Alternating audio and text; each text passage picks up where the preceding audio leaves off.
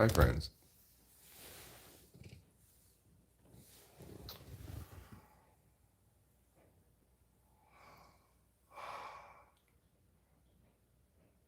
Oh, BYFLE, huh? Which is, of course, to say big yawns for little Eric.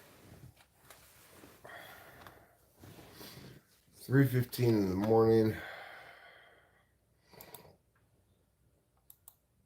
I find myself up, unlikely to go back to sleep, and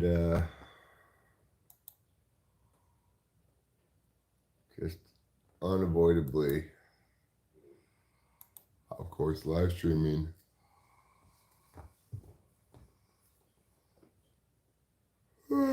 accordingly. One can't.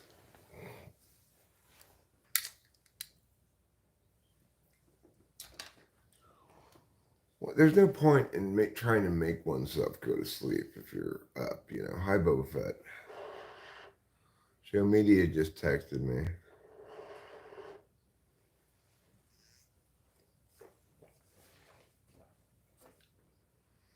Show Media apparently came up on a bag of Northern Lights.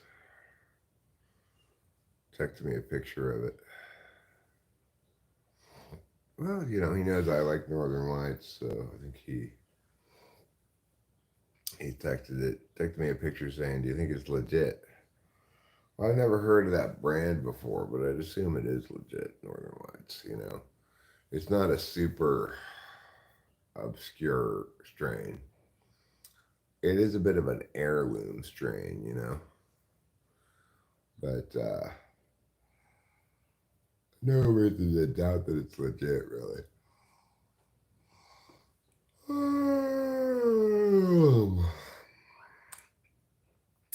So I was really taken by, I think it was Carlos Paeva's use of the term mud words. You know, mud words being terms like neoliberalism, things that I avoid dealing with.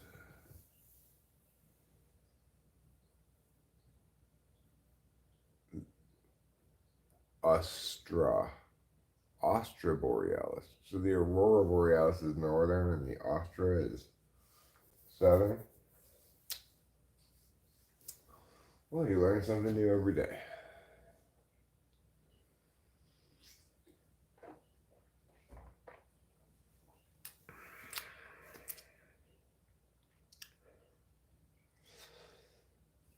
But you know, I find myself thinking some about how much my engagement with Tone Man is demonstrative of how frame conflicts can be really difficult to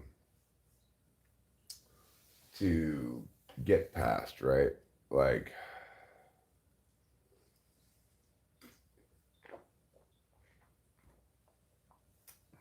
I don't know how to engage him about, say, political matters without running afoul of that problem, right? You know, he's not engaging in he's not trying to engage in politics and stuff, policy, yeah, yeah, in remotely the same way that I am. And you know, it creates a disconnect of sorts where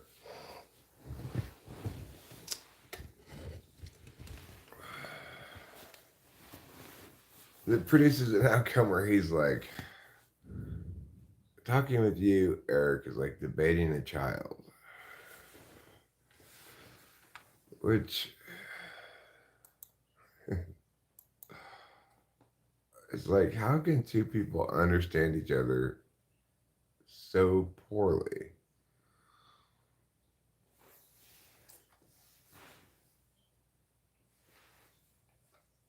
You know, it's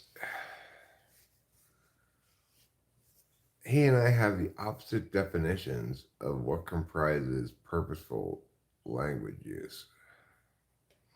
Hi, show media.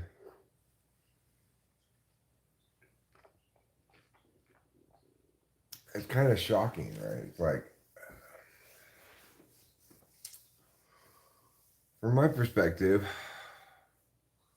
I'm going out of my way to explain things carefully, choose my words carefully, make sure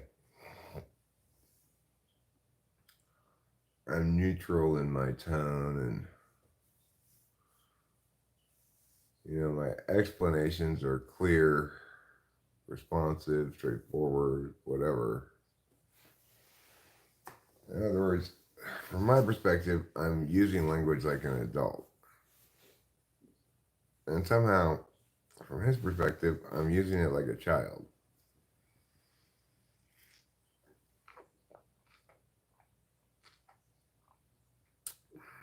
Like, he thinks I'm very conventional in my thinking and kind of closed-minded / childlike in my arguing. I don't know how one assesses it like that, but you're watching a gripping game of test cricket? What's test cricket? Is it different than regular cricket?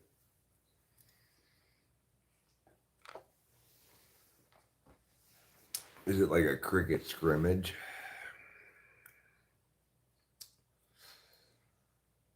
So, I'm not exactly sure what's up with me and sleep right now. Obviously, this is not a particularly convenient time.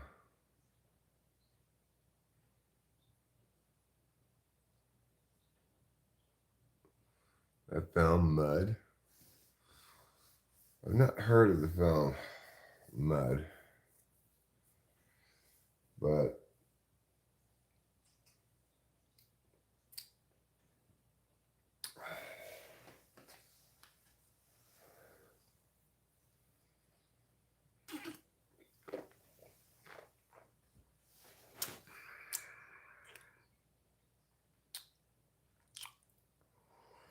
I'm feeling pretty run down, but I'm waiting for the drugs to take effect here.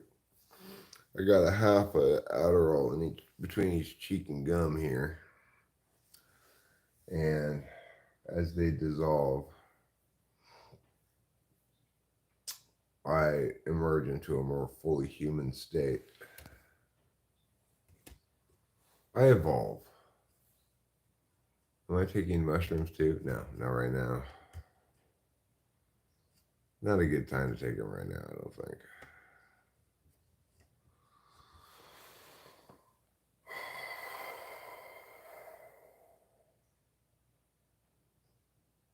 I like to be a little more rested than that. The drugs don't work. Song by the Verb. That is a problem when drugs stop working as well.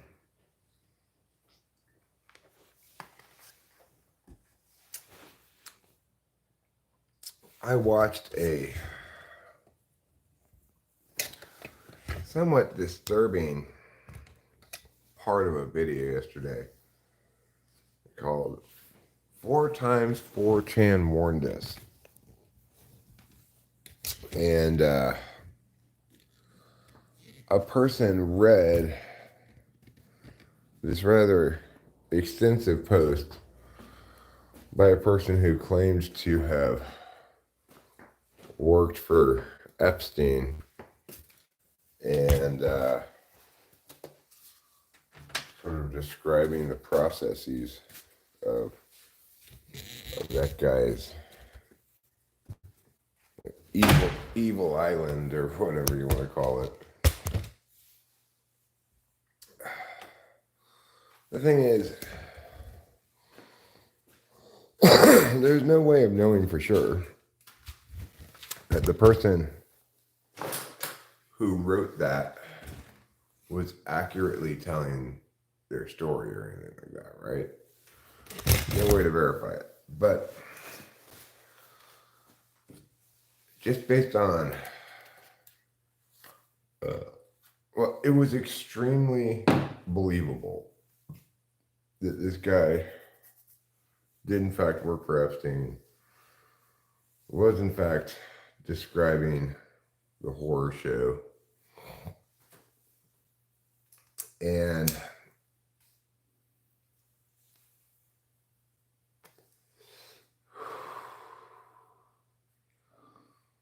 it was something like 8 days after the 4chan poster put that Giselle, whoever was arrested.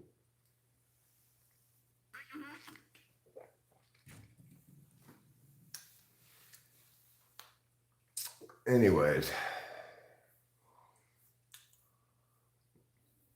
for those people who want to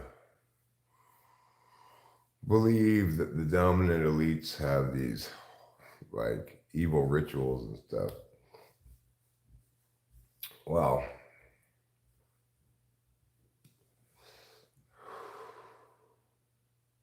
I want to check out that video.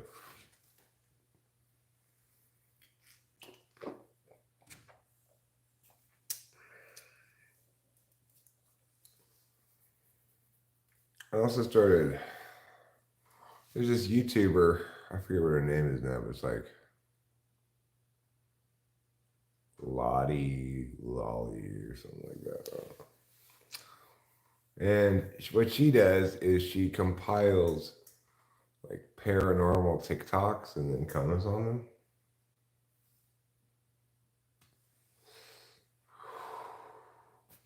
Pretty sure she's an ENFJ. I like her content. I like the way she moves quickly through the TikToks, and her little comments that she adds about them are good comments.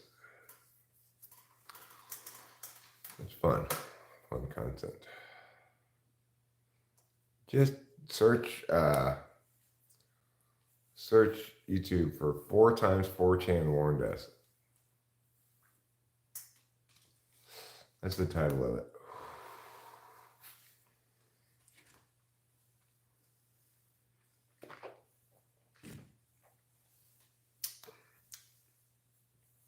And you know, I like to read about, or I mean, watch videos, YouTube videos about like spooky stuff, you know?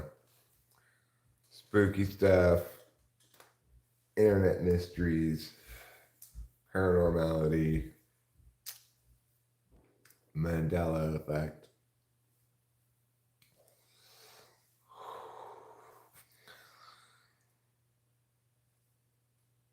Four times 4chan warned us. 4 times 4chan warned us.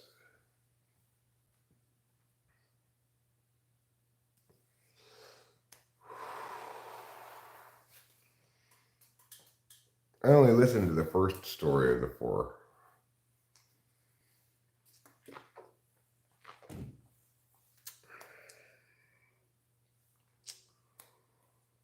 But it was kind of dark.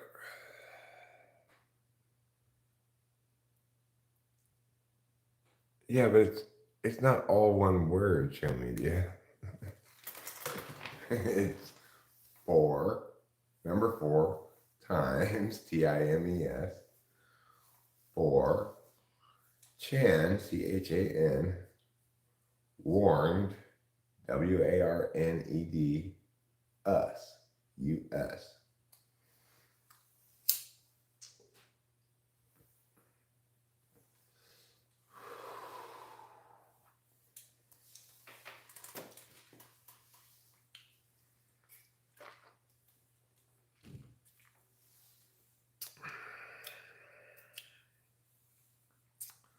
You know, reading that really made me hate Epstein, obviously.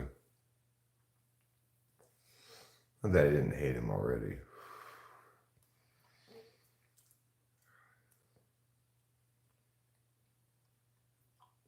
It does make me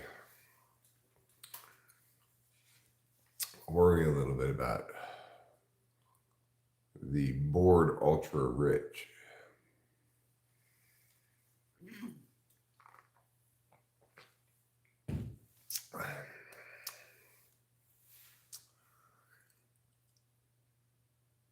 Of course, if you're going to be doing evil shit like that, you got to tread very carefully.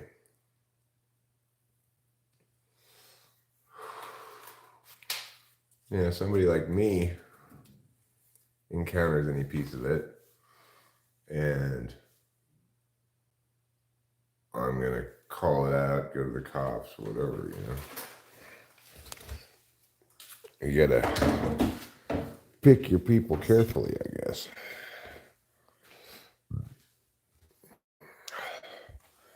You have to be careful not to include any moralists like me.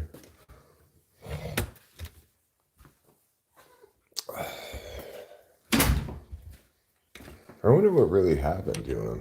I mean, it seems obviously completely counterfactual to imagine that he killed himself in jail. Well, the security cameras just conveniently broke during that time period. Oh, yeah, maybe warned the internet, yeah. 4 times warned the internet is quite possibly the actual title of it. I'm assuming the internet is us, okay? Eye trouble. So, if you want like kind of a bird's eye view into Illuminati rituals or whatever, the thing is, according to that video, they didn't call them rituals. They called it plays. They're putting on a play where they all dress up in masks. Epstein gives a speech about how they're the only true free people in the world because they can do whatever the fuck they want. And then they proceed to engage in debauchery, exploitation of people, etc. So, I don't know, it just all rang very true to me. It rang very much like an honest and accurate report from somebody who worked as a hush hush evil doing facilitator.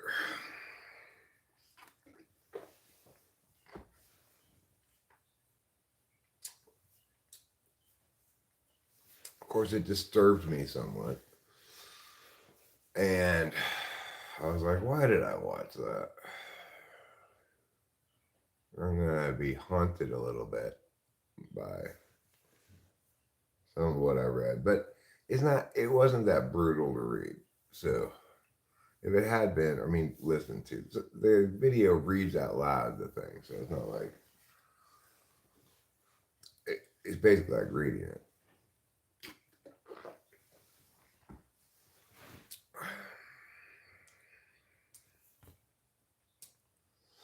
Does 4chan still exist?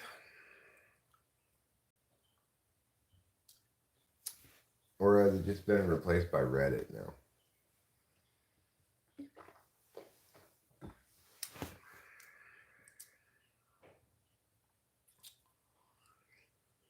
I'm feeling a little woken up, a little more lively.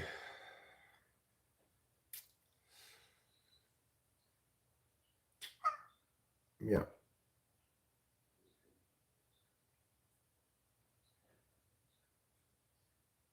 No idea if 4chan still exists. I think it maybe went under or something.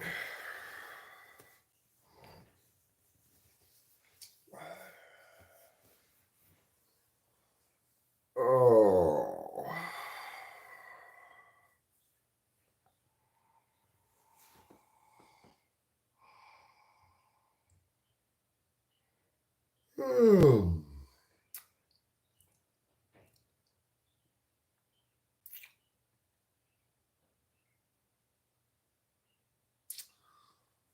I don't have a whole lot planned for the day. Not a whole lot going on, today. My big plans are to watch the two football games, but the first one doesn't start till noon. It's like 9 hours from now.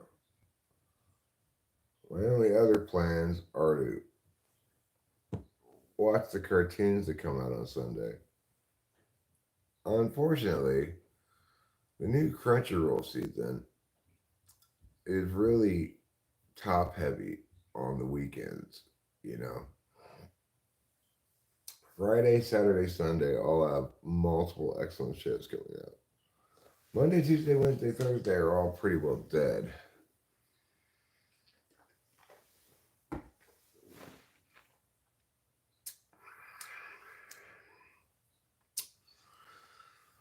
Well, I've been thinking about how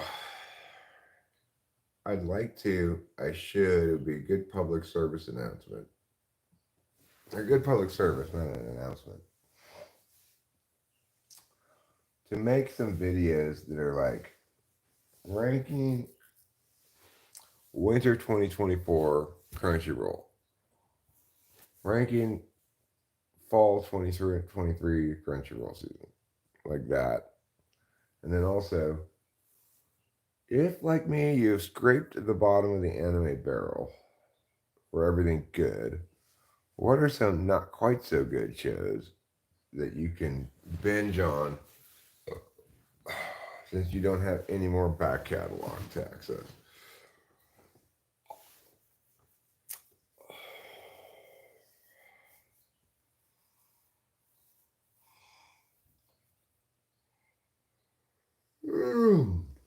Because, on Google News frequently recommends to me articles that are like the one I was just articulating, like 10 hidden isekai gems or something like that. Well, guess what? Every time I click one of those articles, I discover I've already watched everything on the list.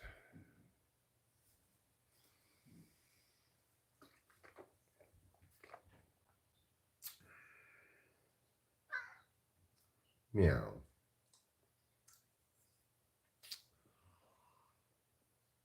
Yes, you're a silly boy. He's swishing his tail back and forth a bit. It just very briefly touches each of my legs. I guess that's his way of establishing that I'm here, he's here, and we're engaging.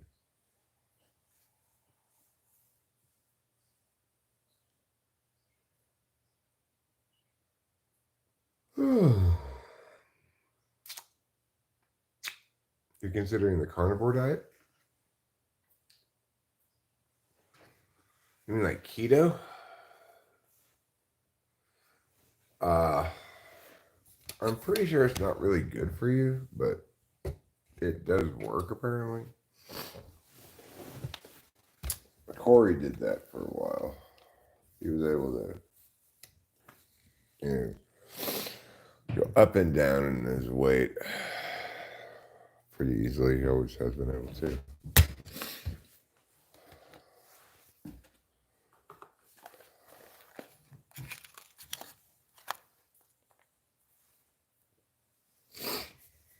I have a feeling I might be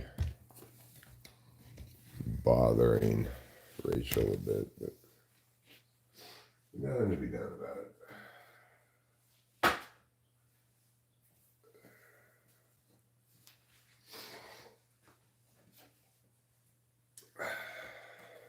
If I'm up at 3 in the morning, I don't have a lot of choice to be up at 3 in the morning. I had nothing else to dream, so hopefully it doesn't bother Rachel too much.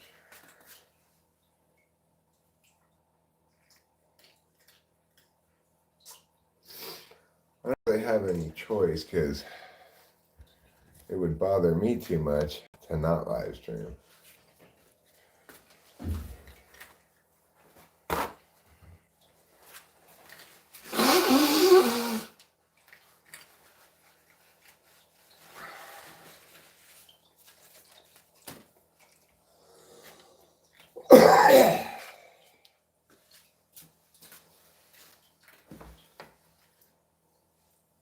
So as you may or may not know, I spent some time playing Minecraft yesterday.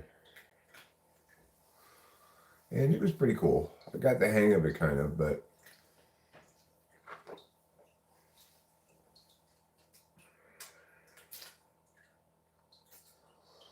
ultimately I'm just not that much of a game player.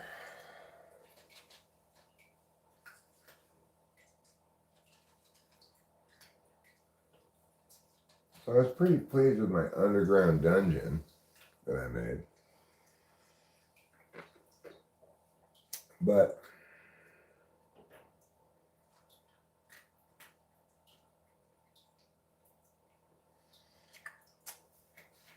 I think if I were going to play in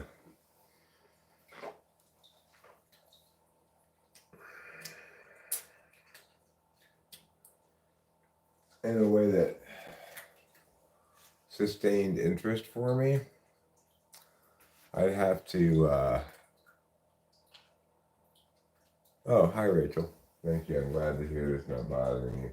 I heard you moving around upstairs. I was afraid maybe I'd woken you up.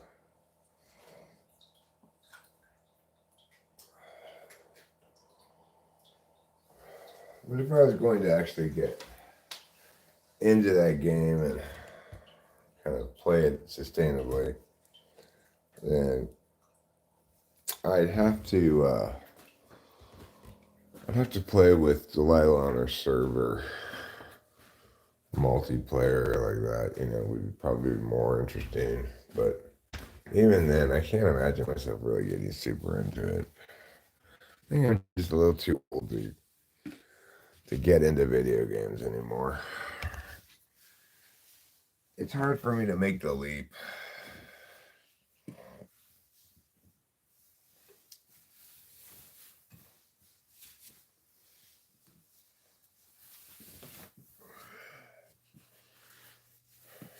I appreciated Outer Self and Elaine helping me yesterday. Elaine seemed like, oh God, Eric. Watching you flounder away at this is extremely frustrating. But you know what? I survived like multiple nights. So that was pretty good.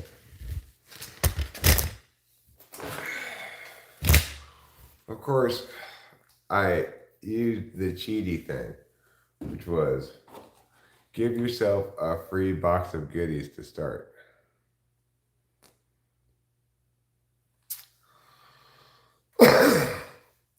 That helped a lot.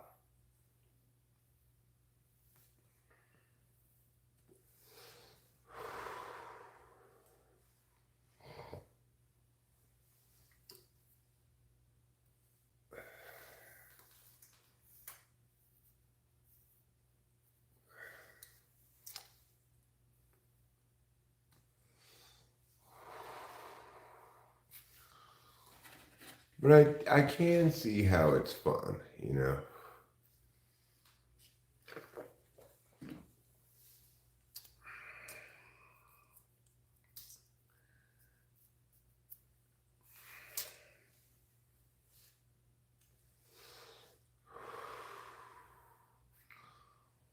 Tomorrow, I'm gonna call a foundation crack repair place, you know, or at least somebody who says, yeah, they can do foundation crack repair. And have them go up to that house, give me an estimate on repairing that crack.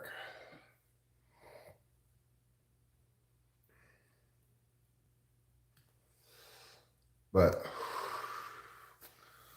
Really, I'm not so much interested in the estimate on repairing the crack as their thoughts on whether or not that crack should be a deal breaker.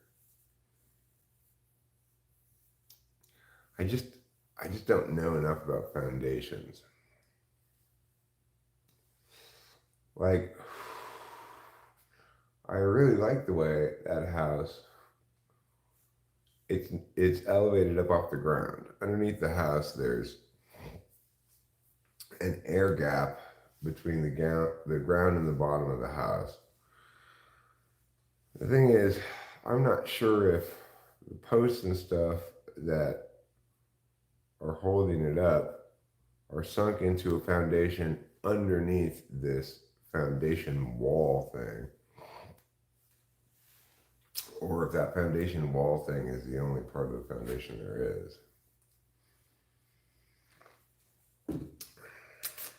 I don't know. Obviously,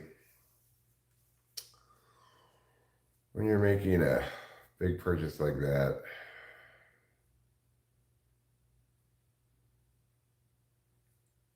it's a little nerve wracking.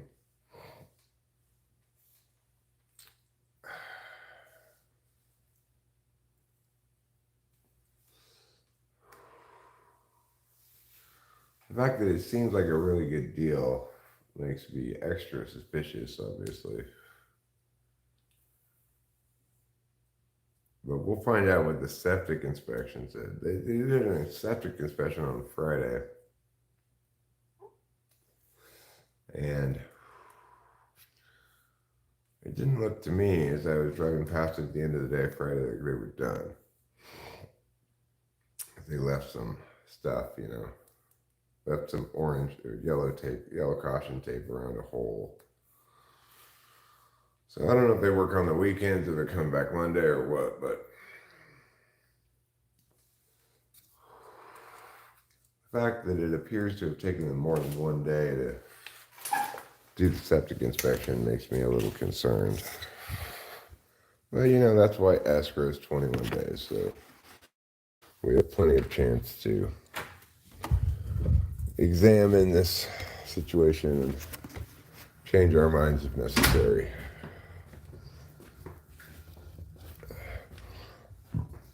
I don't think that the foundation issue is going to be a deal breaker for us. But I want to hear some independent third party tell me that,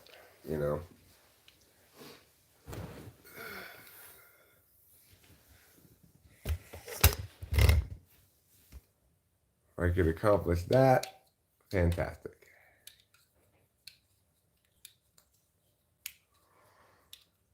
Take it slow for your transition to minimize adverse effects. Also, working out is very important, independent of diet. Well, what I would say about that is different people's bodies respond either more to changes in diet or more to changes in exercise.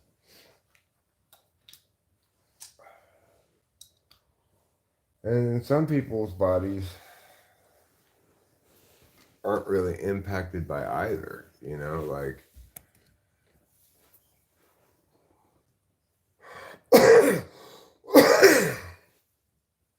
my metabolism seems to be kind of perfectly balanced. I don't get really any fatter than this. I don't get really any skinnier than this. It doesn't really matter how much or how little I eat. And it doesn't really matter how much or how little I exercise. But I don't think that others should generalize rules of diet and exercise from my experience. I equivalently think that nobody should really generalize diet or exercise rules from anyone's experience. Because their body's unique and it has its own relationship with food and exercise, So, anyway, I've decided to write a book about bodybuilding.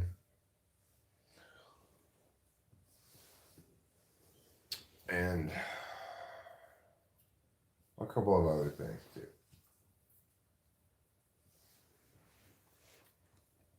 No, not really. I'm not really writing a book about bodybuilding. Because I am aware, unlike a lot of people in the world, I'm aware that my body has already been grown. That there's no building required.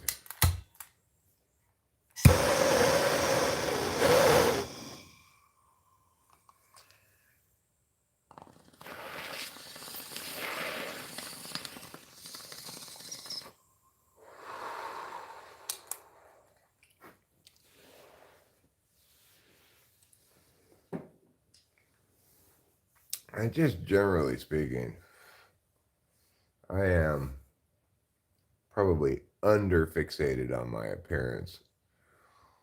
For a lot of people, appearance is huge, you know, among censors, especially. I think, like there's a lot of couples in the world where the two members of the couple seem to think it's important that they each remain fit. That's not important to me at all.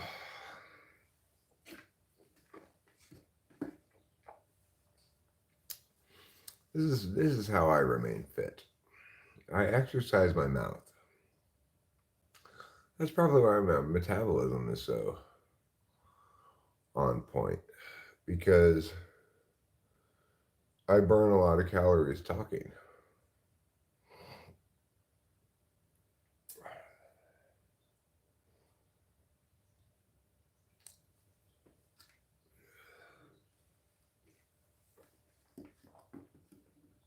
It's like that guy in that one song says, all I ever want to do is talk, talk, talk, talk.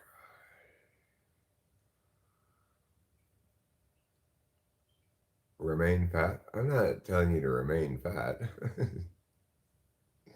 I didn't even know you were fat. I'm just saying, you're well served to know what your body responds to. Your body may respond better to dieting, like keto. It may respond better to exercise, a combination of the two. Hard to say.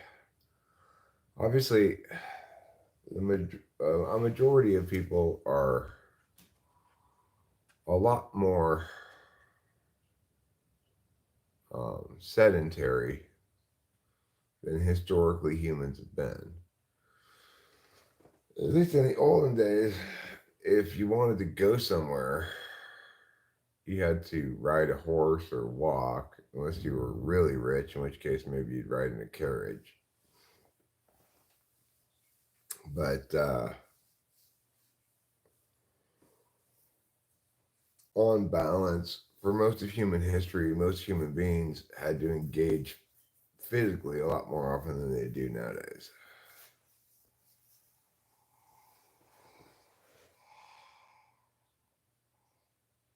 Well, it makes sense that people are fatter now than they used to be.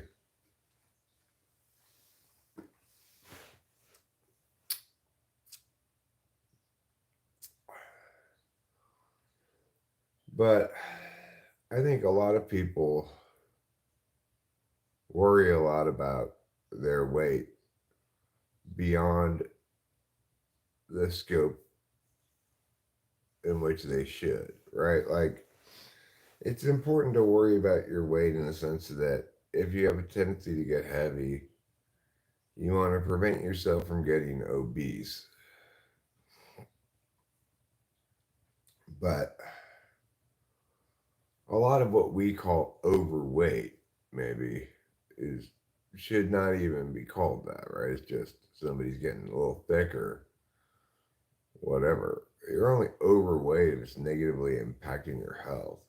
Or you want to look good naked.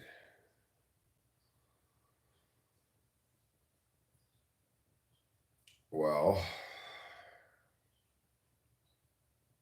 hmm, I guess that's understandable, especially if you're single.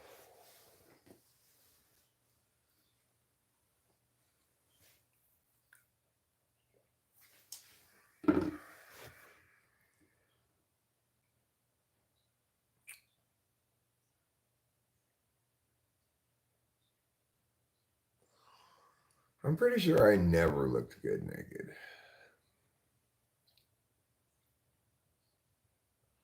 Money has a similar experience to me.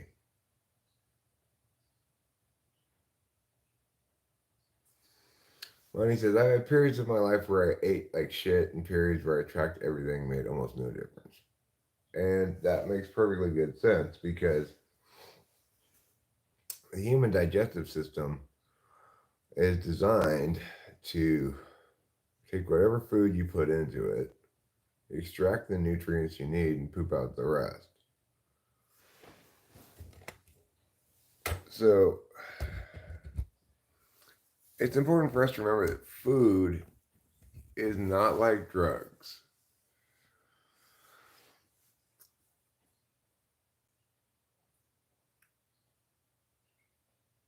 You can't put whatever combination of drugs you want in you and have your body extract out the right amount of drugs to make you high and just get rid of the rest.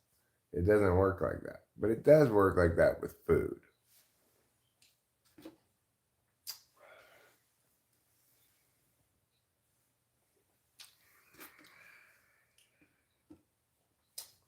Yeah, food definitely provides energy. Money is right about that. I feel really run down when I don't eat enough. But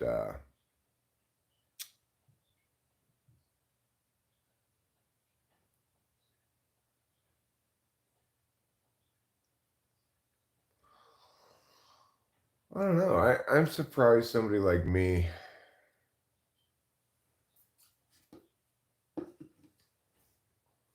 could be, could like healthfully survive in the olden days, right? Because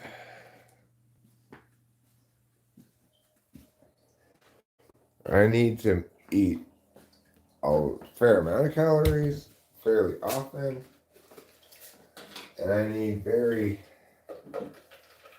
like fat and meat heavy stuff, right?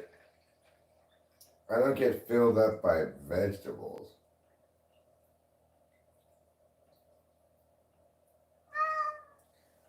because I'm not a rabbit. That's why. In the olden days, though,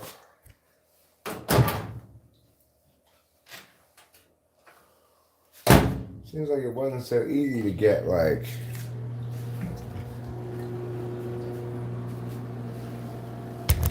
a hamburger for every meal or whatever, you know.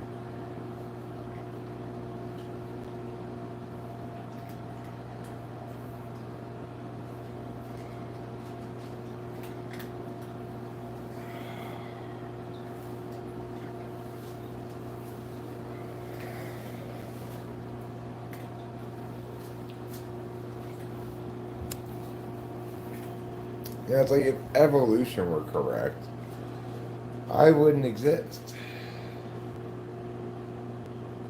Everybody would be very fat.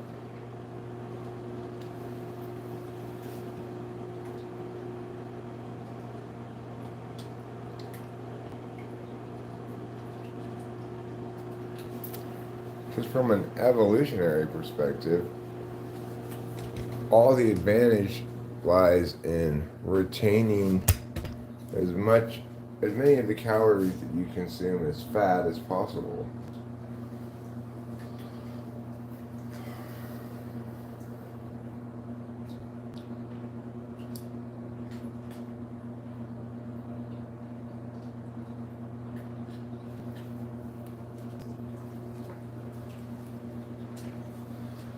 It's like to successfully make it through human history as Eric, you'd have to be like a king or something.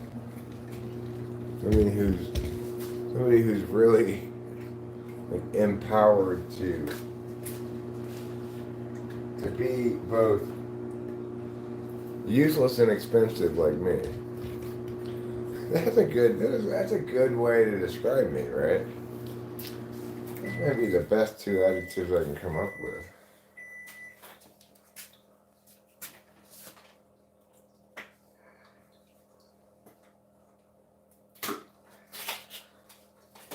Pick two adjectives to describe Eric as best you can. Useless and expensive.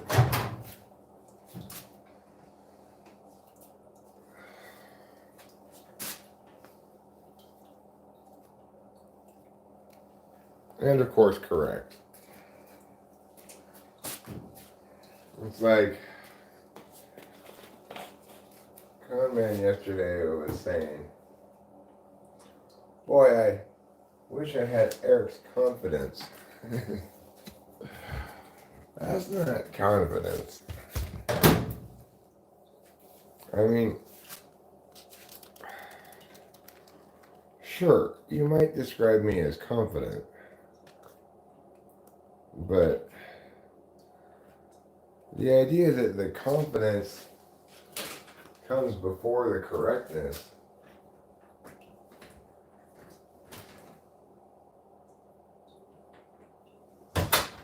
well, that's just abject folly, you know?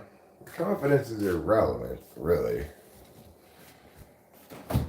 It's true I'm confident about certain things.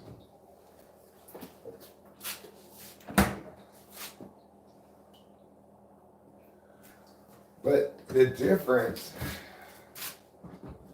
lies not in our respective confidence,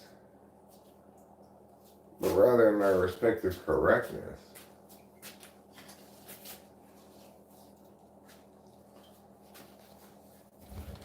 I almost wish a lot of times things were more ambiguous. You know, it's not very pro-social when things have starkly defined edges that allow us to correctly say, this is a matter of correct, incorrect. Not everything is, but around here, obviously, I tend to focus on that kind of thing, because that's consistent with my attentional manners, you know.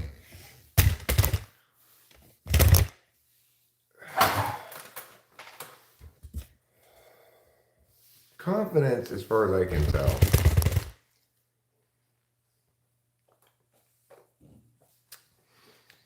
is only useful for one thing: getting chicks. You know, if you're trying to bed chicks, then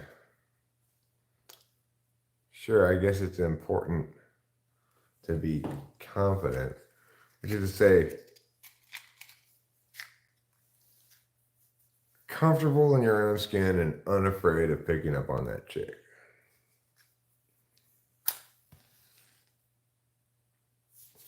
But it's the only area of life I can think of where confidence really matters.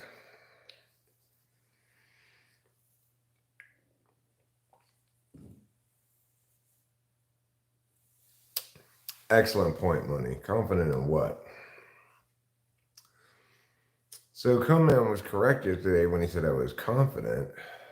I was confident in what I was saying. That what I was saying would withstand scrutiny, that it was correct.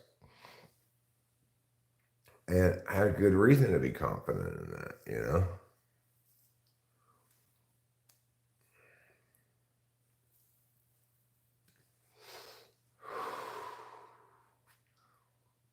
But I'm equally unconfident in plenty of other areas, you know? That's the thing, right? It's like,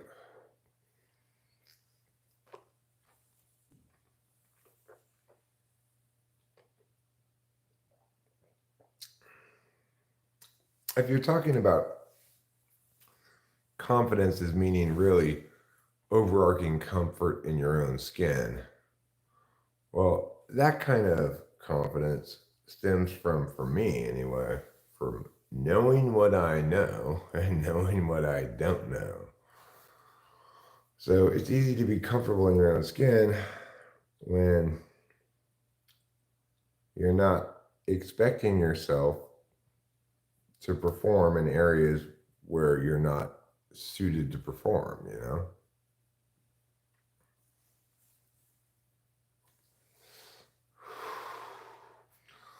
Yeah, well, for any given object of analysis, 99.9% of people should not feel confident in their expertise in that area, whether it's, basketball or philosophy or, yeah, there are a lot of specializations in the world.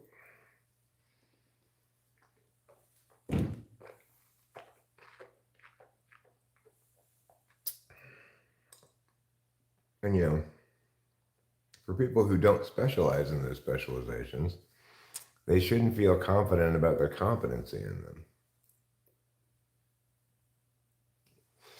Comfort in your own skin, then,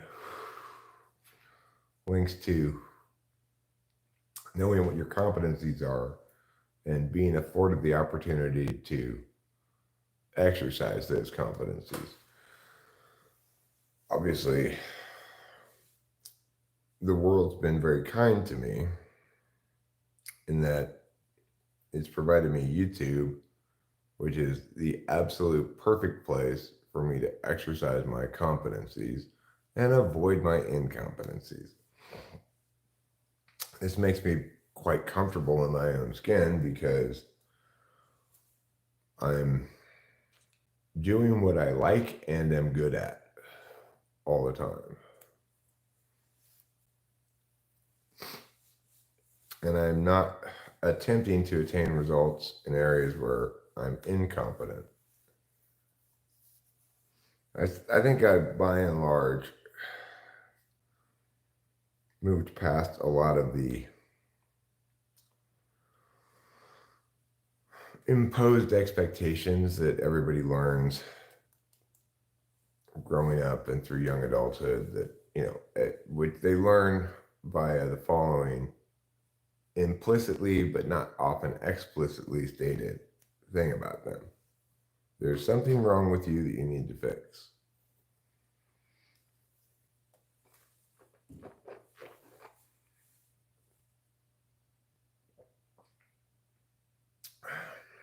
I no longer believe there's anything wrong with me, really.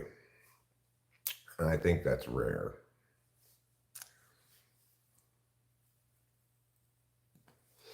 I think it's incredibly rare.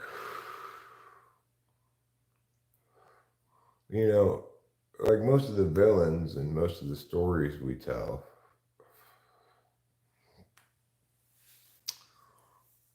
represent people who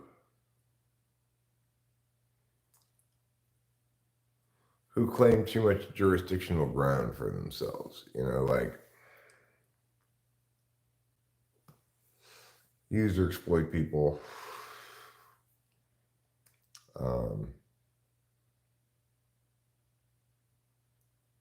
think too highly of themselves while not respecting the competencies of others. Those are the kind of characters we like to see taken down a notch in the hero's journey,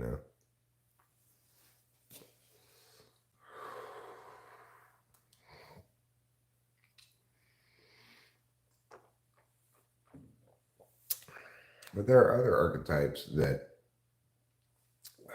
bear some similarities with that villain archetype, The craftsman archetype, this, like blacksmith who makes the most amazing swords or whatever.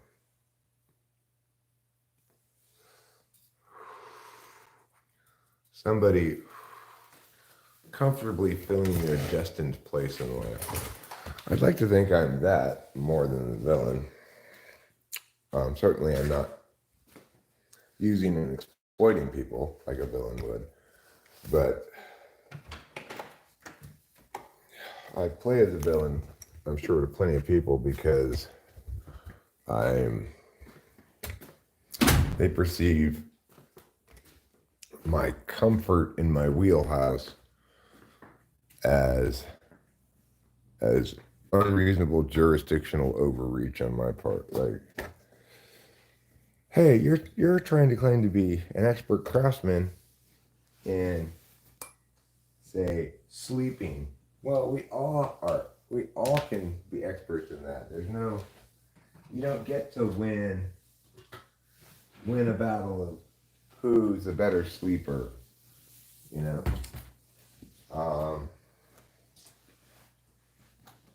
Or something else equally subjective like that.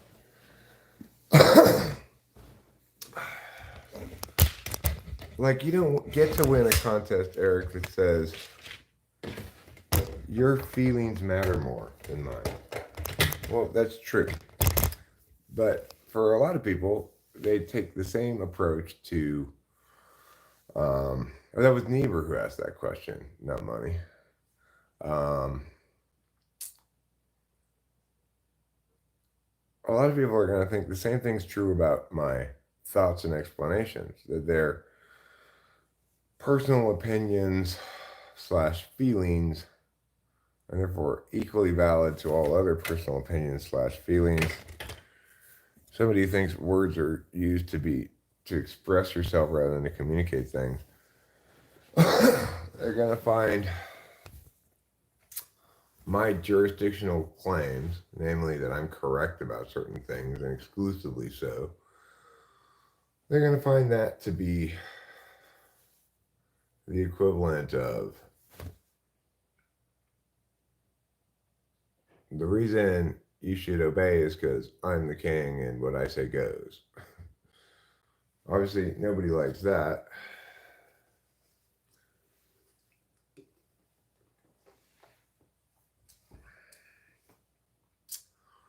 But it takes a somewhat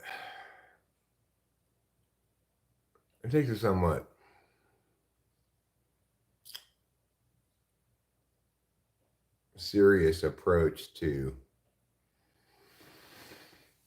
ideas before you're even likely to recognize the distinctions I'm making as legit. Oh, it's Ruben's R's birthday today, huh? Well, happy birthday, Ruben R.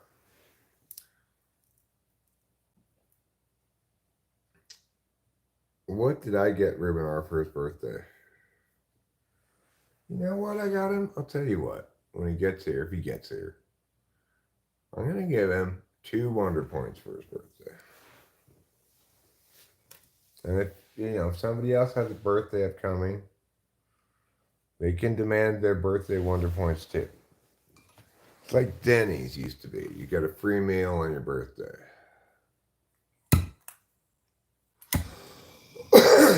Sarah Jones, how wonderful to see you. I love the fact that you both said happy birthday to Ruben, gotten me a present, and some other celebratory things.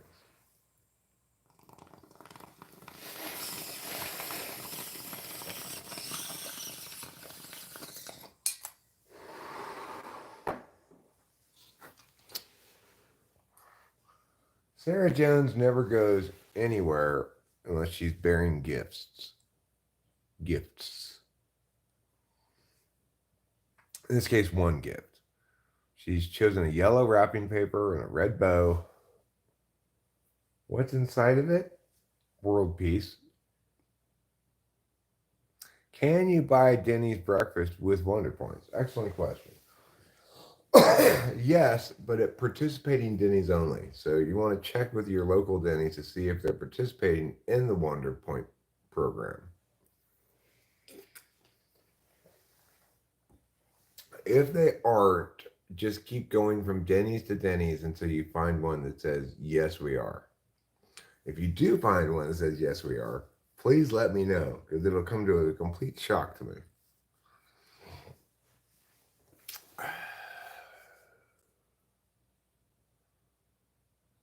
But wouldn't that be great, though, if I did successfully make a blockchain wonder point, I think that'd be pretty great.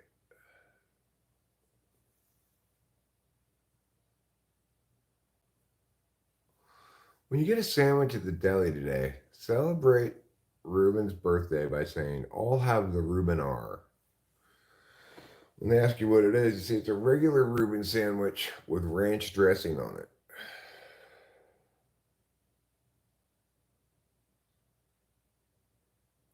Vuelos de la Muerte? I don't know what that is. Lives of the Dead? I think that's what that says. Lives of the Dead. Well, that's an oxymoron, Boba Fett. The dead definitionally are not alive.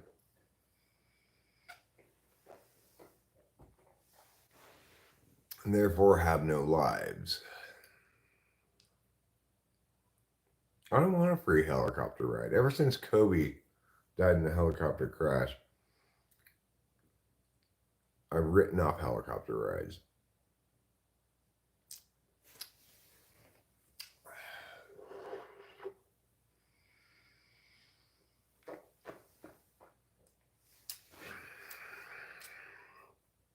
So I think we should all thank Sarah Jones for bringing world peace with her today to the live stream. Because I was thinking about it for a long time and I couldn't figure out how to accomplish that. But what I didn't realize is that you need to both put it in a box and put a bow around it. Otherwise, it won't work. I was putting it in a box, but I didn't use any wrapping paper, no bow. Ergo, nobody wanted to open my box of world peace. You put wrapping paper and a bow around something, everybody wants to open it. Ugh, mayo. I'd rather have the rat than the mayo.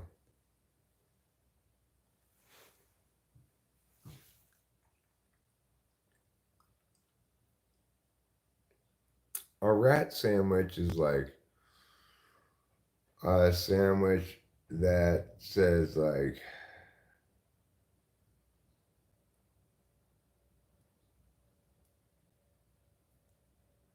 moon, high, and balance. Moon, high, and balance. What's the missing word that goes with all of them? The bow is key. It really is. Just like when playing the violin in a symphony orchestra. So does anybody figure out that rat test question? I said moon, high, and balance.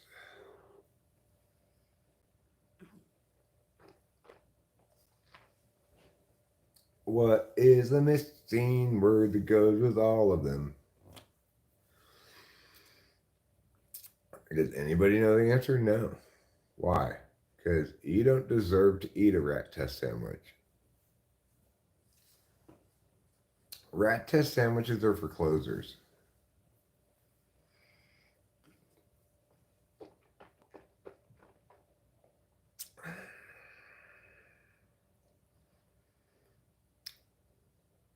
I wonder if I kept playing Minecraft, if I could build a typology clinic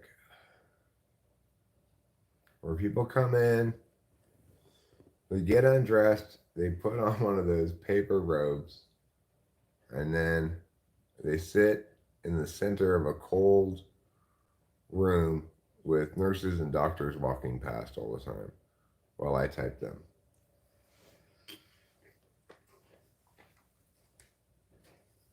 Did I really need to take off all my clothes? Yes. There's a lot of information about your type I can glean from how uncomfortable you are in a paper gown. The fact that you're complaining about your butt cheeks on the cold metal chair tells me you're not SI polar.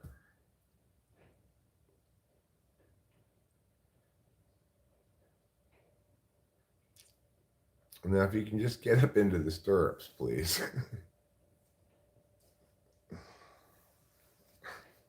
Some guy named Joe is like, oh, this is the first time I've ever been in stirrups. Yeah, well, it's the only way I can accurately type you. I need to type your SISE right now by sticking something up your butt.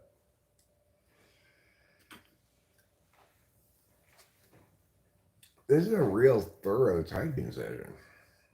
I aim to be thorough.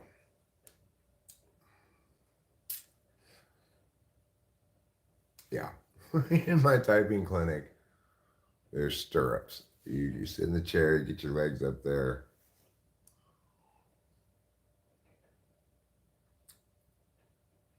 Um,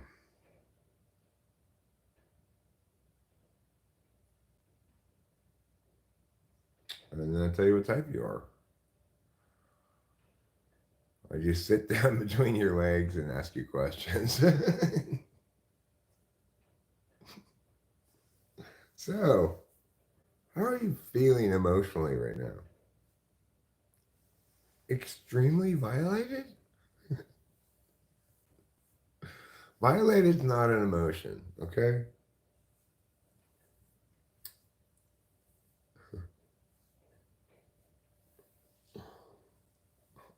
Buyer's remorse?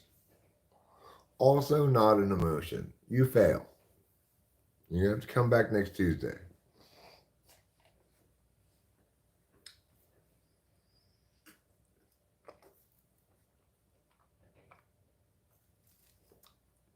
Death flights in Argentina? I mean, I'm not sure what kind of vacation that is exactly, but it doesn't sound appealing.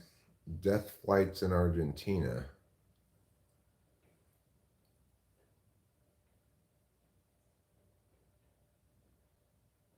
Why not just like walk around Argentina buying souvenirs?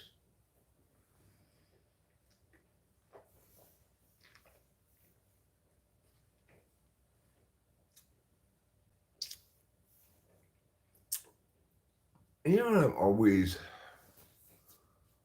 having to remind Argentina? Please don't cry for me. They never listen. They're constantly crying for me. I was like, nothing even happened to me. They're just so worried about me. Hi, Danelle Pestano. How are you?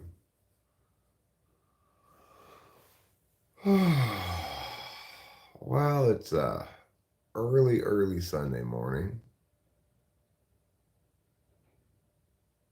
Antipsychotics withdrawal doesn't let you sleep. I often find you streaming on my sleepless nights. Well, I wonder, Robert P., if it's not so much withdrawal from antipsychotics as just the absence of them. You know, my wife's on olanzapine and Klonopin and Prozac. The combination of three drugs allows her to sleep some, but in the absence of those drugs, she's unable to sleep. It would be incorrect for her anyway to say what's preventing her from sleeping is withdrawal from the drugs. It's instead the drugs are allowing her to sleep.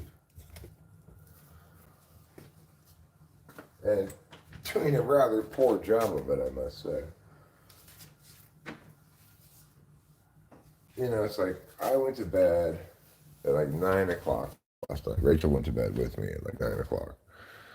I went to sleep. Got up at like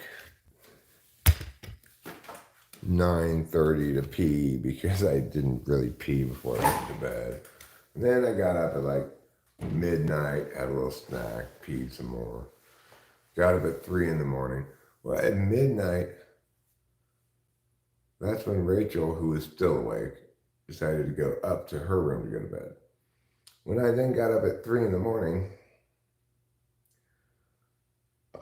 she's still awake. She took her mental health drugs hours ago.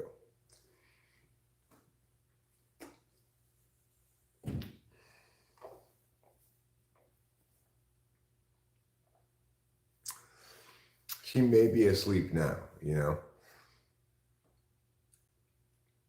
She'll sleep till probably noon, 1.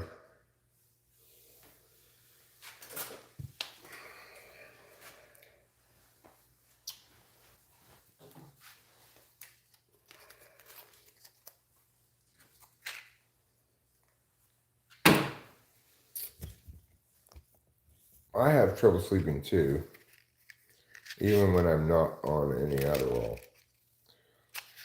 I tend to, once I get in the post-sleepy week stretch,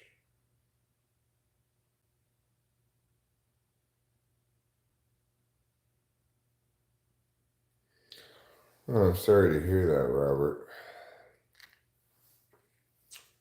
My wife has a genuine mental illness that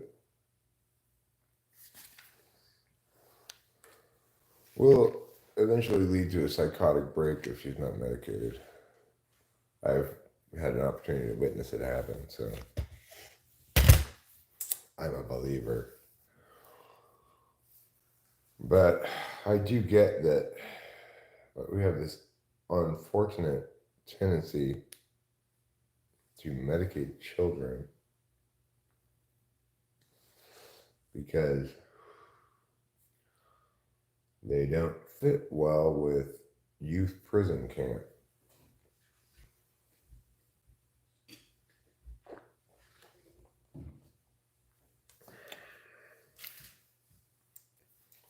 Something I address a bit in my song,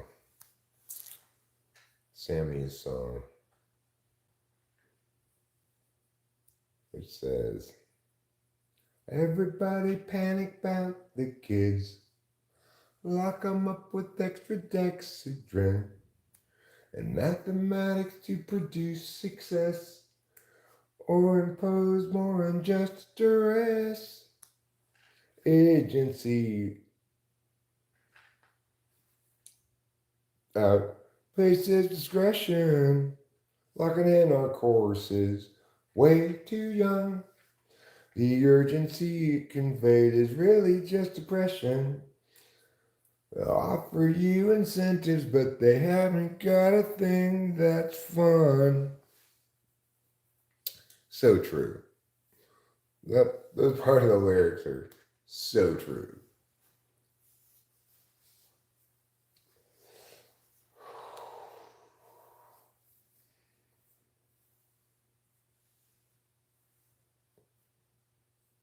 No, you don't have autism, Robert P. Autism is actually something wrong with you. It includes mental retardation. You may have challenges with extroverted feeling that has caused some professional to pathologize you as autism spectrum, but complete bullshit. Don't buy it for a second. I've worked with actual autistic people when I worked in special ed as a teacher for years. Big difference between somebody who's actually autistic and just somebody who's got bad FE. It's a shame that because of our failure to understand cognitive functions, we've created this environment in which anything that deviates from an individual professional's function bias is subject to their pathologization of it.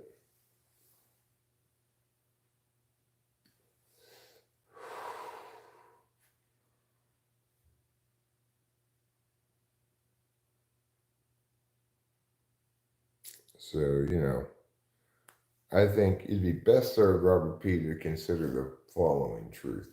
There's nothing wrong with you at all.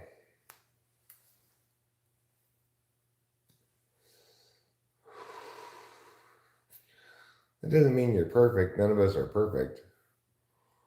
It just means that as a being, you are everything you need to be. And anything you're not, you don't need to be.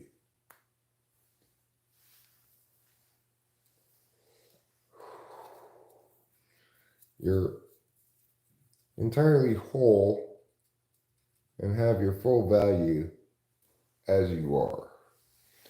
Now, that doesn't mean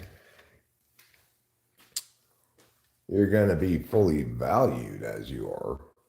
You can choose to do various things that increase how much others value you. But for people who truly love you, they shouldn't, their understanding of your value shouldn't link to anything like that at all.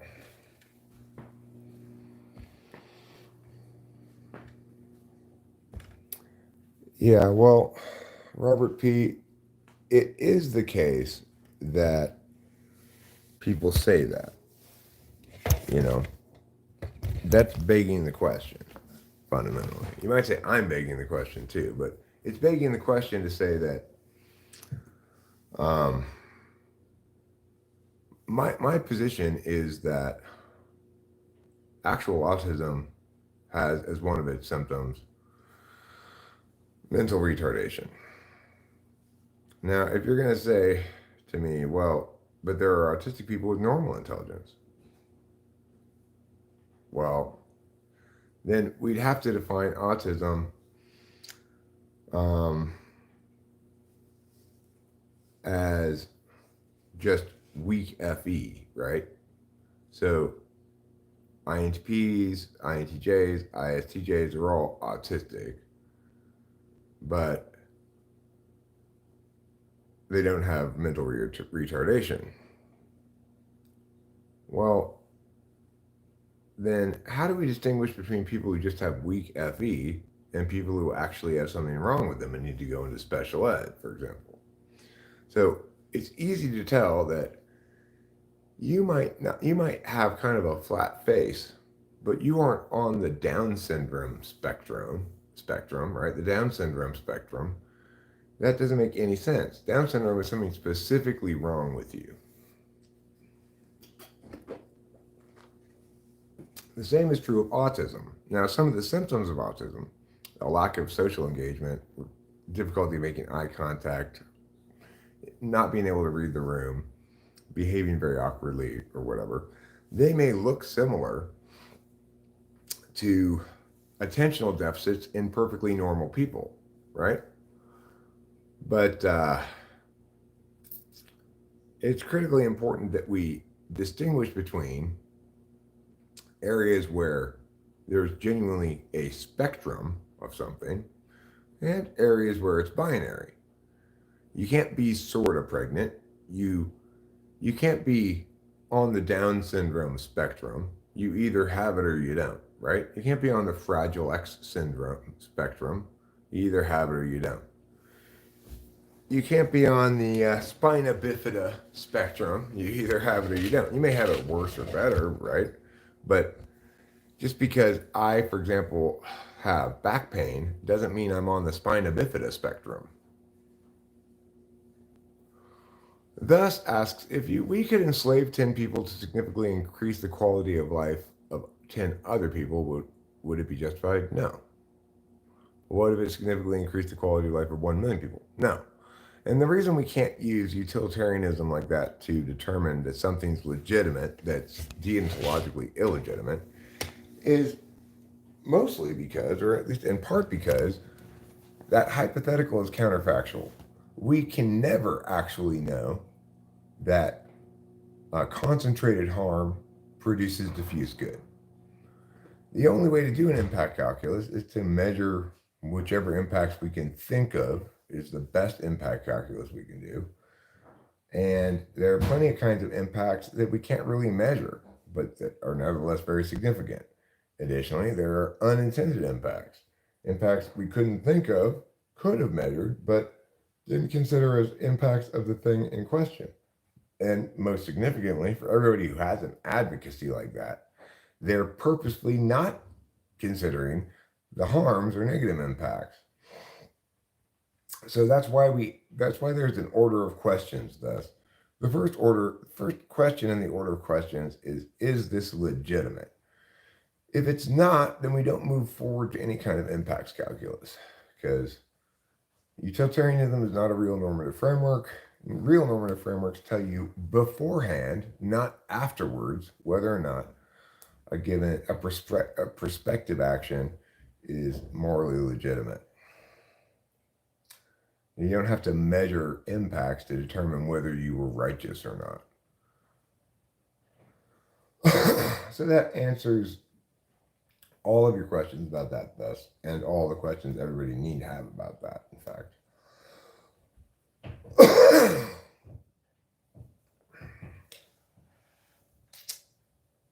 You picked the right place to ask that question, thus, because I have clear, definitive, determinate answer on the question.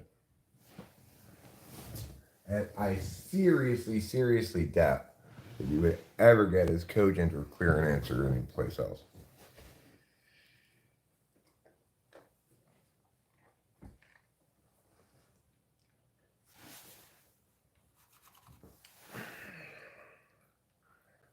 So, autism spectrum is a pathologization of weak FE, FE4, FE7, maybe FE8.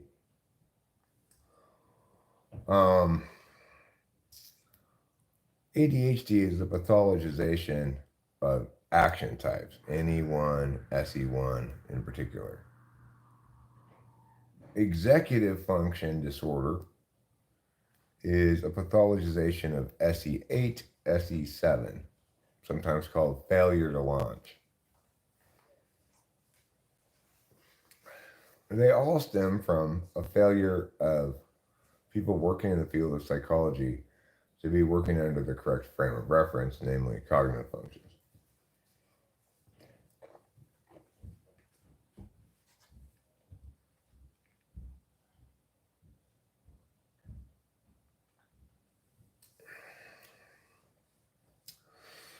It's like if I think that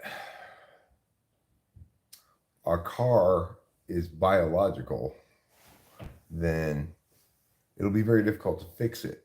I'll be afraid that if I remove this, I'll kill the car.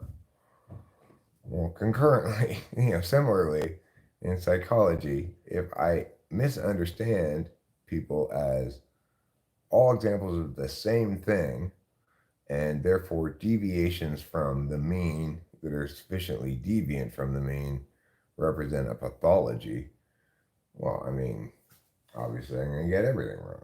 What about Asperger's? It's bullshit. There is no Asperger's syndrome. At least when they talked about Asperger's syndrome, they were saying this is not autism, okay?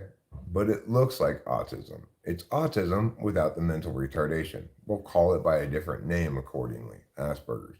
They were still wrong, but at least they understood that there's a clear distinction between something that's actually autism and somebody who might mimic some of the behaviors or affect of autistic people, but for whom there's nothing wrong with them.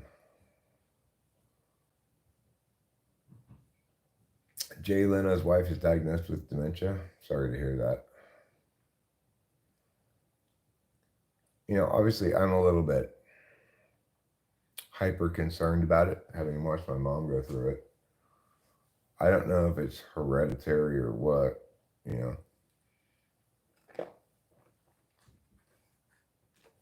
My grandma was never, or my mom's mom was never had dementia. My mom's grandmother did late in her 90s,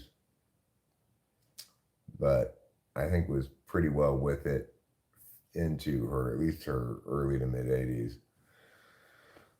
My dad never had dementia.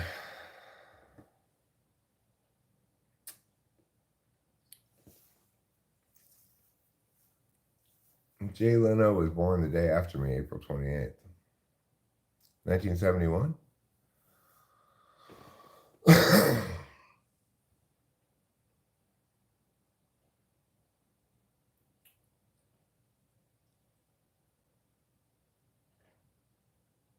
Oh, 1950. Wow, he's a lot older than me. I did not know that he was 73 years old. Those kind of things kind of surprise me sometimes. Like, um, that like Jay Leno's 20 years older than me. I didn't know that. That, it kind of surprises me that Brittany is 10 or 12 years younger than me. Biden was born in 42. So he's like 81.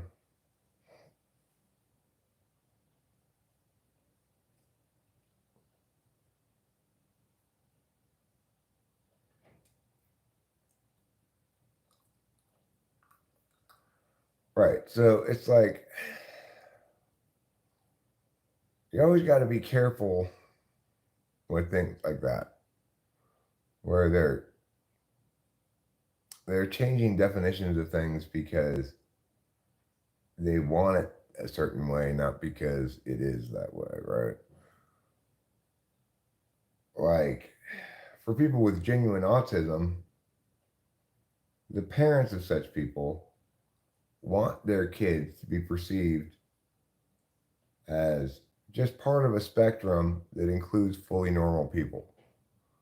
That unlike say Down syndrome, which definitely correlates with which causes mental retardation, they want to believe that autism is just neurodivergence, that their child is normal and intelligent, but just differently so.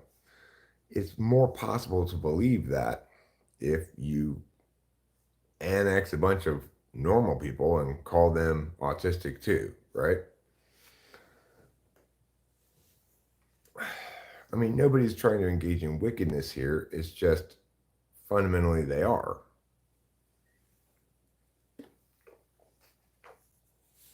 They've got Robert P., for example, convinced there's something wrong with him. And there's absolutely nothing wrong with him. Like, there's nothing wrong with me either. I'm diagnosed as ADHD. But that's not indicative of a reality in which there's something wrong with me. That's indicative of a reality in which instead of understanding that a single standard approach to childhood is going to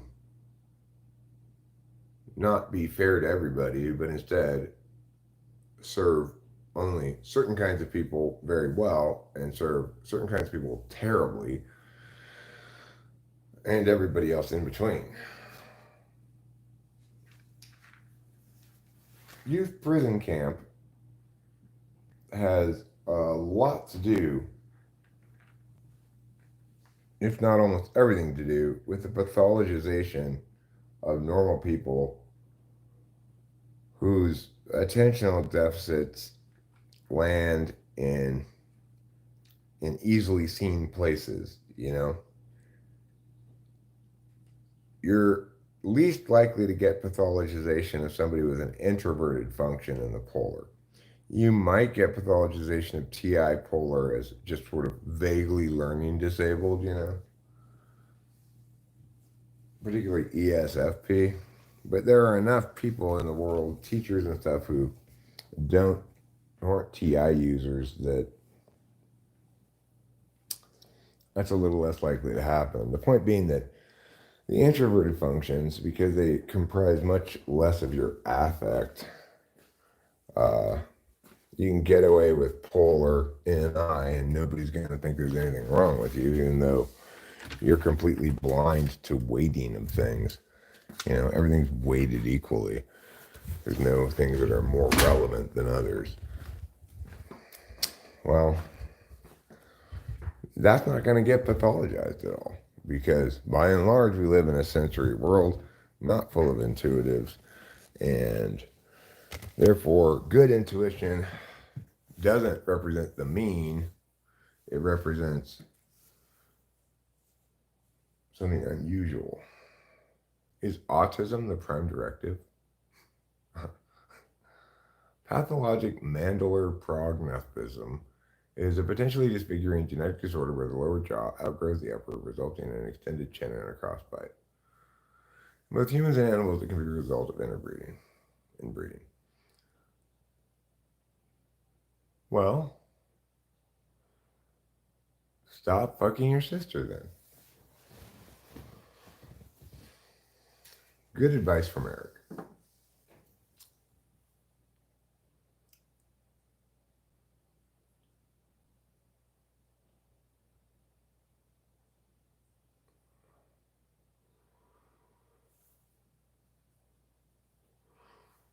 Well, if you want somebody to be correct about psychology and psychiatry things, you can always ask me. I will be correct about them. However, not unlike a psychologist, I cannot prescribe you drugs. I mean, I can, but they're just metaphysical drugs. I can transubstantiate you a bong rip.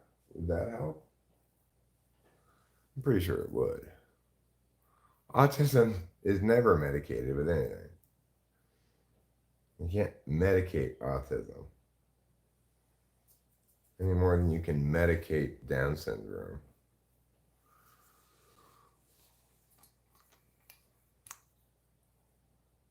And let me tell you, in my career, I learned that some of the least pleasant people on the planet have Down syndrome.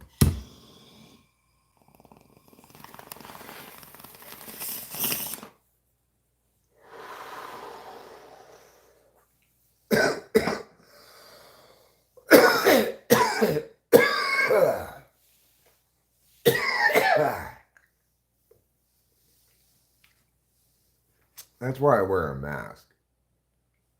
I don't want to catch Down syndrome.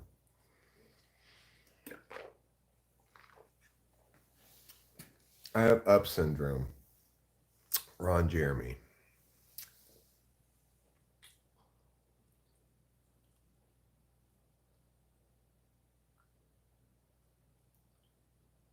Yeah, I got to work with some people with some very rare problems. Like Fragile X syndrome is very rare. I remember a student I had with Fragile X syndrome. It was now metaphysical drugs like affirmation. I affirm you, Robert P. There, doesn't that make you feel better? I can also prescribe, if you'd like, the placebo effect. If you want me to prescribe you some placebo effect, I can. Drink 1 cup of warm water with just a whisper of butter melted into it.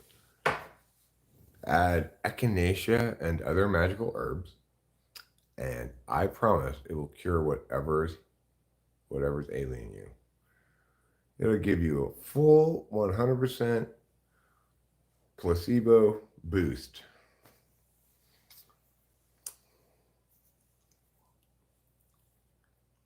Oh, you want to do shrooms? How many do you want to take?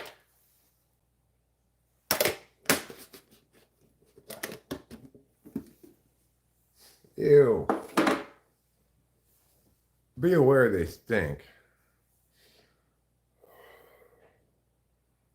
Psilocybin mushrooms definitely qualify as among the grossest things I've ever eaten. More than once. You know. Even though they're super gross, I've eaten them multiple times. And it's not because I was in starvation conditions and unable to get any other food.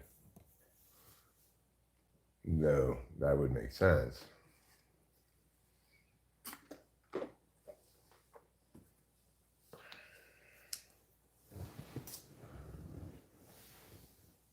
And I gotta say, I dislike psilocybin mushrooms so much, the taste of them, that basically I can't eat any mushrooms at all anymore. So we went out to this super fancy restaurant at the Elderberry House. Very expensive dinner for Rachel's birthday. And they had this dish that had these delicious mushrooms on it. I ate a couple of them and they were undeniably delicious. But simply knowing that they were mushrooms, it limited my ability to eat them.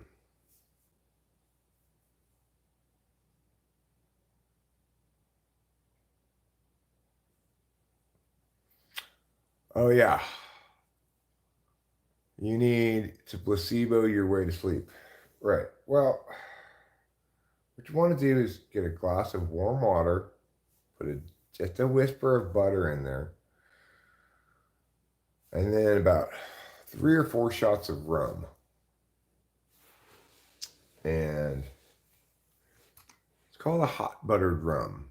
In this version of it, it's basically rum with a little hot water and butter in it.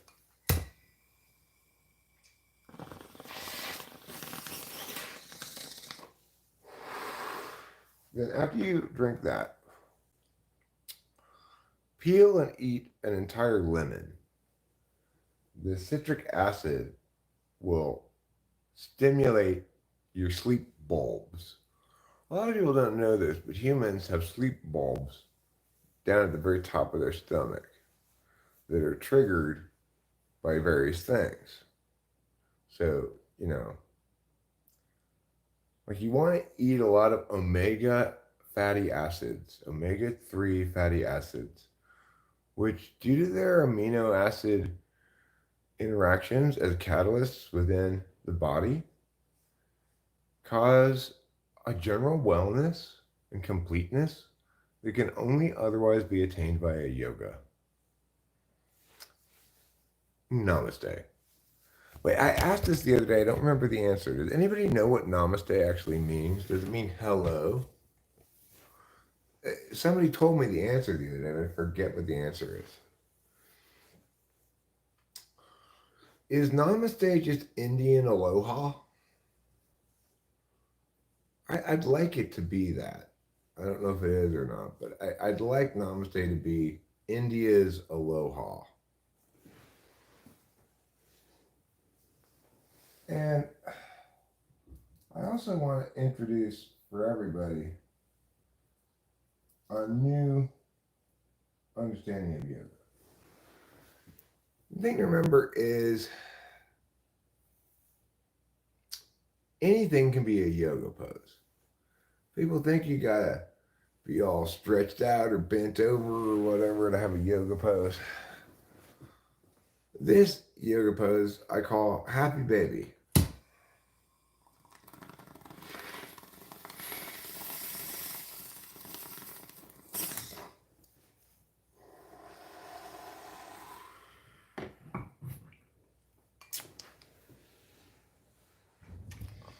Have you tried NyQuil, Robert P? When I used to drink alcohol, hot buttered rum was my version of NyQuil. But NyQuil does have alcohol in it. So if you have a bottle of NyQuil, chug about half of that, you should be straight to sleep. Namaste, according to Show Media, the term is associated with both Hinduism and yoga. The word comes from Sanskrit and literally means bowing to you or I bow to you and is used as a greeting. Oh, now that I know that, I'm not going to say it anymore. If it said, you bow to me, well, then maybe I'd be fine with it. But I neither want to bow to others nor have them bow to me.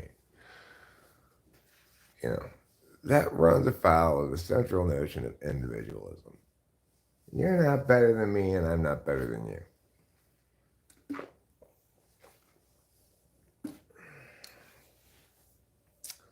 Let's jettison the displays of of subservience, please, entirely. There's no good manifestation of that person or those people are better than me.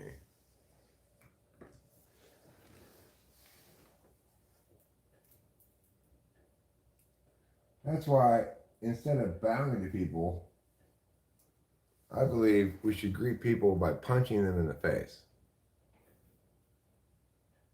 I bow to the spark of God in you.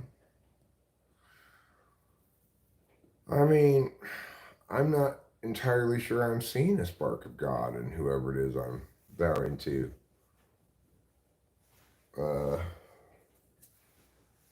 God may be ignoring them at the moment for whatever reason.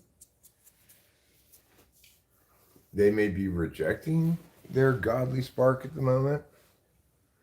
Why should I have to acknowledge that which they refuse to cultivate?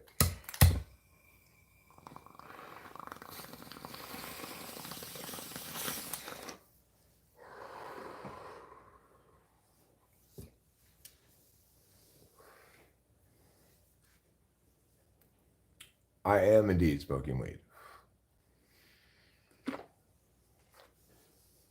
And the reason, Robert P., it's not like, just out of the blue, whatever. It's because it's morning. So, obviously, you got to start your morning with some bong rips. If you're going to be a responsible person and, get your morning shit done, then you're gonna need to pull some bong rips. It's true what Hero Lamb says though. I'm not smoking these to get high, all right? I get high off positivity. That's all it requires for me. Just like, law of attraction. Everything's fantastic. I say it, and then voila, everything is. It's pretty amazing. I love a donor. Like an organ donor?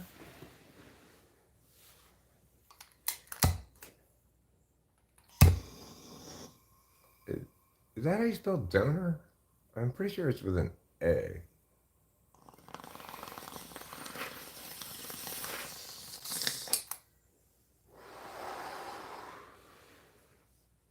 Or do you mean a dunner? Like something that's done? Well, having a dunner is better than having an undunner. Why are you smoking weed? You have many problems, that's why.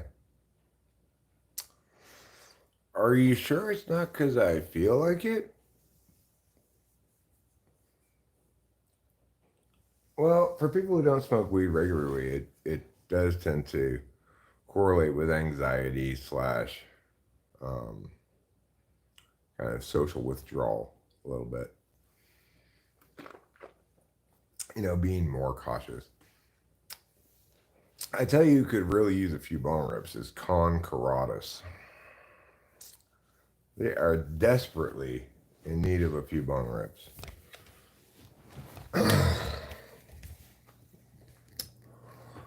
Because in the absence of any bone rips, they have at least one problem. Namely, misidentifying me as someone with many problems. And I suspect it's reflective of a paradigm that's both simplistic and wrong. So that comprises a problem for that individual for sure. But I'm confident that 3 or 4 hearty bong rips will help him to learn.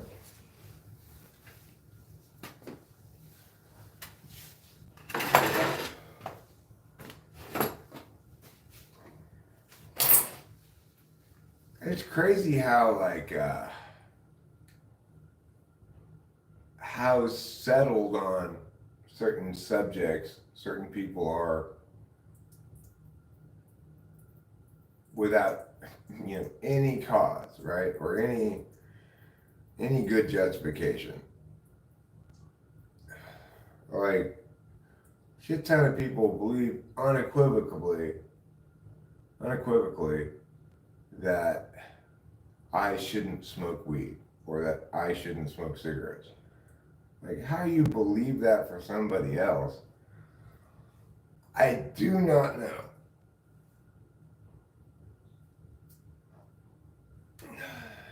You've got to be like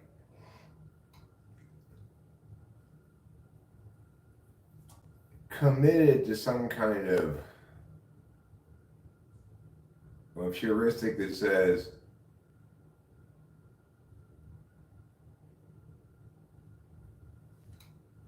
all ambiguity is threatening to me.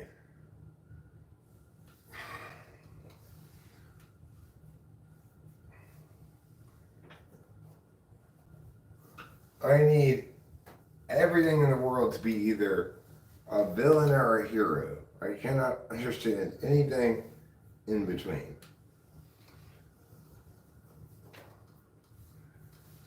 Because, I mean, like, weed is definitely neither a villain nor a hero. For somebody like me, it may play something of a heroic role in that it has, at least heretofore, I think, been an important part of my sobriety. It's allowed me to, I think, sustain drinking no alcohol a lot more comfortably and reliably than I otherwise would have been able to sustain it.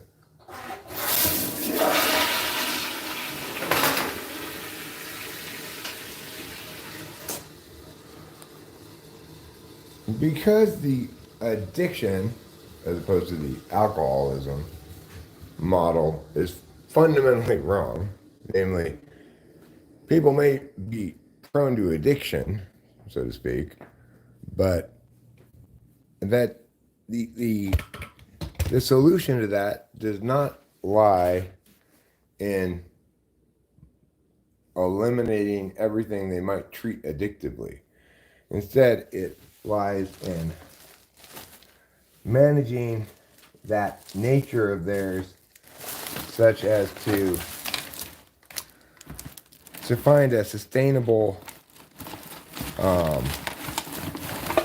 way to live without giving up those substances that they can't sustain healthfully without doing specific describable harms to their life,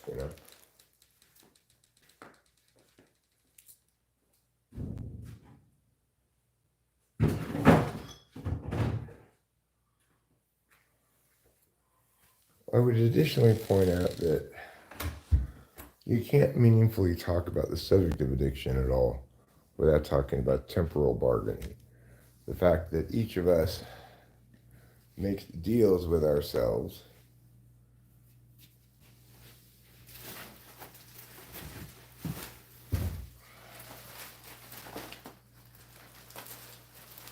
exercising, say, self-discipline for some stretch of time in return for a promised reward that one finds pleasing later on, right?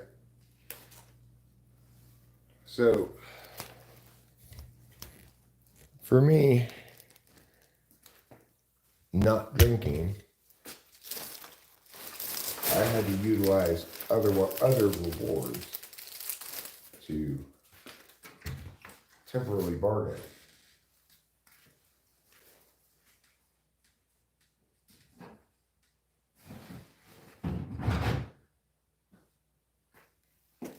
Because all of my temporal bargaining theretofore had linked to alcohol. In other words, I would go to work and I would work all day because I know when I'm done, I'll be able to go home and drink alcohol.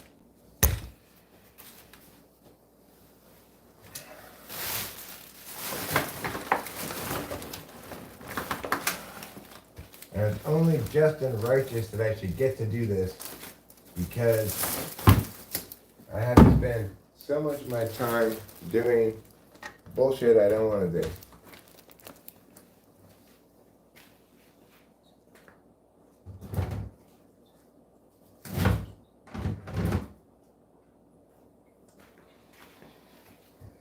Well, the thing is, when I quit drinking, the second part of that, the because part, didn't change. I still spent so much of my time doing shit I didn't want to do. So shouldn't I deserve to whatever, meow, meow, meow, meow? Otherwise, what the hell am I doing? It's like I'm working super hard for nothing. I'm just, there's no reward at the end. It's just go home, wish I could drink, watch TV, go to AA meeting or whatever. Like, but where's the juice? You know, where's the juice in life? Well, giving up one kind of juice shouldn't mean giving up juice entirely. And accordingly, to understand my consumption behaviors at all, you have to understand the alternative, not the ideal. The alternative is I'm a worthless drunk, soul is dying and rotting, and who embarrasses himself and makes poor decisions, feels physically sick all the time. In other words, somebody with an actual drug problem, right? A junkie of sorts. Just a junkie of alcohol. The alternative is that I eliminate alcohol. Not that I eliminate all things I find satisfying that you might deem unhealthy.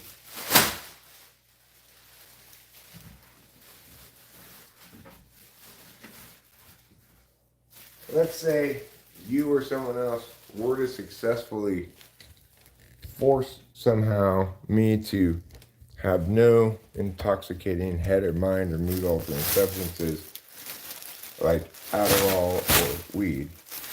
Well, at some point, I suspect I'd go back to alcohol, which is legal and easily available, to the detriment of everybody, including myself.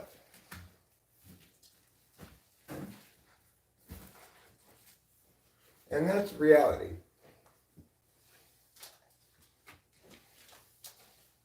Reality is you don't know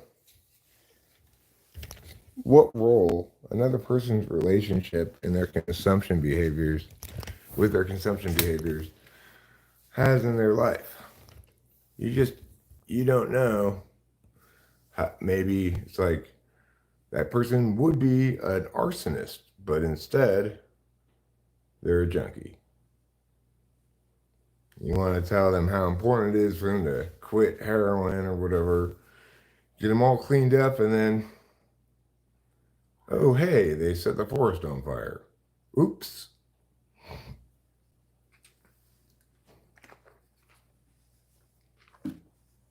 I'm 6'5". Pretty tall. Well, I was 6'5". I shrunk a bit. I'm like 6'4.5". Rachel's 5'2", interestingly. I didn't learn that until we'd already been together for like 3 years.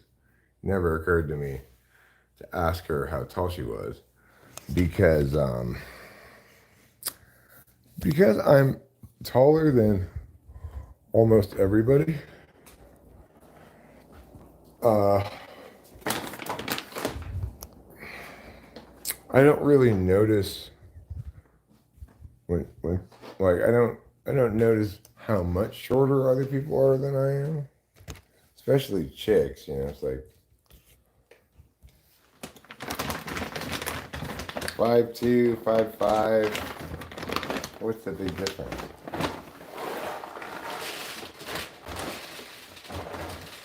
There you go.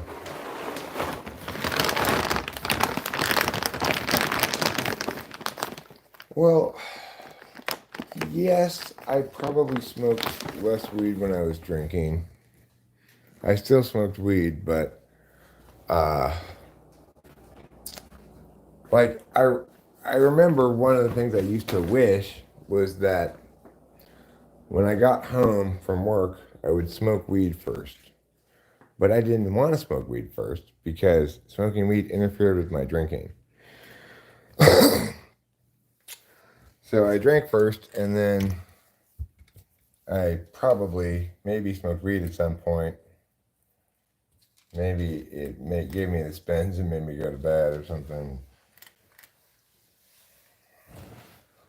But the reason I didn't smoke much weed was because I preferred alcohol, and there was a certain amount of exclusivity between the two.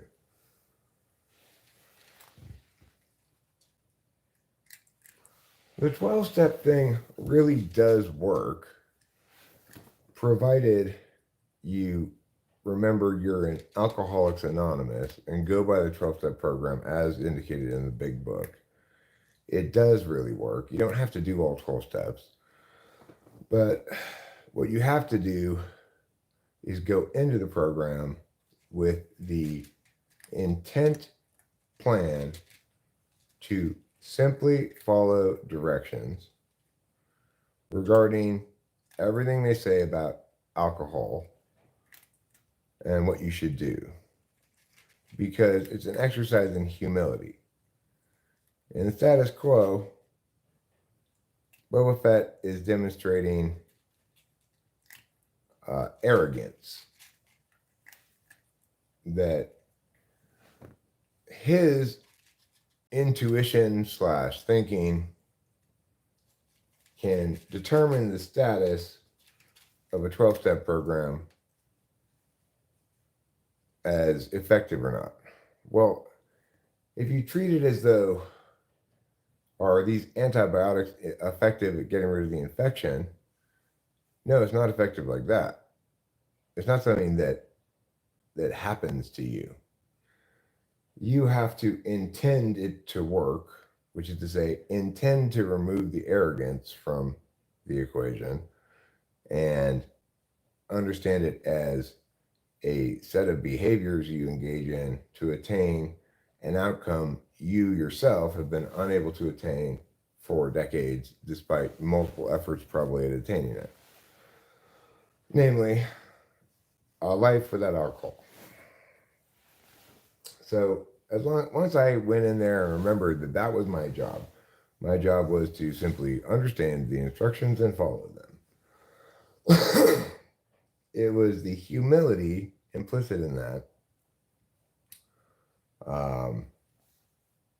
plus perhaps the relationship with God that I developed by engaging in those behaviors and continue to have via those behaviors, namely, in that instance, prayer.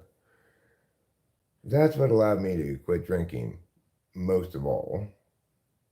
Most of all was saying, I'm not going to know, and I'm not going to negate.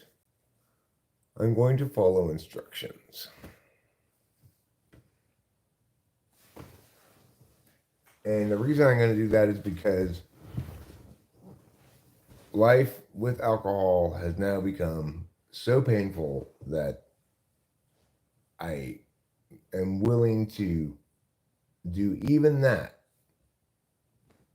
to suffering, you know?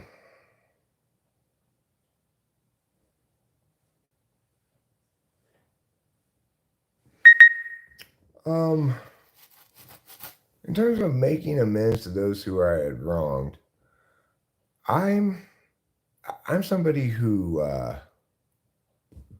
created a relatively small amount of wreckage. So maybe because I'm SE8th, alcohol made me embarrass myself. It made me make it made me sloppy. It made me not trust myself. It made me not remember what happened last night. It made me physically sick, etc. But it didn't make me hurt people exactly, you know? Obviously, I feel bad about my daughter having to deal with a drunken father for a certain stretch of her childhood. But, I mean, for most of her childhood, really. But, it wasn't always as bad as it was towards the end either.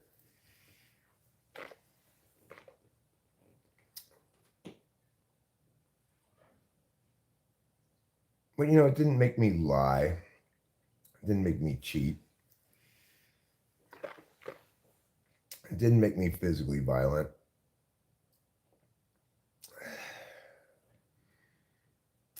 It made me sloppy and embarrassing.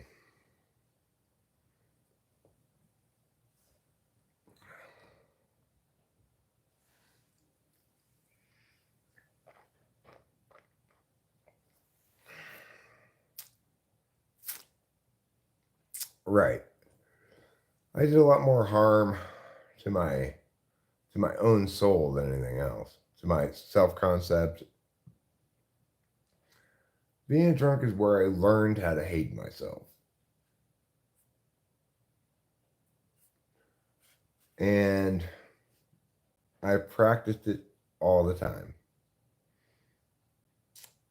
Unfortunately, you practice something a lot, those habits persist even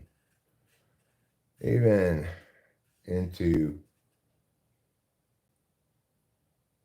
your new life. You practiced hating yourself every time you make a mistake. When you make a mistake because you've once again gotten drunk and made a mistake, it makes sense to hate yourself a little bit because, you know, I kept saying to myself, like, you've got to stop this. You got to stop drinking. You're miserable. And I was really bought into this narrative of it's too late for me. I'm just gonna drink myself to death. It's too late now for me. Just call this life wasted, I guess. I was really bought into that narrative. Um,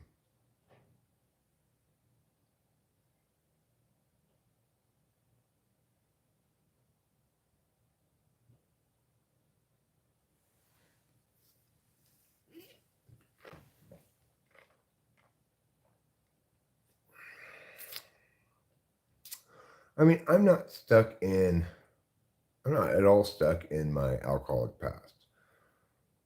The things that cause me to cringe and feel like I hate myself and such don't link to stuff I did when I was drunk.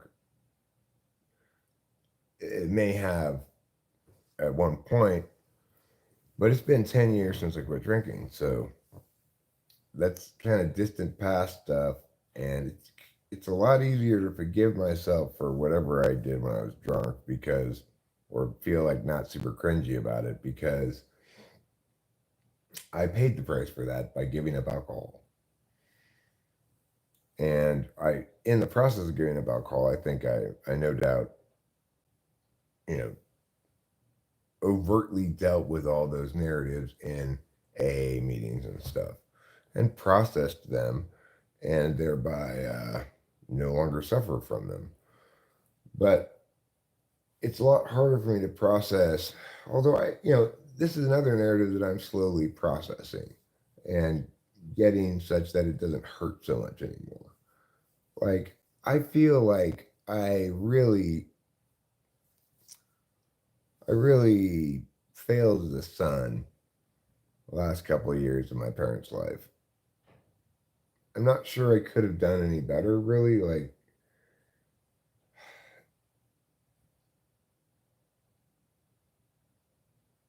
I mean, obviously, I did what I did when I did because of how I was and and what was going on. It's hard to help hold yourself accountable for not knowing then what I know now.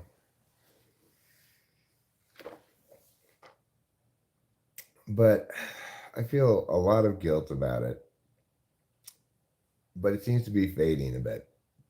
Like, I've definitely beaten myself up about it a lot. Maybe enough, I don't know. And I acknowledge I could have been a worse son, but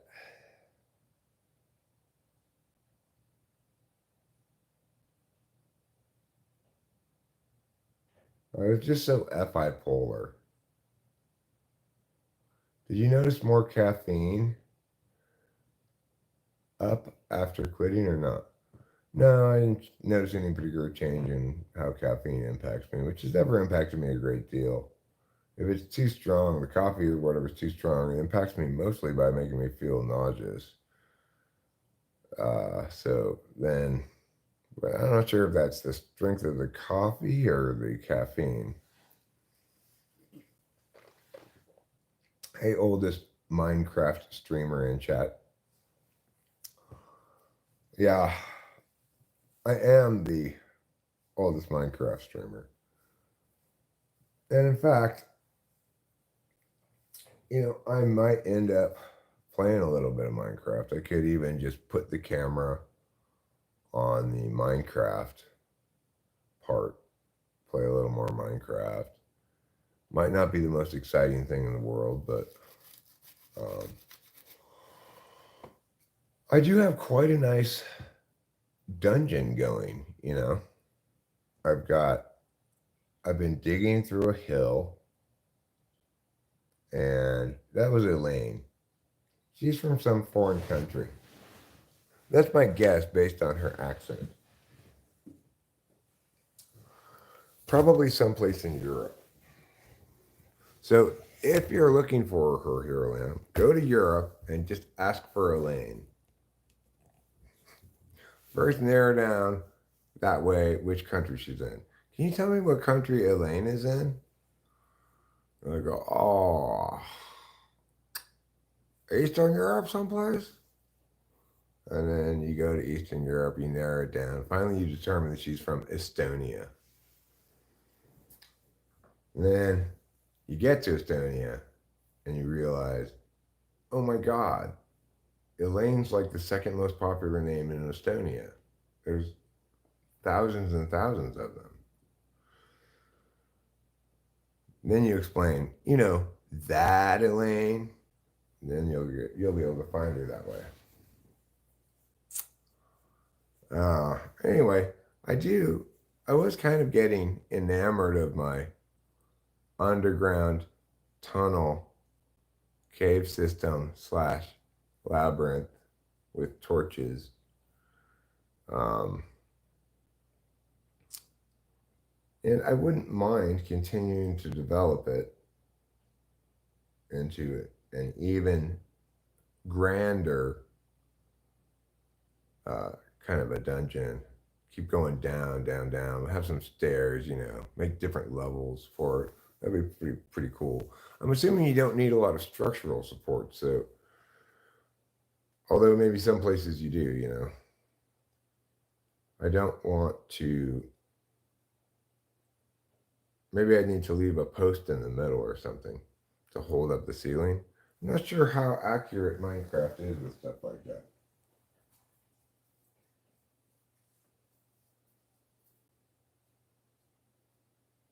Like if I take out a whole bunch of stuff underneath something else, will it fall down on top of me? I don't know.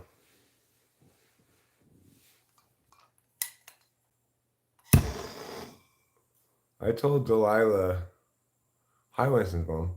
I told Delilah here about how although I just said someone from the stream, had said when we were looking at the wedding pictures, hello, April. I thought you would find it funny. She did. She'll probably share that with April sure April will feel flattered.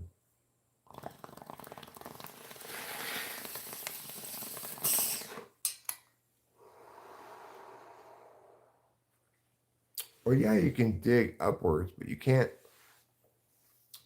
move yourself upwards by digging upwards.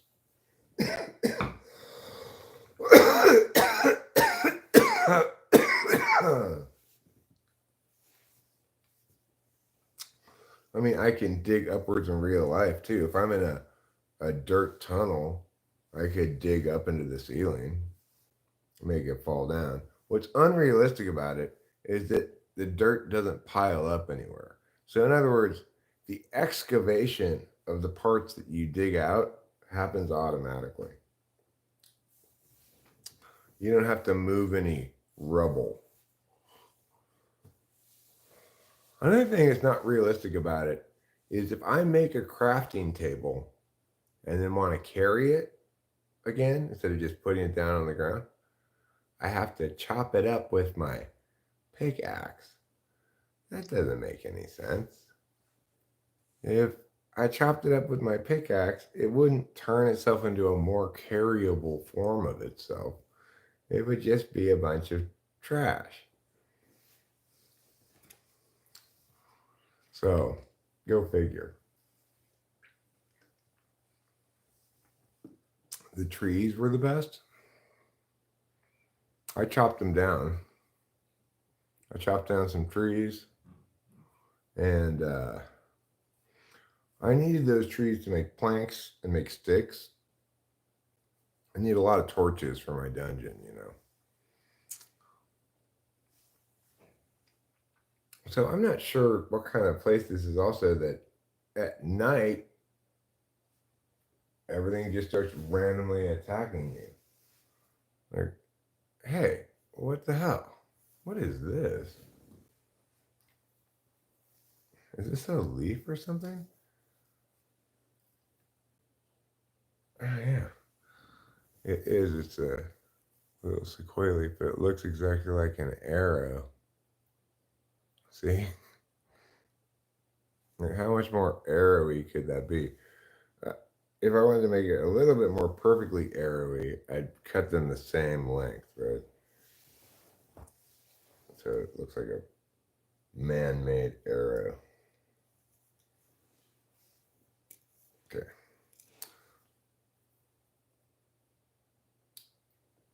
Like this. That's perfect now. It's still a little teeny bit longer. So what we're gonna do is just give it a little snippety dippity like that. There it is, a perfect arrow now. Which direction should you go? That way.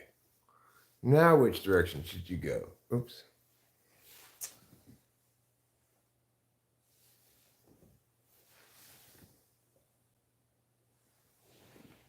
This way. Now this way. Pshaw. What are you building beside the tunnel? I'm building an underground world, Carlos. Okay? A multi-level dungeon. It's gonna have trapdoors, stairways. It's gonna have torches along the walls. I already have water features in my dungeon. And deep in the bowels of the earth, I'm gonna build a smelting facility. In that smelting facility, I will fulfill my destiny as a dwarven blacksmith. Does that answer your question? Were you the one who used the term mud words? I really like that term. That's the nicest new term I've heard in a long time. That's exactly what that shit is. Mud words. The problem is neoliberalist, post-colonial, pseudo-populist, technocratic, corporate, elite, geoengineering. Oh, that's the problem? I see. That's the problem. It's that, obviously. It's post colonial, neoliberal, um, patriarchal. What's a Minecraft skin? It's probably like this thing you put on to the. It's an optional kind of look for the Minecraft game that I don't know changes the colors of everything to a different color, each thing to a different color or whatever maybe. Inspired by Jones calling you a mud brain.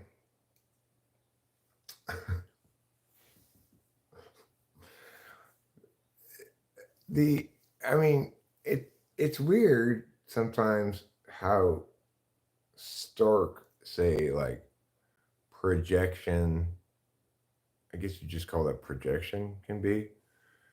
I was told yesterday that talking with me is like debating with a child.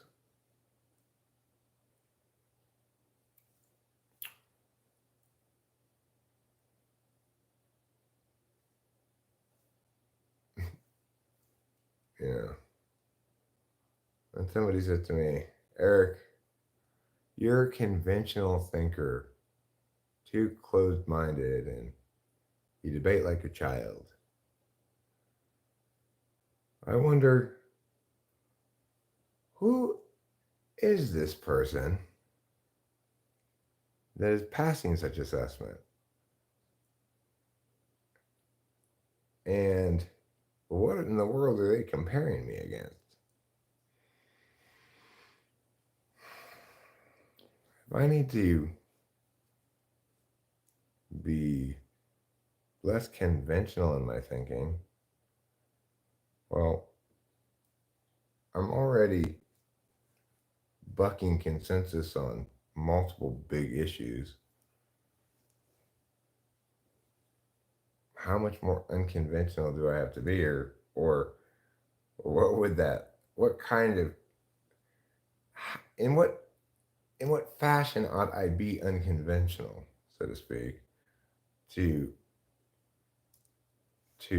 meet your criterion such that I'm not subject to that critique anymore? And if in fact I'm not being open-minded enough, what would it look like if I were dealing with this in an open-minded fashion rather than in my purportedly closed-minded fashion? And then, of course, if I'm debating like a child, who the fuck are these adults that you're comparing me against?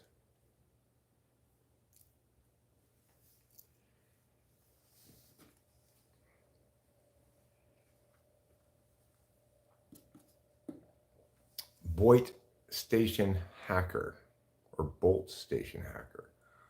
Hi, bitch. Remember me? Nope. How are you? Yes, that was Carlos Paiva.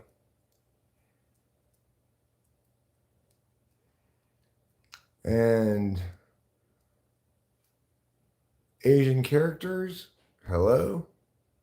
I'm different Asian characters that mean Eric.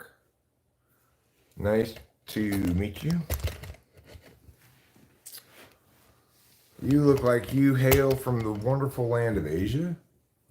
I myself am an otaku, but I'm not an otaku enough to definitively say those characters are Japanese and not say Chinese or Korean. I think they are Japanese, maybe, but I don't see any of the telltale Korean qualities to it. Could be Chinese. KE, will you stop confusing people by saying that you're an ESFP? Yeah, tell a bunch of people that they're going to be like, ESFPs are like KE, even though they definitely are not like you. It's Chinese, says KE. All right, KE's guessing Chinese. I'm going to go with her guess because I'm going to. She sounds so confident in it, you know. She doesn't say, I think it's Chinese. It's Chinese. I'm going with KE's guess. I'm gonna say Chinese. Carlos says it looks like kanji, which would imply Japanese, but qualifies it with IDK, which while it could easily enough stand for I do know, because it's preceded by a but, we can conclude that it means I don't know. Hua Jia Sixiang. Hua Jia Shixiang de Laurent translates into kind old man. Oh, don't Chinese use kanji as well? I don't know. Sounds like you're exposing my ignorance about Asia. I am so sorry, Asia. I should know better about these sort of things because I have been to both Taipei, Shanghai. I lived in China for a few months, you know.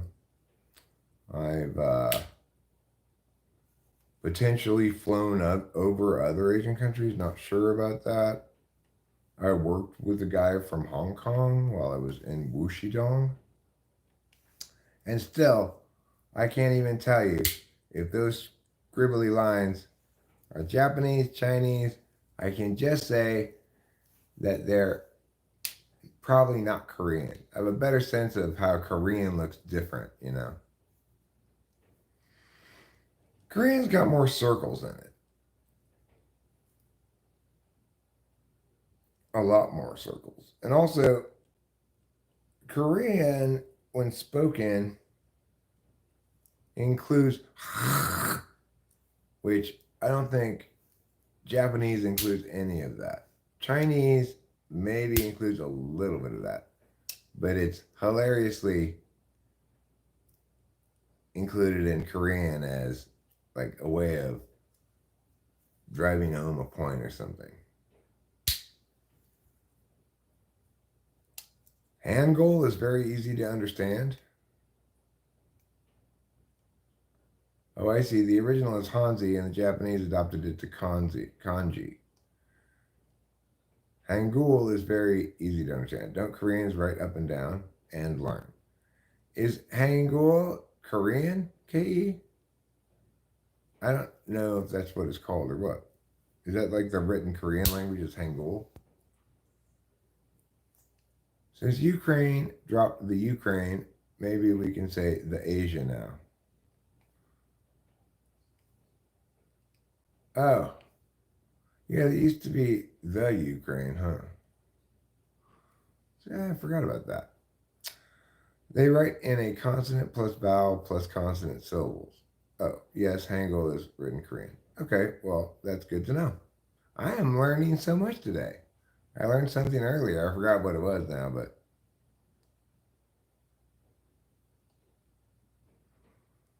who said the Ukraine besides Kamala Harris? Ukraine means periphery. They may have called themselves that. The periphery. It's like naming your country liminal space.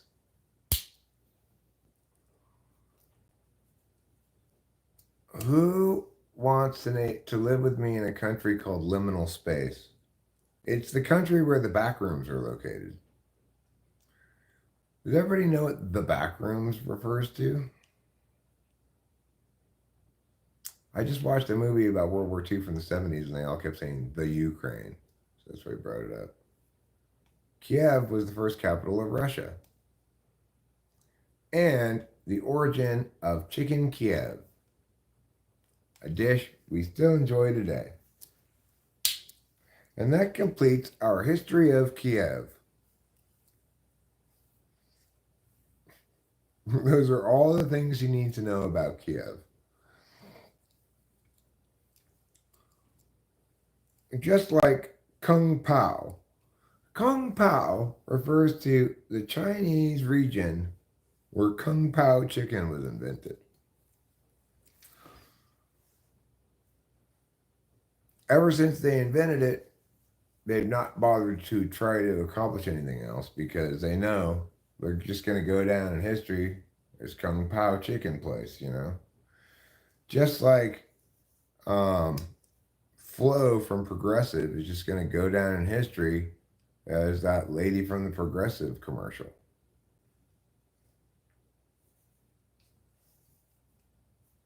Angela Lansbury, despite her rich and lengthy career full of assorted thingamajigs, despite having begun her career as an ennui, okay? In other words, as a hot young starlet, right? She will forever go down in history as Jessica Fletcher from Murder, She Wrote. And that's one to grow on.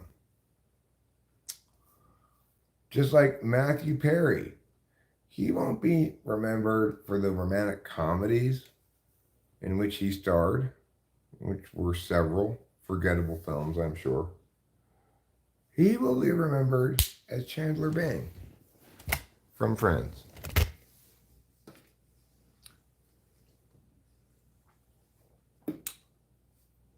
David Schwimmer, he's not going to be remembered so much, although maybe he should be, for his role as the drill sergeant-y guy from Saving Private Ryan. He's going to be remembered as Ross from Friends, a paleontologist who really liked his friend Rachel, played by Jennifer Aniston. That's just life for these people. That is what they'll be remembered for. They have, however, a big advantage over a lot of people like me in that they'll be remembered a fair amount. They had a significant enough impact on the media landscape that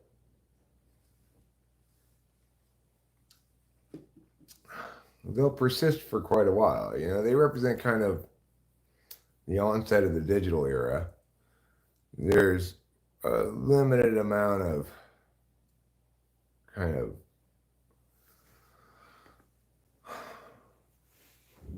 media to be digitized prior to the internet.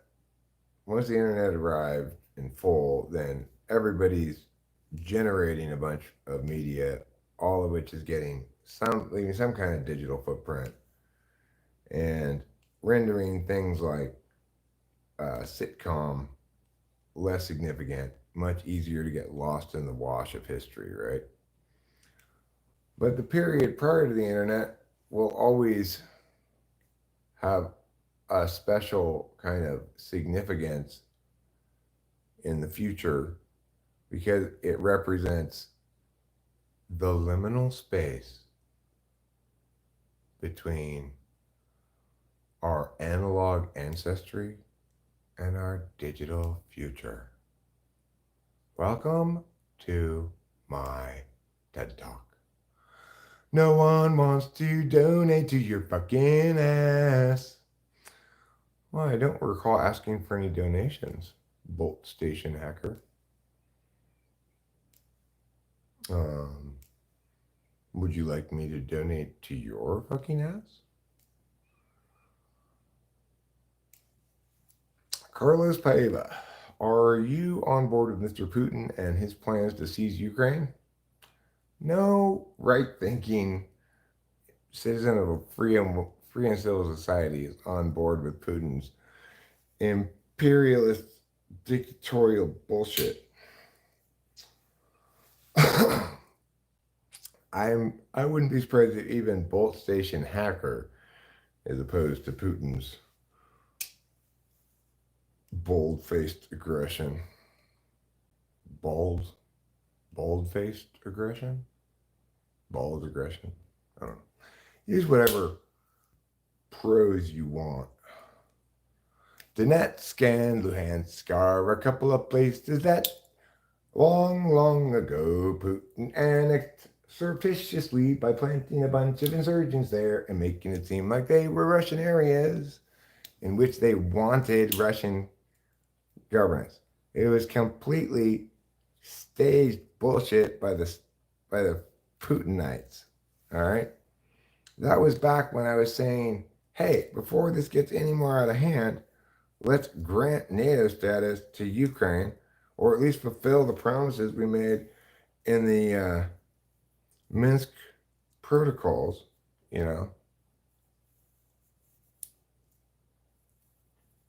I'll be there for you when the rain starts to fall, but I won't when the clouds go away.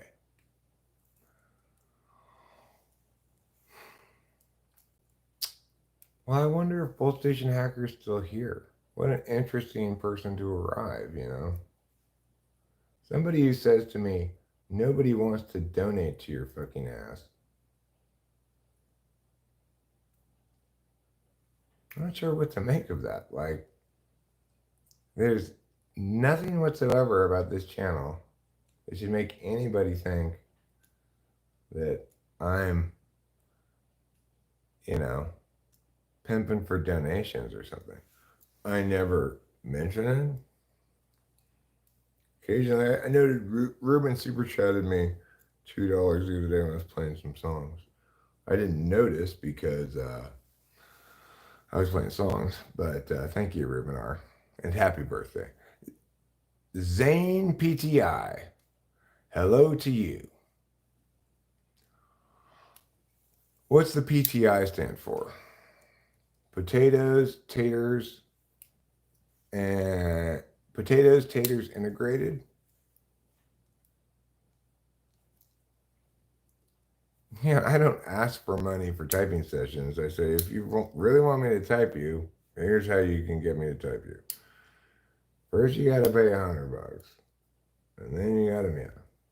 If you don't want me to type you, wonderful news for both of us.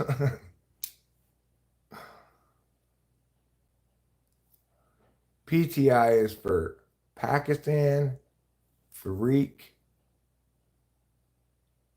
E. Insaf. Okay, cool. I don't know what that is, but I'm glad that I'm glad to have an answer to my question, you know. I appreciate the fact that you directly answered my question. It doesn't always happen. A lot of my questions go unanswered. I knew somebody from Pakistan one time for a while. My parents had these friends. Their names were Patty and Hamayat. Patty worked with my mom at San Marino High School. She was a teacher.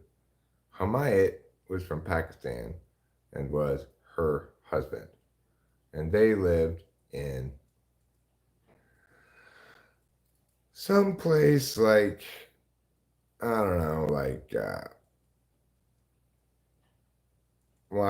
or something. Maybe a little further out than that. But regardless,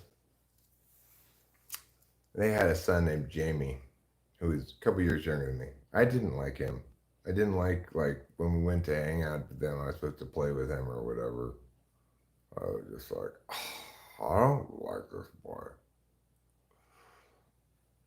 America is a friend of Pakistan. I am from America. Or is America friends with Pakistan? Sort of. I mean, that's a bit of a tricky question to answer. It's like, I'd rather have country ruled by the Pakistani military than yet another Islamist regime. That's for sure. But, you know, it's like America's friends with the Saudis, but we probably shouldn't be. Yeah, they're better than, ISIS, but they aren't cool.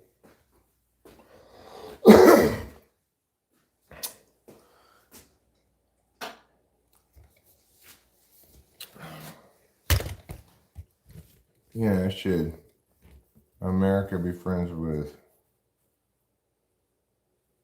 what's that place? That place where Abu Dhabi is. What's that country called? That rich country that they had the World Cup at? What's that country called? That rich country where they had the World Cup at. Everybody help me remember what it's called.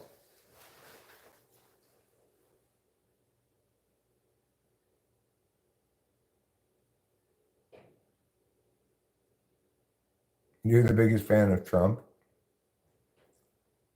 Trust me, India ain't that good. Oh, I'm not fetishizing India's democracy, okay? Don't get me wrong. Obviously, you've got a serious population density problem in India, right?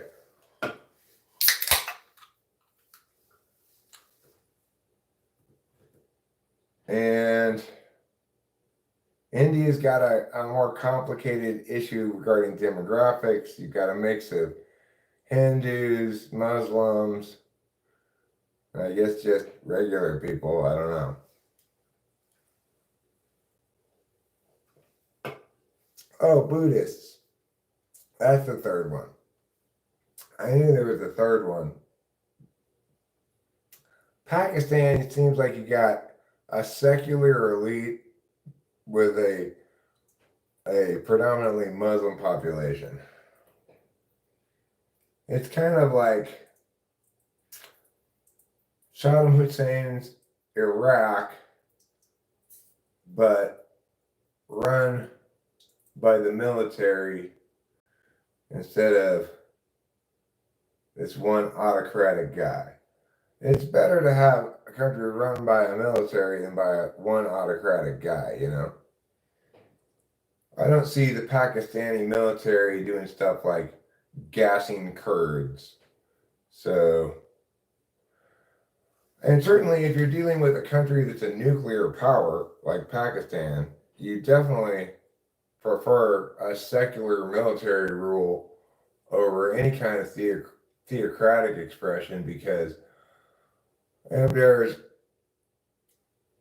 one thing you don't want driving decisions about nuclear weapons, it's blind faith.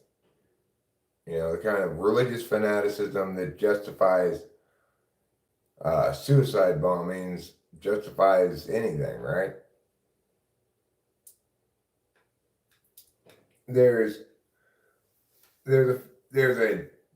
I'd rather deal with Kim Jong-un than a religious fanatic, because I can reliably assume that Kim Jong-un is going to behave in accordance with his own interests.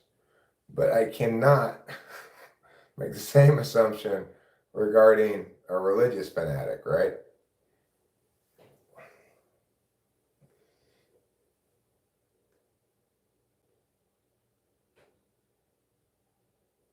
So, good for Pakistan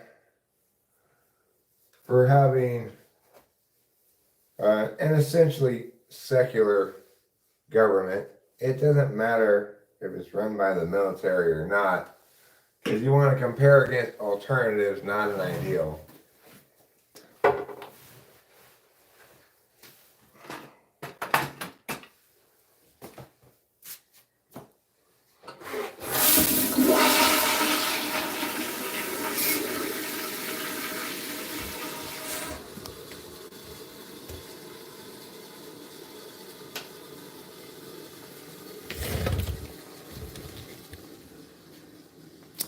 I think Pakistan should rebrand itself as Secularia.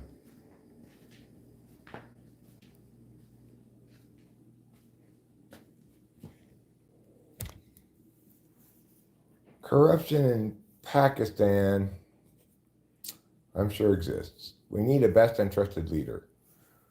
Well, you're a big fan of Trump, so I'm not. Maybe Trump can take over Pakistan. That way, we could get rid of him, and you could have him. It'd be a fair trade. Who's in favor of trading Trump to Pakistan? I think it's a great idea, actually.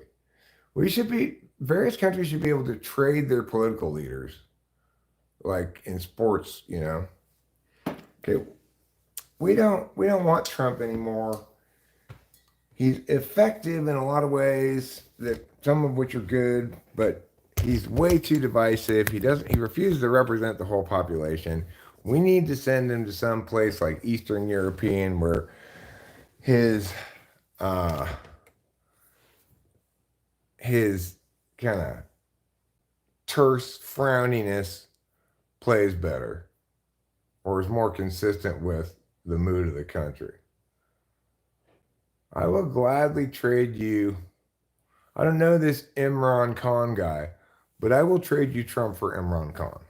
Okay.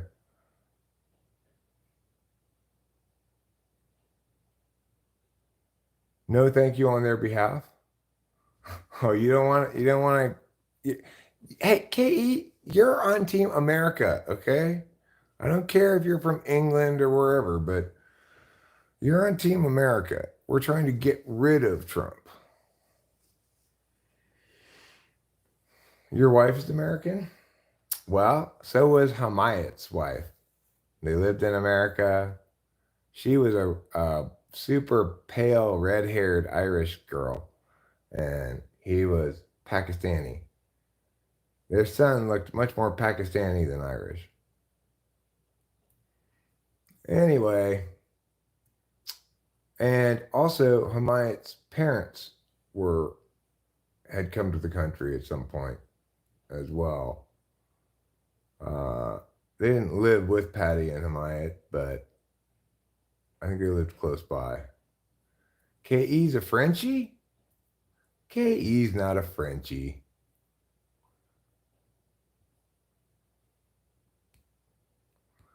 I'm just talking about regarding this specific prospective deal in which we're trading Trump for somebody else. Be on the side of America getting the deal done here, not of America in general, okay? I get it. You're a foreigner. You got to be in favor of your own country.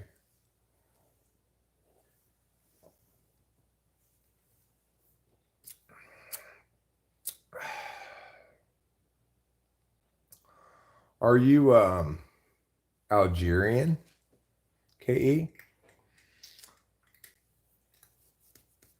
Because, apparently Algiers, they kind of didn't really appreciate France helping them be more French so much. You don't like them skinny, just taller than me. You don't like them round, just be the bee. Are you Algerian?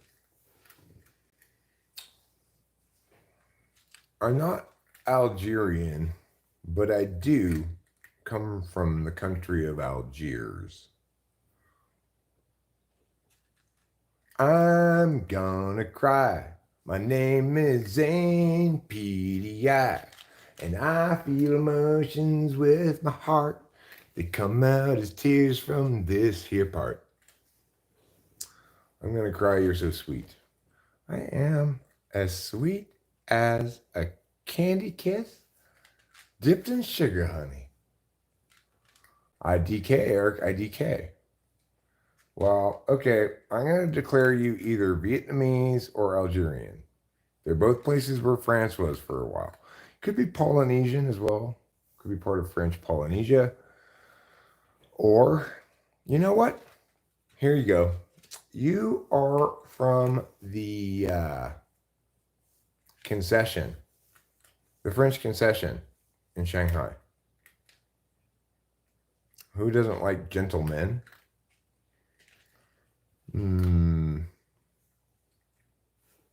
Ungentlemen? What's the opposite of gentlemen? Rough? Are they rough? Are they coarse? Are they uncouth? Boorish, if you will? I'm pretty sad that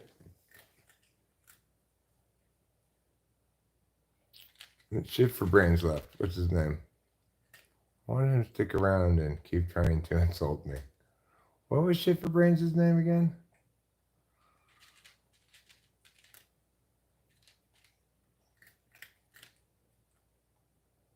I forget what his name was.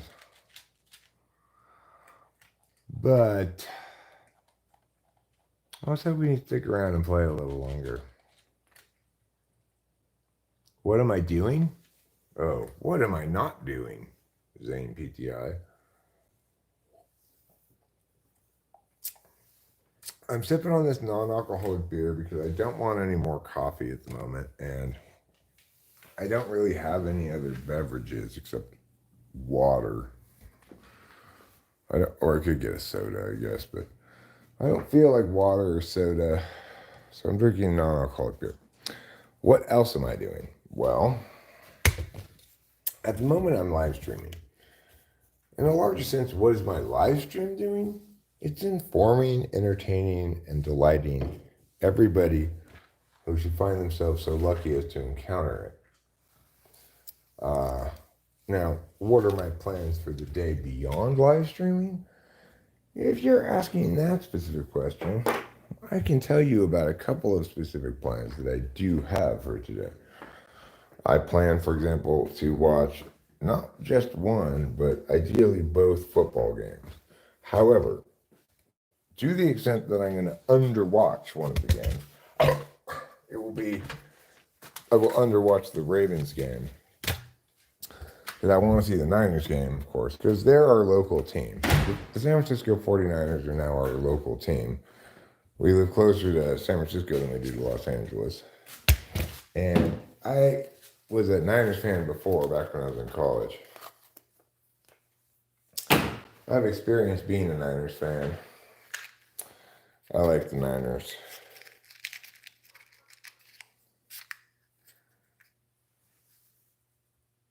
What's your favorite food and YouTuber? Well, I don't know if I have a favorite food, but I would say like the protein entree that I'm going to most likely order at a nice restaurant is ribeye steak. You know, my favorite meal around here that we can get, I like to get the corned beef hash and eggs at the Sportsman's Cafe. I think it's delicious. I could get that anytime and be very pleased with it.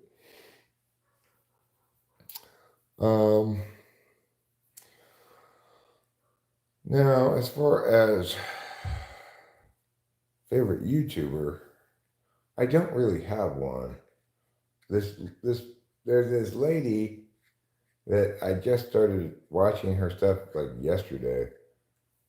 She's the current person that I'm watching content by her as a YouTuber. I occasionally encounter another YouTuber where I'll go through some chunk of their content at least, like Mr. B. Allen. Back before he started doing real life stuff that tended to be depressing, when he was telling like scary campfire stories, I really enjoyed his content a lot.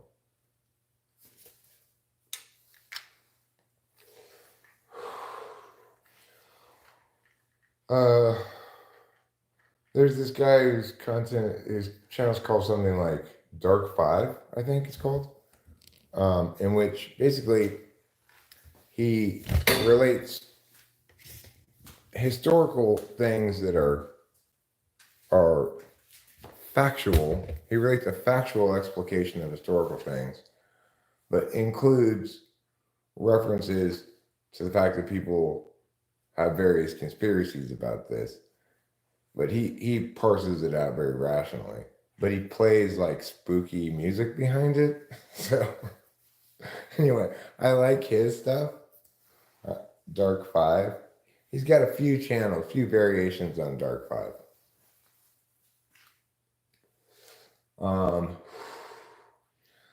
I don't really watch any live streams.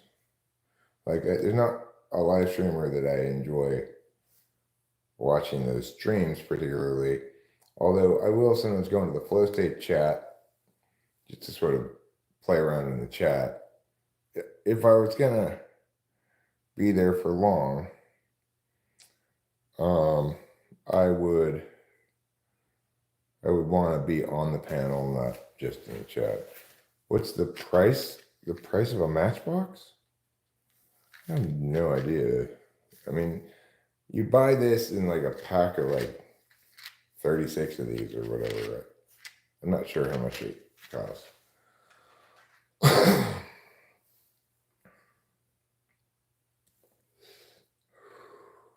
Unsolved Mysteries of the Wild West, Dark Five. Yeah, I like that guy.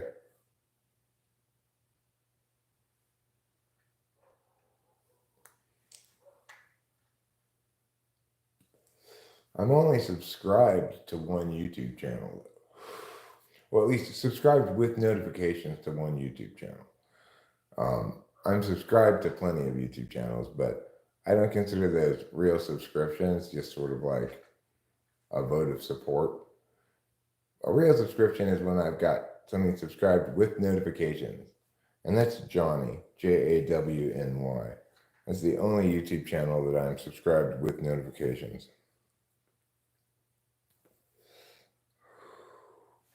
So according to Winston's mom, one of these boxes is 97 cents. That's kind of expensive. Surprised it's that expensive.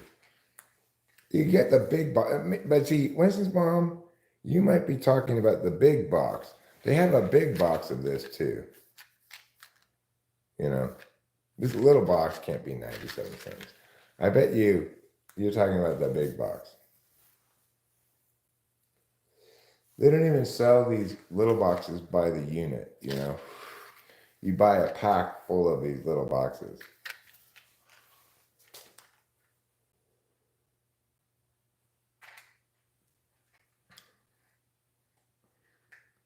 So anyway, this lady I'm currently watching, she does basically TikTok mining. She goes through TikTok, finds like spooky stories being told by TikTokers, like, and sometimes the full story comes out and it turns out it has a rational explanation for it, and it's just like, okay, I'm glad that got explained. Like, there was this lady who was driving home one day and realized this tree in her front yard was producing peaches, except in her memory, she knew for 100% sure that they had planted a golden, delicious apple tree there and had in previous years picked and eaten golden, delicious apples from it. Well, with a lot of hard research work, it turned out that her husband had noted that the gold they had originally planted a golden, delicious apple tree, that her husband had noted that it was sick at some point and had removed it and replaced it with a peach tree, and had both never informed her of this and had forgotten about it himself. They had to they looked back at different snapshots from like a Ring camera across the street from their neighbors to determine this thing. And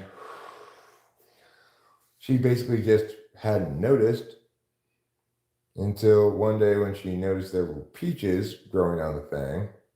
A couple years later, it may have been the first year to come into fruit, and was like, wait a second, that's an apple tree, you know?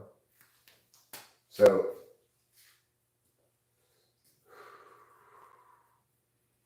When did that suddenly turn into a peach tree? She hadn't. So the takeaway from my interpretation was that she needed to see peaches to experience a contradiction with her previous experience that was determinate enough to trigger her recognizing that a change had occurred, you know? And that distinction was the wrong kind of fruit is growing on this tree.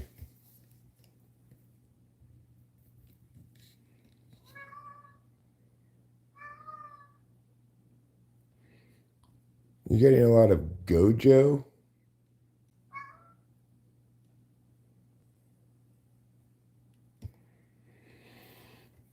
So the big box is $2 and a little box is $1. You should never buy a little box then because there's way more than one little box worth of matches in a big box. Way more than two, I mean. If I get $100,000, I enjoy my whole life in Pakistan. Well, be that as it may, I probably don't plan to immigrate to Pakistan and take advantage of the lower cost of living. Maybe I should, but I probably won't. What's the biggest city in Pakistan? Pakistanistan? I think the biggest city in Pakistan should be called Pakistanistan. I've got 27 million rupees in my pocket. I can buy a bunch of falafel at the market. Could be, could be.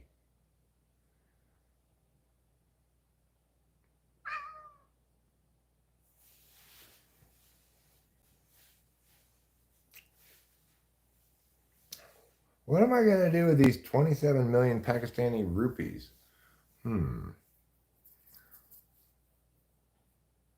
Like, I could buy matches and export them to the United States and sell them for, close to 10 times the purchase price. I could make a very successful match import export business. Export matches. Now, what's really expensive in Pakistan that I could import from the United States? Like, are cheeseburgers super expensive in Pakistan? Are, um, I bet alcohol is expensive in Pakistan. I bet they might even have laws against alcohol. I could be a black market alcohol seller. I could be a bootlegger in Pakistan. Okay, bye. Thanks for giving some time. Okay, bye. Well, you didn't even answer my questions regarding how I could make a killing as an import exporter into Pakistan. I guess I could Google it. What is very expensive in Pakistan? What is very expensive in Pakistan?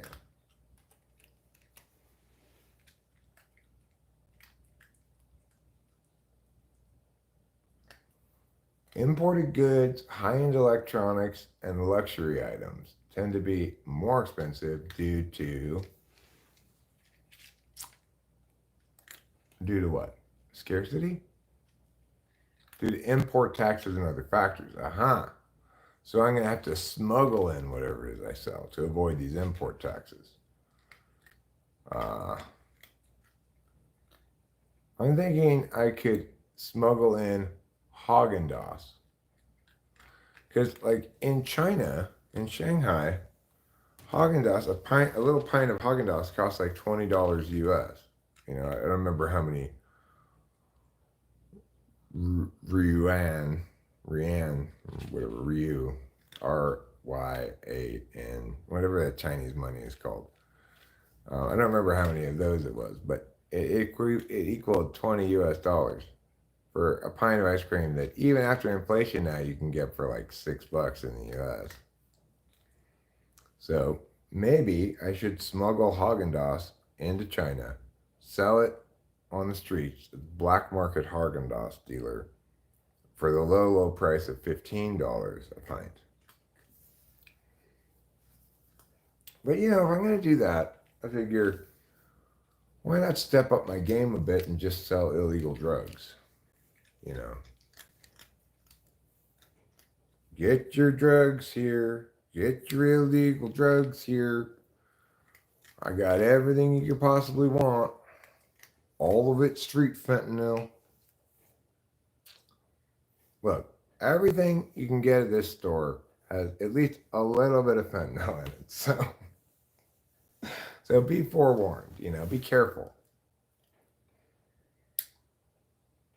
All right, here's your ketamine. Now, a couple of warnings. Number one, it's got a little bit of fentanyl in it. Number two, don't go in a hot tub. KE is currently watching a Korean TV drama about a lady stealing the powers of a demon by accident and having to get fake married to him to inherit her adoptive mother's company. Makes sense. A few weeks ago, I ate an entire bag of weed edibles before bed, and it felt like my soul was being thrown around the universe. It was insane. Yeah, broccoli Todd, it's generally speaking very unfun to OD on edibles.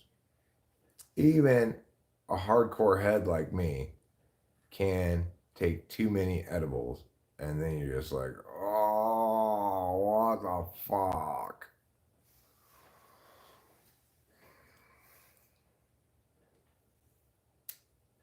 Latest cray news of 2024, Jordan Peterson's license got revoked? You mean his psychologist license or his driver's license? And Ben Shapiro dropped a rap song with someone. I'm Ben Shapiro.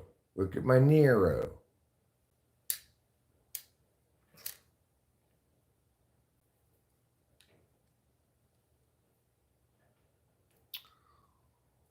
Well, I'm sorry to hear that for Jordan Peterson. He's no longer a licensed psychologist, I guess. He's no longer allowed to give people advice about their mental well-being.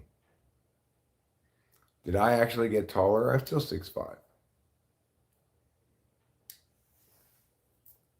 So, getting addicted to benzos and having himself put in a medically induced coma and returning from said coma, more or less unable to speak for a while, was not sufficient to make him lose his psychologist license? Sounds very politicized to me.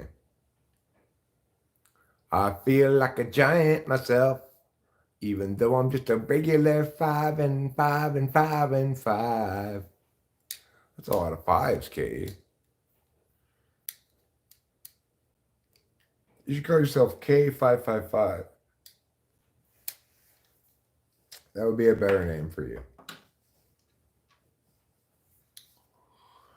So anyway, I decided to purchase a firearm when I ordered this online. I was shocked at how cheap it was.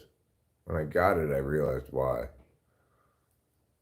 Yes, it's fully functional, but you can only hunt bugs with this.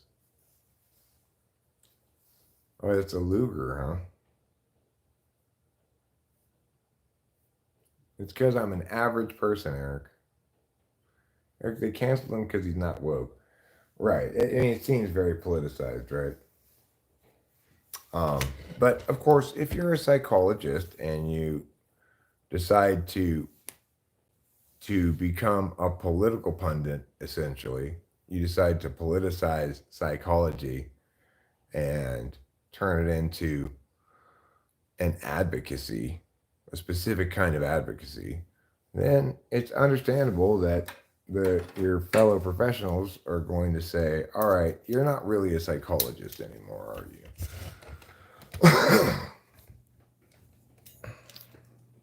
Regardless, being a licensed psychologist is like being a licensed spiritual advisor. Do they really have a license for that? A psychiatrist can prescribe drugs. I get that you might need, say, marriage counseling. My wife and I got that, and it was helpful to us in navigating a divorce, and navigating an amicable divorce. You might feel like you need to talk to somebody because you're going through some tough shit in life, either just because you need somebody to listen and commiserate, or because you need somebody else's insight on some things. But while I agree that it's good to excise from the profession individuals who don't uphold a certain kind of ethical norm, which is to say, you need to make sure that anybody doing purported psychology, if you're going to have them as your psychologist, you need to make sure that their version of psychology isn't just an operationalized way of projecting their frame of reference as a set of things you need to do or whatever. So it does make sense that the profession is better off without certain kinds of expressly bad imitations of it. But I don't think you can successfully accomplish that with this licensing approach that currently serves as a gatekeeper. I guess it might be better than nothing, or it might not be better than nothing. The thing is, if you don't want to work as a licensed psychologist, you can always just call yourself a life coach. If I wanted to do that kind of stuff, I would make a point of saying, I don't just type people, I do life coaching as well. I've done it before. People have asked me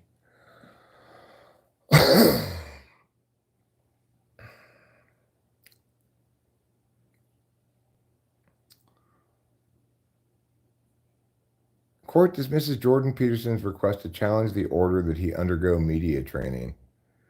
Well, why does he still have that job at the Ontario College anyway?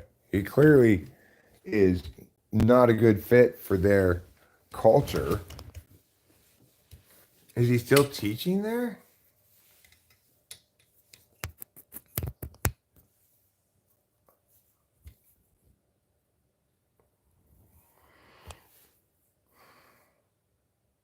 You can look taller if you lose weight too.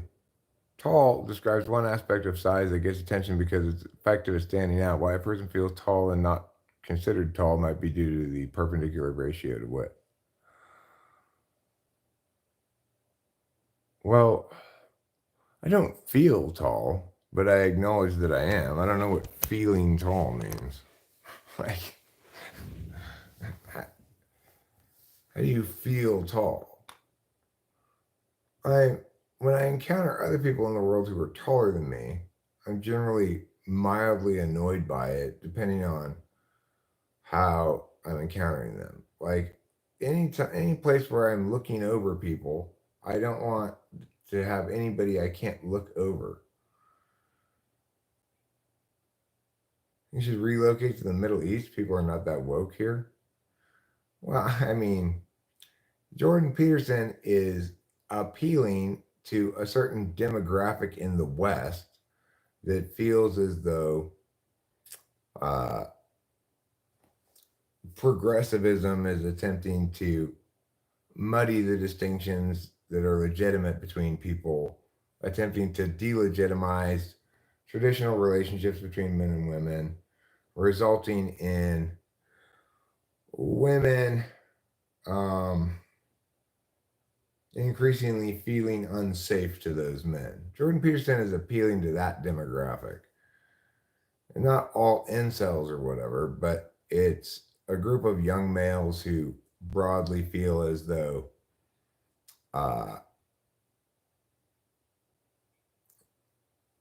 probably mostly white young males, but that's a predominant demographic.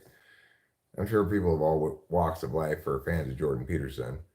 Regardless, he's appealing to a demographic that wants a clear voice of negation against the increasingly on college campuses oppressive um, oppressive paradigm of wokeness, which is to say anything and everything can be racist and bad because it links to colonialism. Meow, meow, meow, meow. I'm cute as a guy, not gonna lie. Or you changed your picture.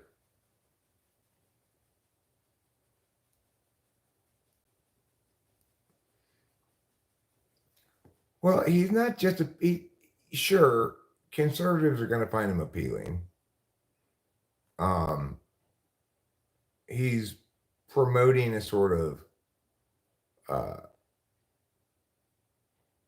a couple of different things. He's supporting kind of an accountability paradigm that opposes victimhood as something desirable.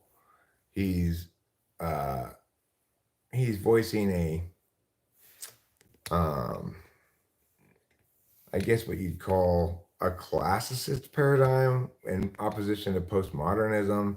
In other words, that things mean specific things and don't mean other things, uh, and that the relativism implicit in postmodernism represents a failure to uphold values and or normative standards that we ought to uphold. That's part of his whole shtick, right? But another big part of it is that people, and more so women than men, are reducible to their sort of evolutionary purpose slash reproductive drives slash instincts, biologically necessary stuff. I'm still cute. Please take that back. Please take what back? That, oh, you're talking to Boba Fett. I'd say Boba Fett would say, please put that back, right? He's saying give us back, but he means put that back. You say take that back, he says put that back. And then you guys can argue over which verb is better applied here. And that'll be productive. That'll teach you all a lot of things. So, I think Jordan Peterson is probably at his best when he's negating postmodernism. He's probably at his worst when he's comparing people to lobsters.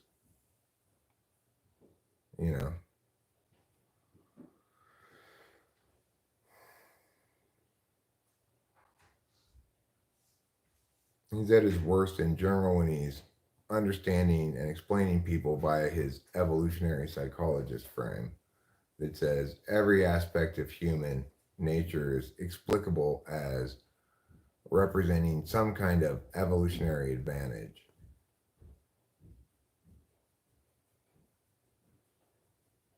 Even though, what could possibly be the evolutionary advantage of being configured such that if empowered by being if empowered by existing in the digital age is maximally suited to doing this, right? I'm maximally suited to doing this. What could possibly be the evolutionary advantage of doing this? Like, okay, maybe it increases my reproductive viability.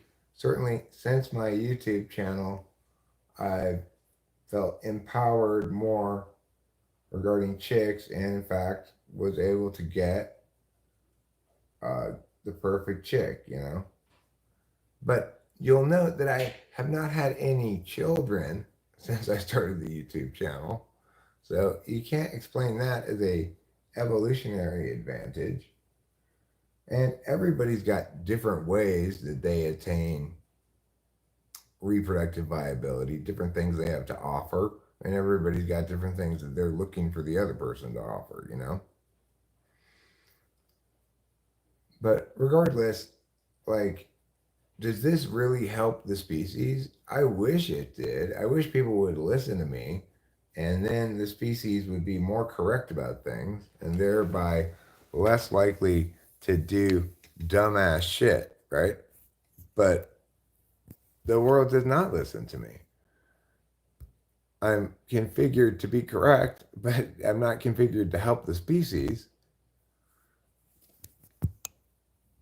I tried my best prior to the global consensus that yes, let's do this huge, stupid fucking idea regarding COVID. But made no difference whatsoever. I didn't get censored, but they didn't need to censor me. I was too busy telling the truth to be interesting to anybody, all of whom only wanted whatever words they heard to support their simplistic one side or the other perspective on the matter. You know, for most people, it was insufficient to note that we ought not do lockdowns, quarantines, and stuff for reasons linked to what the COVID virus was. They had to have it be the case that we shouldn't do those because it was a hoax. You know, if you're understanding the world through a agency first perspective, that every time something bad happens is because somebody intended it to happen, if you're really guilty of a fundamental attribution bias, which is why they call it a fundamental attribution bias, because it more or less is fundamental to almost everybody. It's not possible for you to deal with complex issues on their merits. You've got one half of the people who are demonizing the anti-science people who are opposing COVID lockdowns because they don't believe in the reality of COVID and are therefore putting everyone at risk. And you've got the idiots on the other side who are saying, this is all conspiracy, a hoax put together by Mia in order to control people and steal our rights and whatever.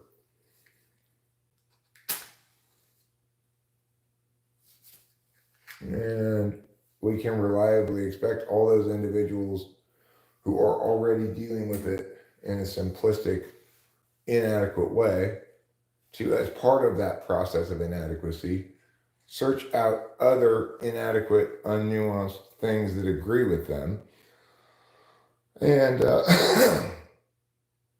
and just continually double, quadruple, octuple down on their wrongness on both sides. If they were able to deal with things in a nuanced adult way, they wouldn't be advocating the wrong thing in the first place. You can't parse out policy shit through blame. And that's what 90% of people who engage with politics do. They parse it out via blame. Who's to blame, which sides to blame, which people, individual people are to blame, which mud words are to blame, you know, like corporate greed is to blame. Okay, well, thanks, Muddy. Thanks, Muddy Waters.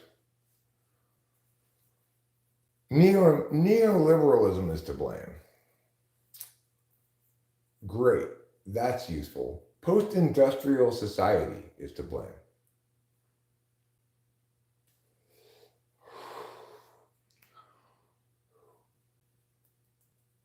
Anti-science conservatism is to blame. Religion and irrational thinking is to blame. Perhaps it's the patriarchy or racism that is to blame. Well, obviously, anybody who's saying anything like that is not capable of engaging about political matters in a way that's helpful to anybody, right? You've got to be able to jettison this blame frame before you're going to be a purposeful contributor to any political discussion.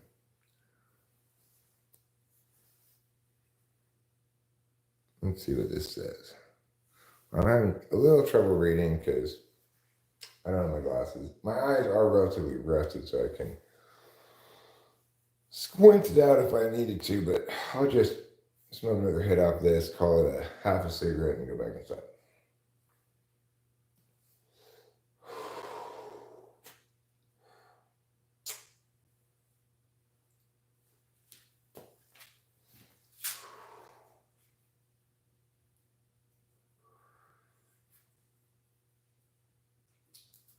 So, if we were going to determine, like, what would be the best possible outcome for us all, I would be the most popular political thinker on YouTube. But it's a catch-22. In order for people to be able to engage politically better, they have to already be outside of their current political trap that they're in of blame. And I don't have sort of a plan, you might say, that brings solvency on that question. Like, I don't have any way to break people free of that frame of blame besides negating it. And that doesn't work. If so, I'm rich because I spend like a baller. Being broke is a mindset. Hello, I think I meet you. I have a small request. Hello, I think I meet you. Please play on YouTube Zolm Ka Badla Vote Say. I have no idea what that is, and I'm not going to play that. Is it a song? I could listen to it. I'm not going to play it because I don't want to get copyrighted, you know?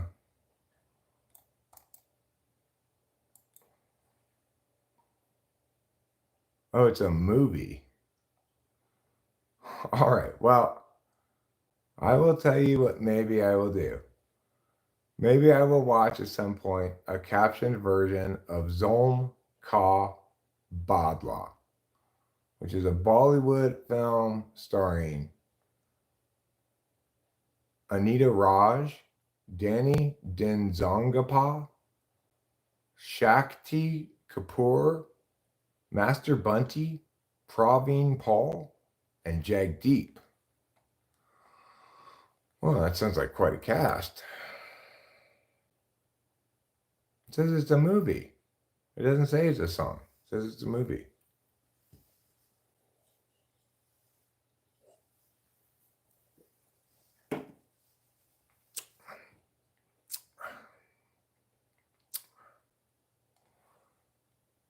All right, well, let me Google it again.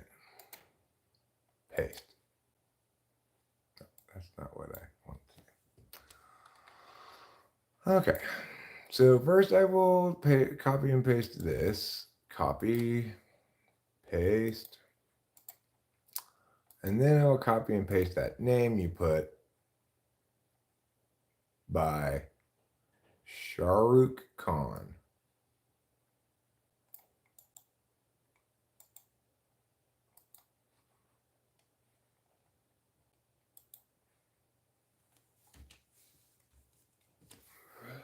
Shah Rukh Khan sounds like a cross between Sade and Shaka Khan. I'm guessing that's what it is. That's what they sound like, probably. All right, let's paste, Piao, search.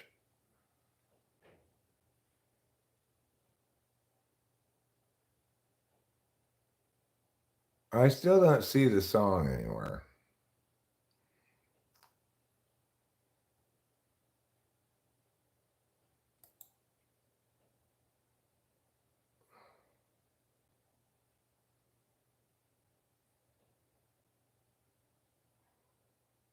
Yeah, I just see a film. I don't see anything about a short. I mean, about a song of that title. So I did the best I could, but I'm afraid I am not going to. Well, there's a 321 song, viral song by Bidawal and Miriam. Is that the song you're talking about?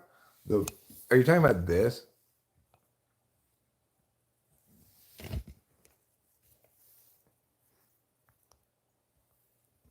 You're talking about that one that says 1.9 million on it? Viral song. It doesn't have the title you said it had, but I will listen to that if you want me to. I will listen to that regardless. I'm gonna put on some headphones, I'm gonna listen to that, I'm gonna tell you what I think about it. This is probably the first Pakistani song I've ever listened to, I'm gonna guess. But maybe it won't be the last. Maybe this is gonna send me down a rabbit hole of passion for Pakistani Bollywood songs. Possible, perhaps unlikely, but possible. I will give you my complete and correct assessment of this song. If it is fantastic, I will tell you so. If it's terrible, I will tell you so. That's the wonderful thing you get from Eric, the truth.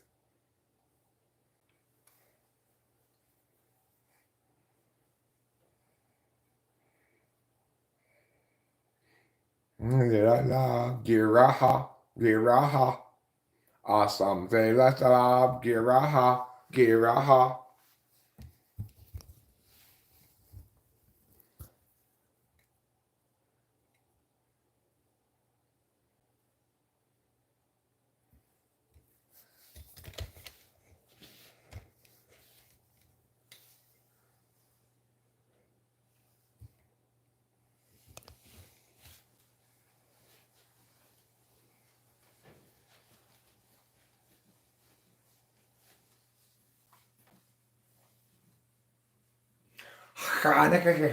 Hado, yade hado, yade yado.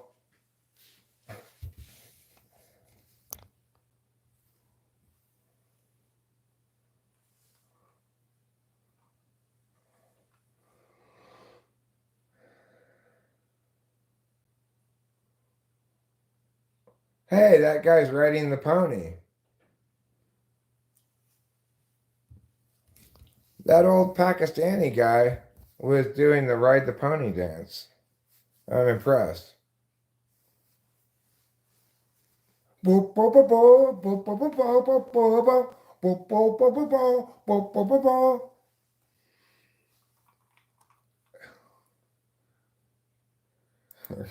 Okay, I have no capacity to even judge that song.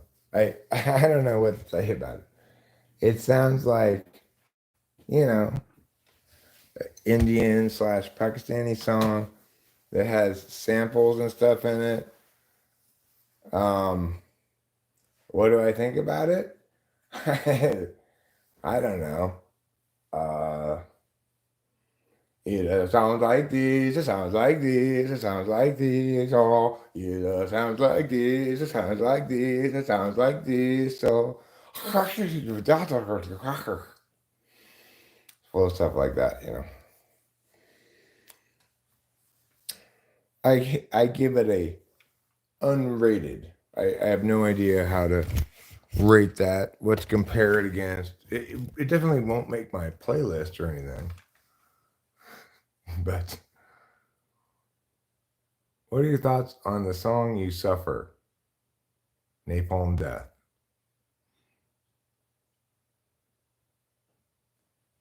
You Suffer by Napalm Death.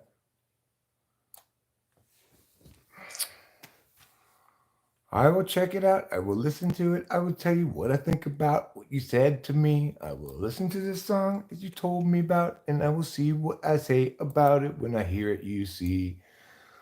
All right, paste.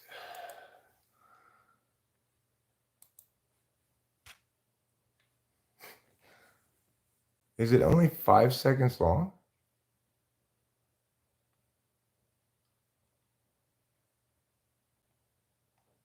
It's only a 5-second long song?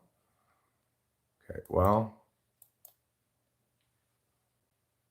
I will listen to it. I'm surprised it's only 5 seconds long.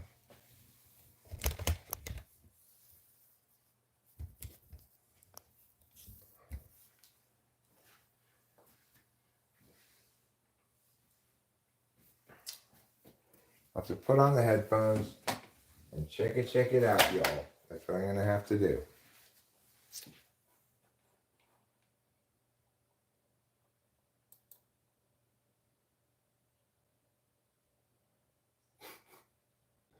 What?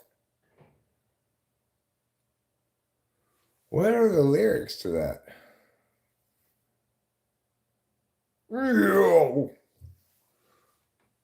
What are the lyrics?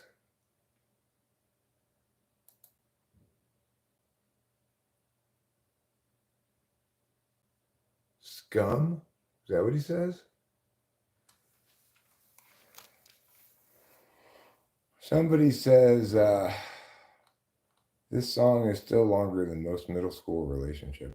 Okay, so the name of this lady whose content I was watching yesterday is Loey Lane, Loeylane. And I think she does a good job of curating spooky TikToks. I'm not going to listen to any more nonsense, okay? Not any more 5-second songs or whatever. You know, if you want to listen to something kind of punk rock you maybe haven't heard before, then listen to the Fear song, New York's All Right, if you like saxophones, which I really think is an intelligently titled song, you know?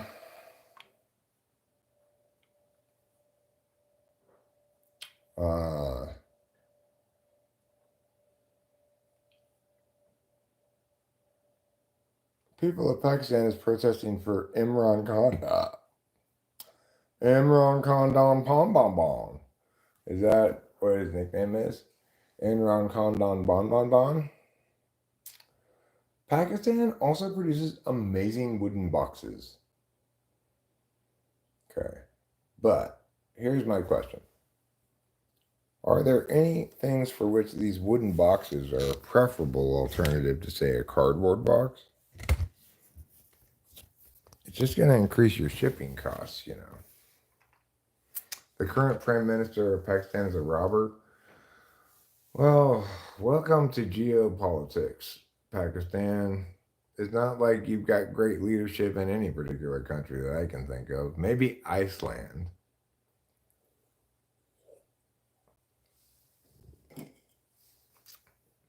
Because Iceland must have some decent leadership because they produced the band that made that song. Goodbye, have fun time shopping. I made that song. Baby, I can't wait to know. I will always be there, so. Bow, bow, bow.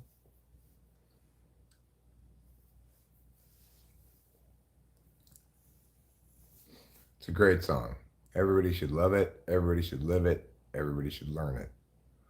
I get bored role playing as the dream daddy. Now I'm embodying my best ESFP self. You're going to embody your best ESFP self, huh? Well, I want you to emulate Britney Spears. Go to a fancy hotel, take off your shirt, and behave such that you're described as bizarre and annoying by other guests.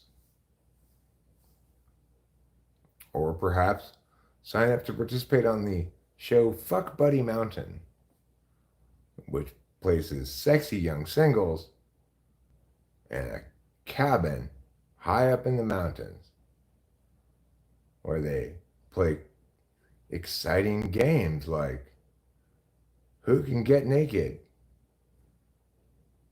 Britney Spears is fun. I'm not critiquing Britney. I'm not shitting on Britney. I like Britney. I just, I wish I could be a little bit of an advisor for her and, indicate to her, hey, Brittany, you're great. You're cool. We love you, everything. But let's try to manage your media self a little bit more successfully so that you don't come across just as Tiffany in real life, real life Tiffany. Of all those, all those four seasons belong to me. Well, man put on clothes. I lost my clothes. Okay? I had one earlier. I don't know. Maybe somebody stole them. Regardless. Fuck you. They should make a dating show where it's just their genitals sticking out of a hole.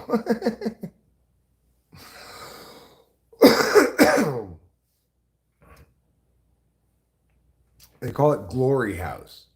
We've put 20 hot young singles in a home on an island filled with nothing but holes. So I just get in the stirrups like this and push my cooch right up against the hole, huh? Yep. That's today's challenge. Today's survival challenge. So I just basically stick my dick right through the hole here, huh? Abraham Rincon, hello, how are you? It's wonderful to see you and your lovely wife, Suzanne, aka Susie. Yeah, that's right. I continue to claim the jurisdictional right, the privilege, and the need to be the only person who calls her Susie.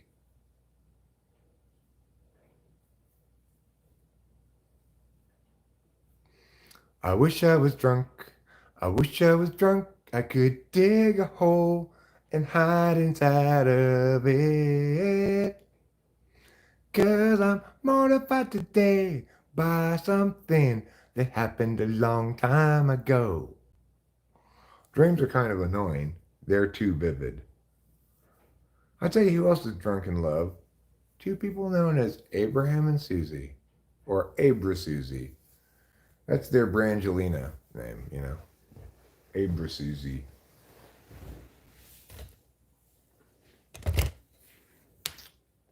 I remember Abraham calling me when he was drunk and being ridiculous. It never bothered me. Okay, it's like, I'm sorry to hear that. We are all subject to, psychic scars like that. But I think ENTP, maybe ENFP as well, I'm not sure, but fourth slot SI, we've got a nasty relationship with our SI. We mostly only remember the bad things. We cringe at them over and over again for years and years and years. It's that third slot SEFE thing.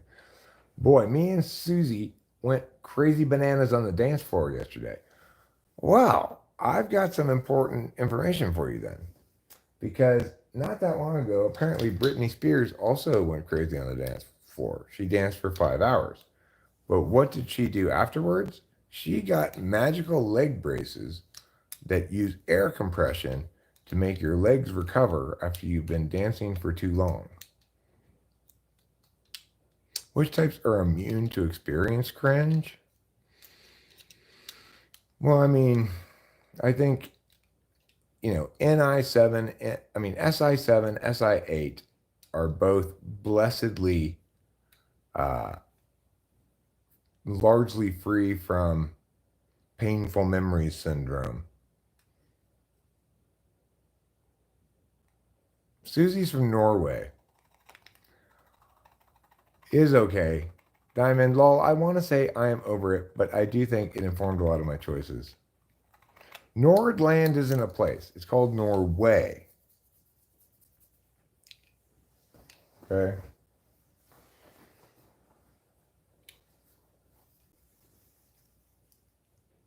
You can go to Norway. Go to Norway. I can meal my Norway. Rachel and I will someday go to Norway and visit Abraham and Susie. We're currently amidst various stuffs, such that it's going to be a while till we can both justify the cost of and have the time to go on a big trip like Norway. But really, in my mind, that is our next trip. Our next trip is to Norway. Maybe a few years, maybe a couple years, I don't know. Now, we've talked about going to New York for Christmas. There's that too. But frankly, I think probably both Rachel and I would rather um, save up another year or whatever, or just wait another year and end up going to Norway instead.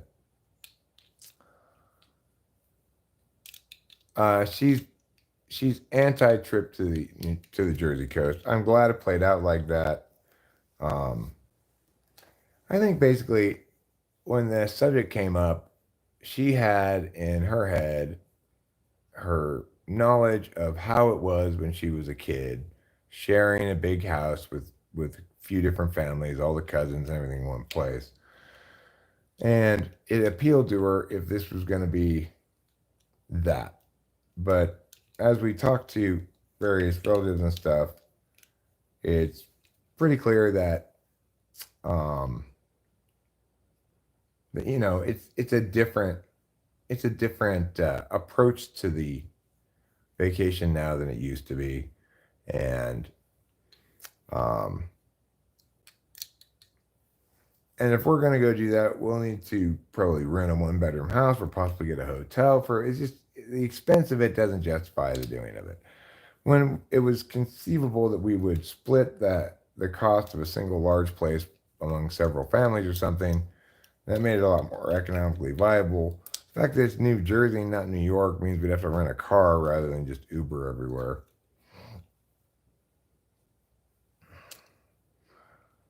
Susie says, me and Abraham pretty much live in a shoebox right now, but we hope to get a house within a couple of years. Well, listen, Susie, we are not planning on staying with you. Don't worry about that. We will not be staying at your house. First of all, you have too many cats. I do not want to stay at a house with that many cats. I am allergic to cats, you know. We just plan to stay at hotels and stay near you, hang out with you, maybe visit you at your house, but we would not impose on you like that. So don't worry. Not that you would be imposing on us where you stay here with us. That'd be fine. If you guys decide to take a trip to Yosemite, we can put you guys up for a long time, a couple of weeks. It would cost you nothing in terms of lodging. You just have to, or even transportation costs once you're here. We could pick you up from the airport. You could borrow my car or whatever. But, right, she has not enough cats. So should you choose to do that at some point, right? I get it, Susie. It's expensive to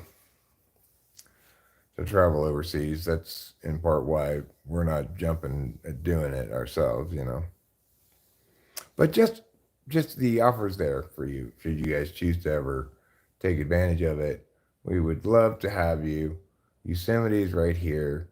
It's a cool place to vacation, and it's by doing it that way, you could have the cheapest possible vacation to America. It would cost you two round trip plane tickets and some food costs and stuff here, and that's about it. So, keep that in mind when you win the Norwegian lottery and you're trying to figure out what to do. But you don't want to, but Norwegian lottery only doesn't pay that much, It's like 10 grand. So plenty for plane tickets, plus expenses, plus leftovers if you pay no lodging. Ruben and Acacia stayed here for a couple weeks, and it was seriously as it was like having nobody here. This house is built to accommodate up to 6 people comfortably, and Rachel and I count as 2 people. So we like having visitors stay. It's fine for us as long as I don't have to clean up after them. I'm assuming Abraham will clean up after Susie.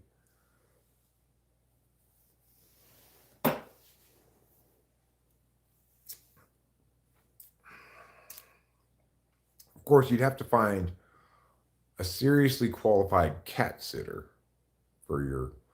What do you have now? 46 cats? 46 cats. I'm not sure how much it costs you a day to hire a cat sitter to take care of 46 cats. But I'm guessing it's not free.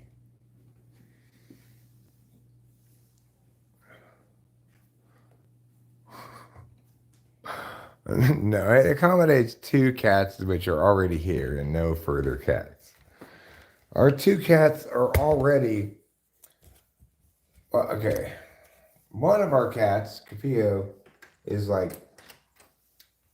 maybe 10% of a cat's worth of trouble, of difficulty, right? But Trouble, the other cat, is at least 12,000% of a regular cat's worth of difficulty. He is, I mean, it would not be possible to name him any better. He is nothing but trouble, that cat. He's difficult to sleep with. You try to sit down and watch some TV, he will meow at you incessantly until you do what he wants you to do. Instead of using the cat door, he'll meow at the regular doors and make you get up and let him in and out, even though he has a door specifically for him that he could go in and out without bothering me. He bullies his sister. He sheds like a full cat's worth of hair every day. I shit you not. He eats as much as 3 cats. He will transition from love to violence in the blink of an eye. Now, we've grown to read his body language well, so we can usually prevent getting actually bloodied by him, but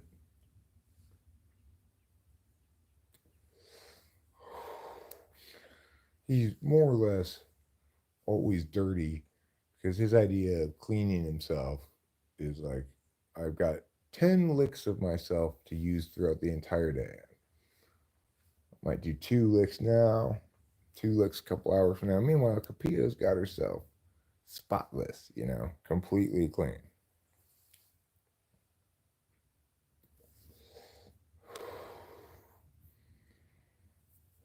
Trouble likes to sit exactly where you're going to walk, so you have to walk around him. He seems to enjoy forcing people to walk around him. He tries to prevent his sister from like coming downstairs. He'll sit in a spot where he can see any possible angle of approach he might be taking and can go chase her away.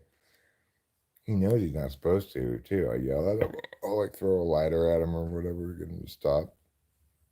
He knows he's not supposed to, but he does it anyway because he's a dick. And it's like if we don't watch him eat, he'll like basically refuse to eat for days until we do. I mean, not that when we're here, we can't even dream of refusing because he will deafen you with incessant meowing.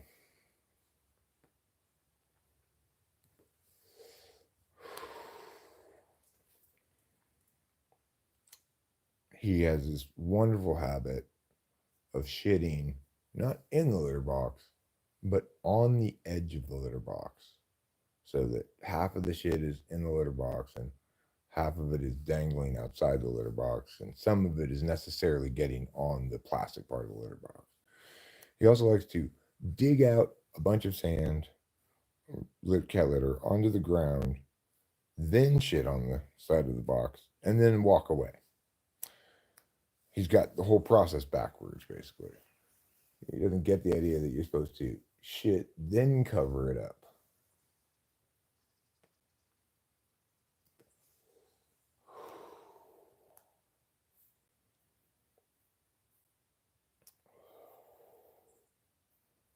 You have to pet him in only certain specific places and not others, or he will swipe at you. I don't even dream of petting him on his stomach. That's just asking for um, an open wound.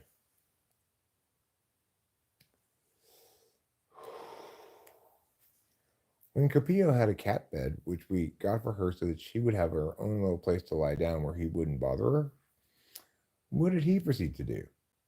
He pissed on it. It took us quite a while to figure out what that horrible stink was in the living room, till finally I realized, oh my God, Capillo's bed just is absolutely unbearably stinky with cat piss. Because Trouble decided she can't have a bed. I'm going to piss all over it in order to prevent her from having one.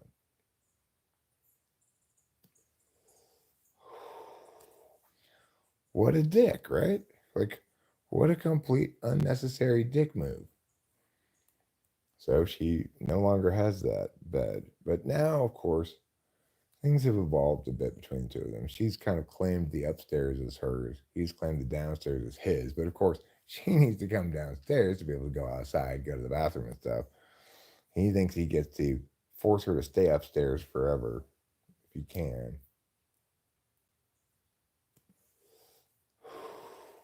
The good news is there are enough roots around, that she just, once she gets downstairs, she can escape him easily enough.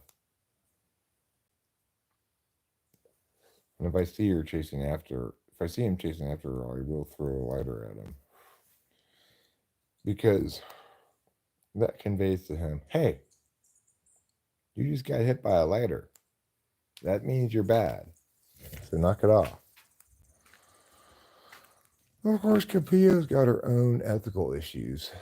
Like she insists on killing mice all the time. Or not even killing them, catching them from their house outside where they belong and bringing them inside the house where maybe at some point Trouble finds it and kills it, or somebody else does, or maybe it just is inside the house now forever. Who knows? One time I found a dead mouse between the refrigerator and the cabinet. I was like, ew, what the fuck? It was obviously a mouse that had gotten hurt, then got away, went back there and died. The nice thing about winter is at least they're not killing any lizards right now. There don't seem to be any lizards around, so. El Feroz says, you look like you did crack. How does somebody who's done crack look exactly? Do they look like excited to be on crack? Or worried about their life choices? Should I really be smoking all this crack? Please tell me more. Inquiring minds like mine want to know. Al Feroz, please do inform me.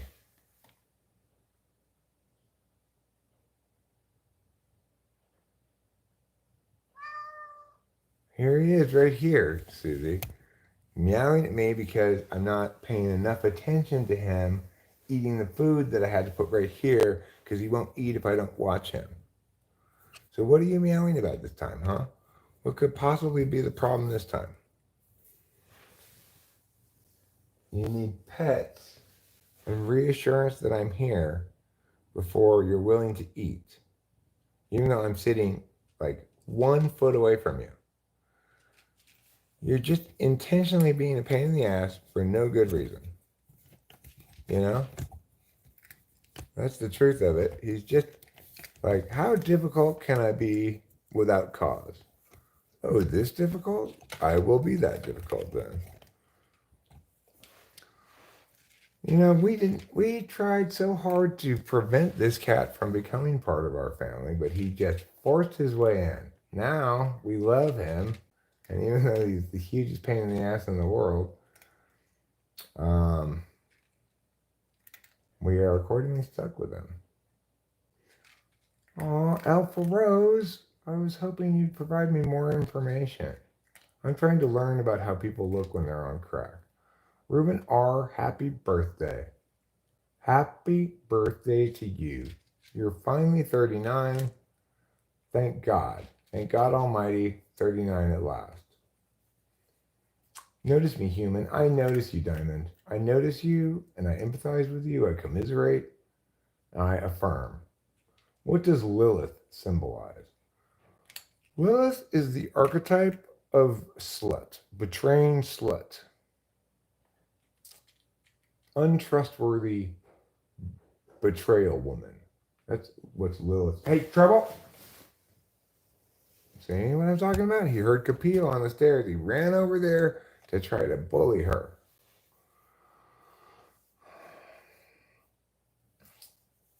Our unexplored sexuality is represented by Lilith, Adam's first wife. You mean filthy whore is represented by Lilith? Lilith is the archetype of filthy whore.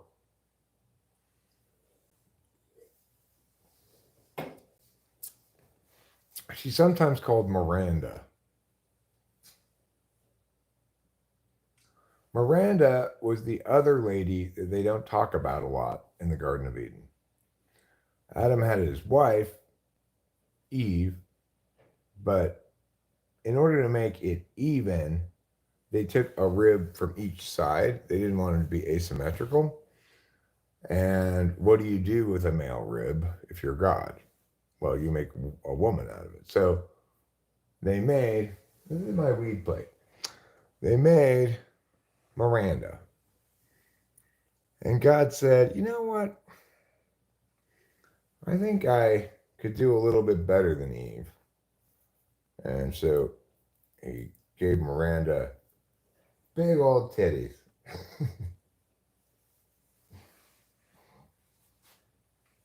And Adam's like, hey Miranda, how you doing? She's like, fine. I don't have a husband. Unfortunately, I guess I'll marry one of your children you have with Eve, maybe either that Abel boy or really, I'm kind of into Cain. He's kind of a bad boy.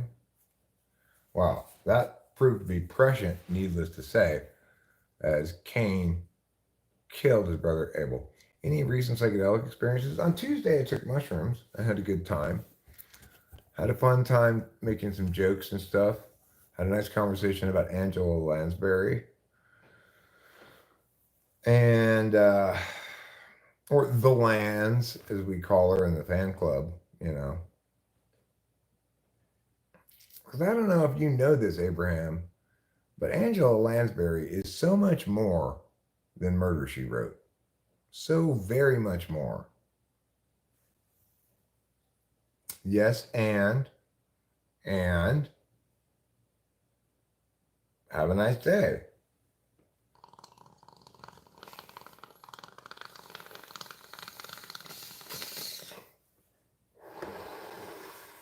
There. Now you have the full thing. The full conjunction.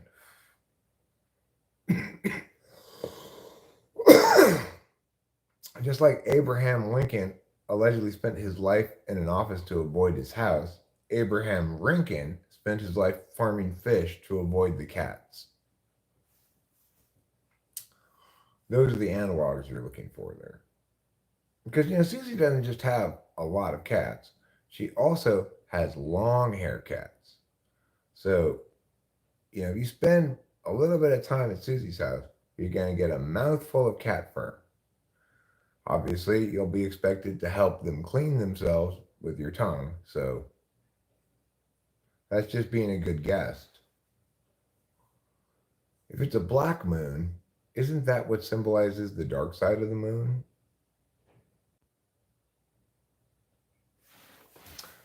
Believe it or not, Abraham's last name is Rincon, Rincon. He's Abraham Lincoln. He's like a Chinese Abraham Lincoln. But it's not pronounced Rincon, it's pronounced Rincon. I wonder if Susie is now Susie Rincon, or if she kept her last name, which is something Norwegian like Erdy Gurdy Birdie or something.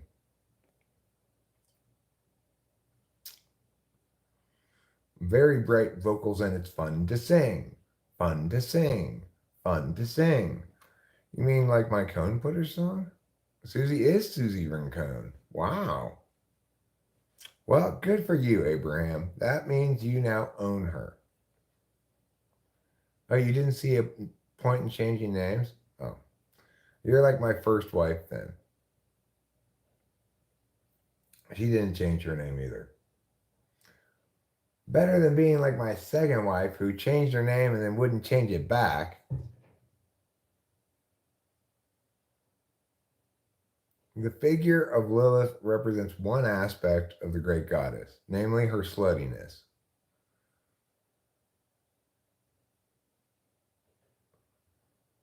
Well, Abraham, did you change your name to Ergy Purgy Durgy?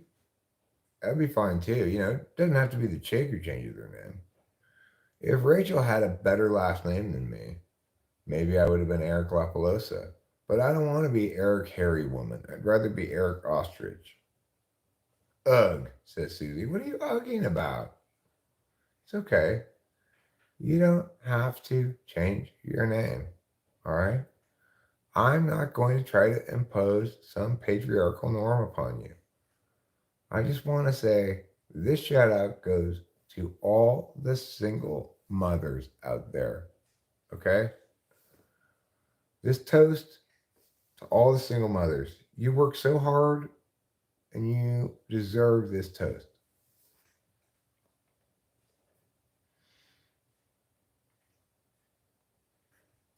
Yes, that's right. It's a callback. I remembered, I referenced. Yes, he did. Yes, he did, Susie. And I delight in imagining drunk Abraham up on stage, emotionally offering a toast to all the single mothers out there, and everyone going, "What? Are you trying to curry favor with the MILFs or what?" He wasn't. He was genuinely feeling it. Like, I feel so much empathy, compassion, everything for single mothers. After our friend group did a Backstreet Boys song up there, was it Backstreet's Back? All right.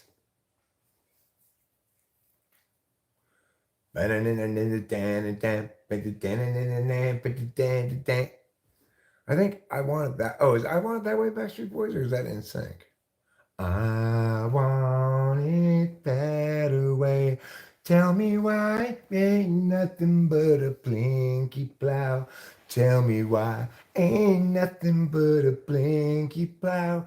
Tell me why ain't nothing but a blinky plow. I want it that way. You meow, meow, meow, meow, meow, meow. Then Abraham addressed the ladies. Listen, you single mothers out there, I want you to know I feel for you. I know how hard it is. My wife, she's got a lot of cats. I know your pain.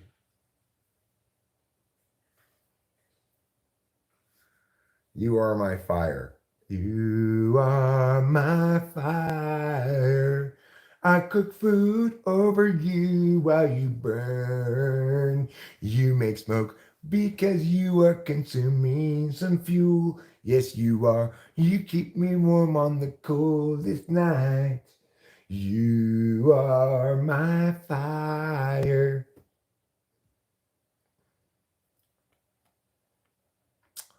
I didn't know the Backstreet Boys sang a song about campfires and the importance of burning wood and equating another person as such. You know, a lot of people say, "You're such my honey pudding or whatever, sugar plum." I'm gonna tell Rachel today, you are my campfire. If I were on Naked and Afraid, you'd be as important as getting fire. Okay? I still need water, shelter, and food, but at least I'm warm. You're a full 25% of my entire survival equation, and that's a good status to have attained.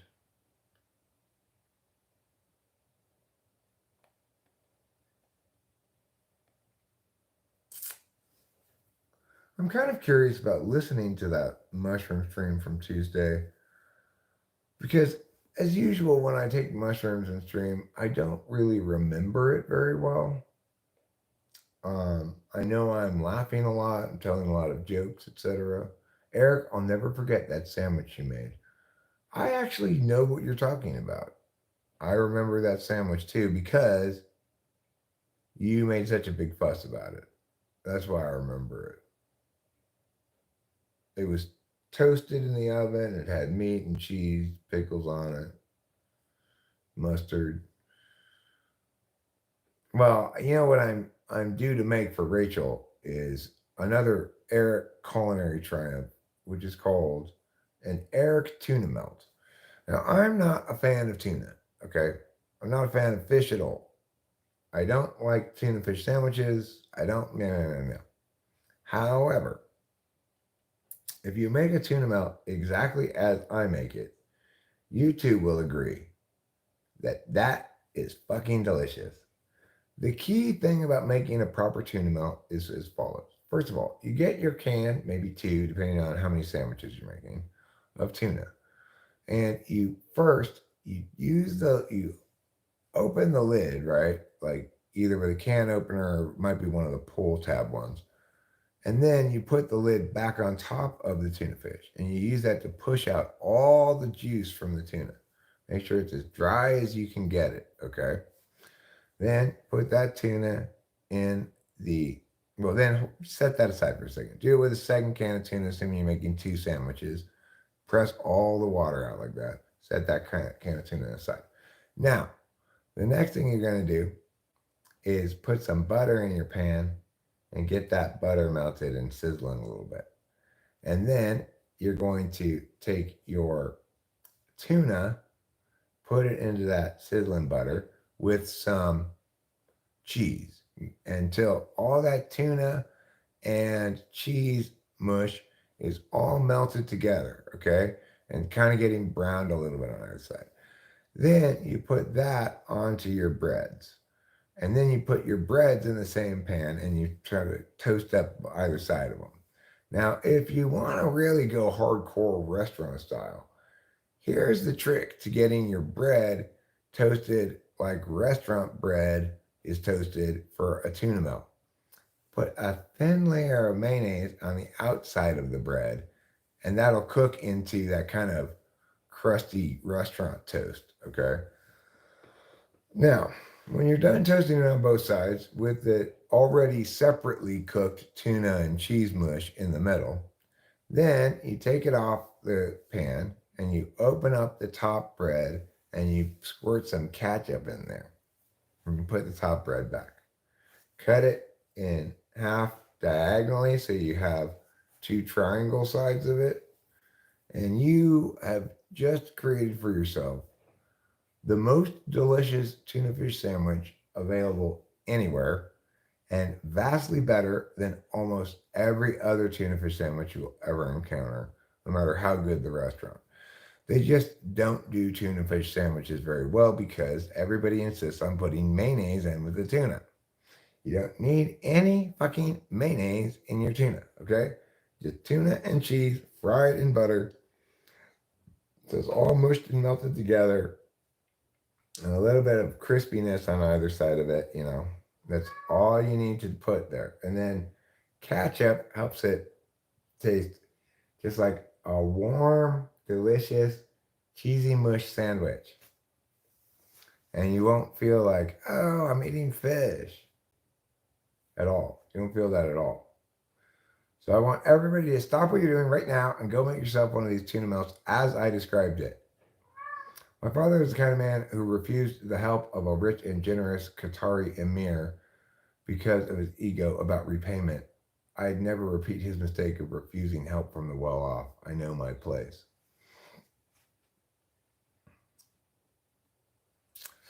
Ah, well, Abraham, I think you're talking about Cantor's. Yes, they make the best Reuben sandwich in all of Los Angeles. If you're going to get a Reuben sandwich in Los Angeles at all, you might as well just go to Cantor's. Cantor's, the Reuben sandwiches are difficult to do correctly and well.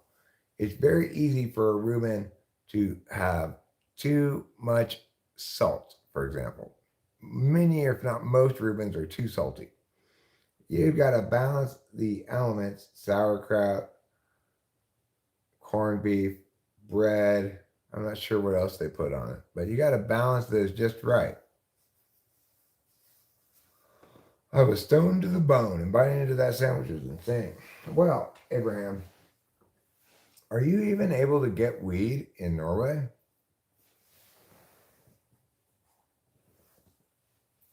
If not, would you like me to mail you some? Welcome back, Zane PTI. And human glitches, hello, hello, hello. It is wonderful to see you. You may be a little glitchy, but one of my glitches isn't being judgy, so it's fine. How to remove whiteheads and blackheads? Any tips? Go with some tweezers. Tweezers, they're like your fingers. You can grab things, but they can grab smaller things than your fingers.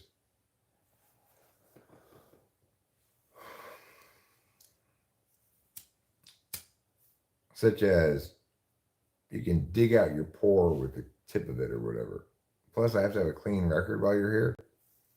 You're not allowed to smoke weed in Norway or what?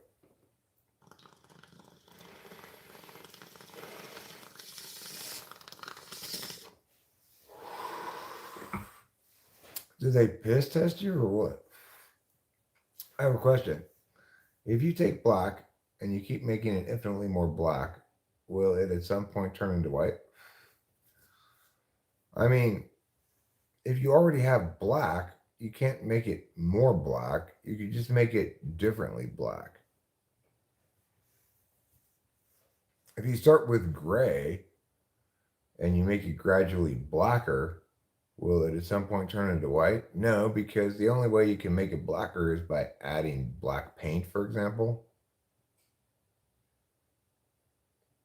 Who puts fentanyl in weed? You can make it perform a rap song. You could do that. I'm not sure what we're talking about, but you could make it perform a rap song. You mean adding more black until it becomes white? I mean, just conceptually speaking, not physical paint black. Well, the answer is no, even conceptually, because while scientifically we understand, I guess, is it white is all the colors mixed together and black is the absence of any color? Or vice versa, I'm not sure. But we may understand it scientifically like that, but we understand white and black as distinct in terms of our experiential reference by thinking about darkness being in a completely dark room where you can't see anything versus having light, which allows you to see things. So, white is, I guess you could say, the brightest light. I'm not sure how black correlates much more clearly with darkness than white does with light. Because once the sun's out, you can see the color of all the different things, and they're not all white. My reel just hit 800K on Facebook, and other video hit 300,000 views. Well, congratulations, Zane. Maybe you can be a professional social mediaist. Notice the duality of the separation, so positive and negative, order and chaos, etc. If you take chaos and make it infinitely more chaotic, will there be order? No. Just as if you take chaos and continually order it until it becomes more and more ordered, it will never become chaotic again. It will cease to be dynamic eventually. And if you make something infinitely chaotic, it'll never become ordered. It will become successfully defiant of all prediction. Happy birthday, Ruben. And don't forget to get yourself a cake with 39 big candles on it. To people who have those kind of characteristics. I say that, but half my friends are pissed, but in theory, I'm not a fan of the life philosophy and self-delusion and permissiveness we give to people who have those kind of characteristics. Which kind of characteristics? You mean, like,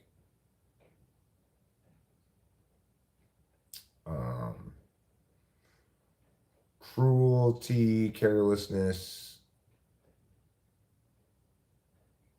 the type to stab you by accident and still go on a tour on how they were traumatized by taking someone's life unwillingly. I mean, to a certain extent, KE, talkers got to talk. No matter what happens, what horrible thing they've done, either purposely or accidentally, they're going to unavoidably talk about it. It doesn't necessarily make their talk self-serving.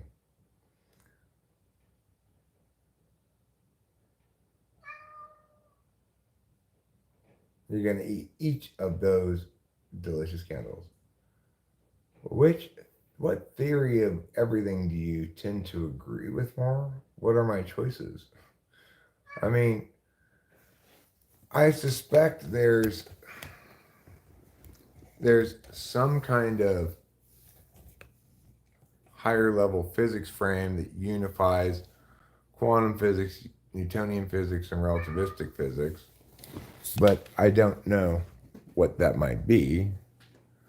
And I wouldn't even call that a theory of everything, because physics comprises the logic of inanimate objects subject to the dynamism of force. So there are also biologics and, of course, metalogics like cognitive functions. There are epistemologics, different ways in which we know things. There are mythologics, ways in which we incorporate archetypes into our worldviews.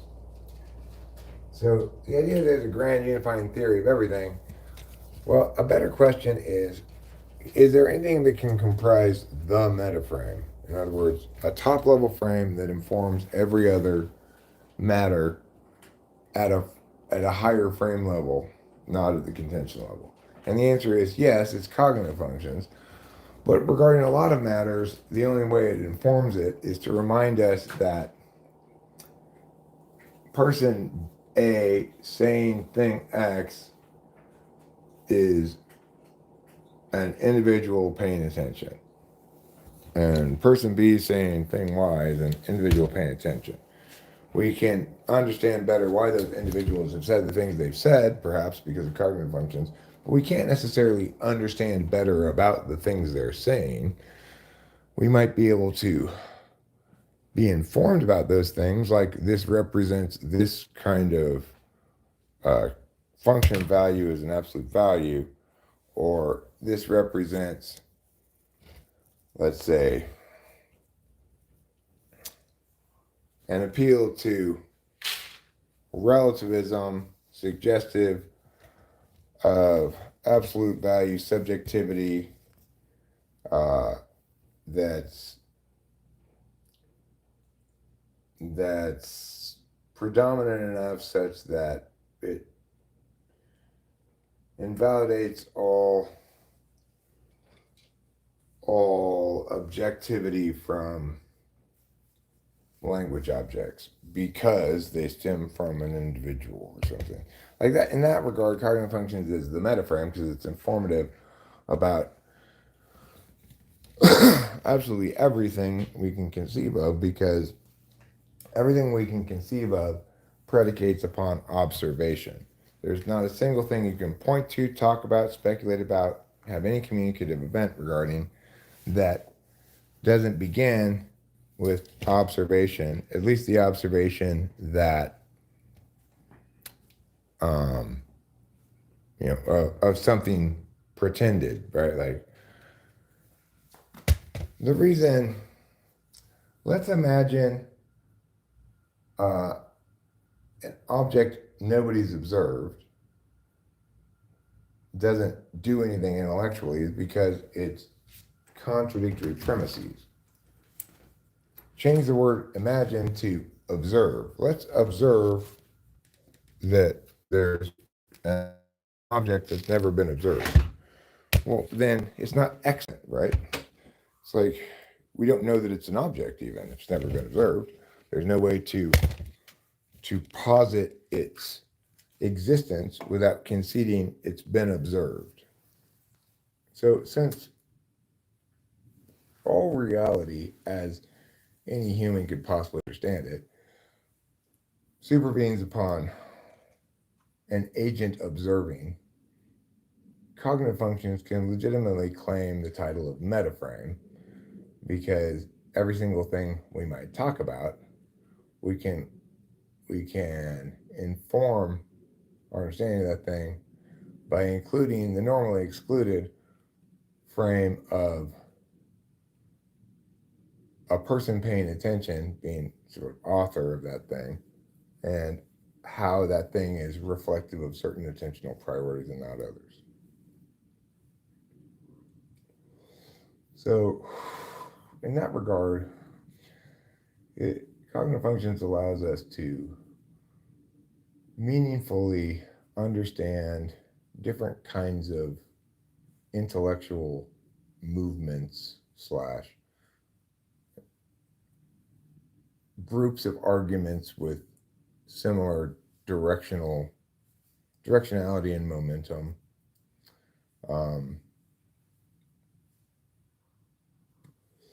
We can better and more accurately compare and contrast varying clumps like that against one another, understanding them as projections of certain frame biases. And then we can have a much more meaningful conversation of what frame bias ought to be prioritized given either what's being advocated, the circumstances, etc. In other words, who's situationally specialized for this? If it's not you, then let's have you self-limit your input in the matter, because you understand yourself adequately to know that the specialist required here is not you.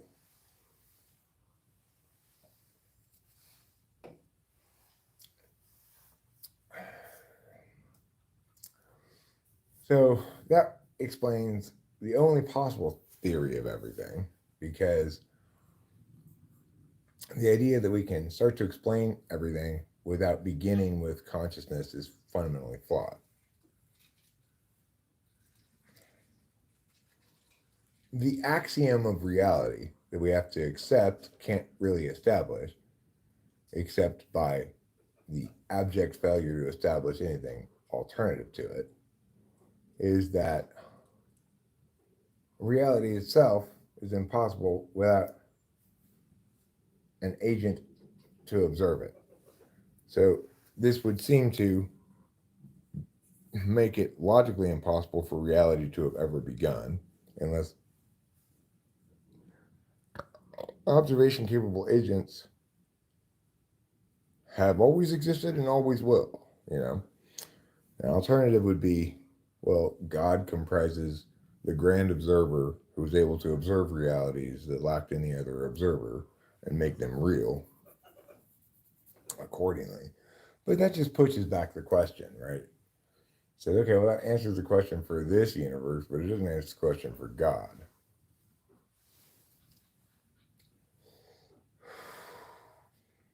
It basically answers the question, yes, agency has always been and will always be, otherwise reality never could have started. I mean, reality can't start, it can only persist, exist, potentially end, but logically, based on axioms we cannot possibly dispute, such as all reality supervenes on observation, we have to infer from that in fact observation capable agency has always existed and functionally will always exist, because there's no possible way of realizing non-reality. That's implicitly contradictory.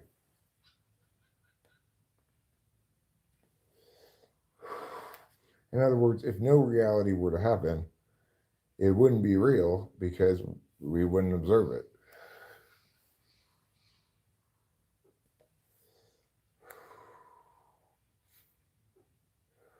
The closest thing we have to understanding what no reality would be is death, which is most effectively defined as the cessation of agency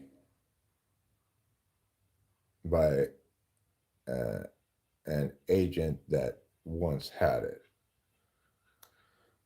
You could define it as a cessation of certain biologics like heartbeat, whatever, but ultimately, death is defined as, from the perspective of the living, you no longer exist.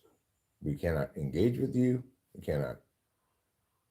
You have no interest anymore.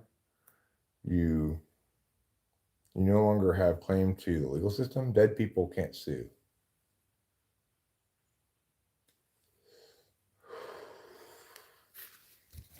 So,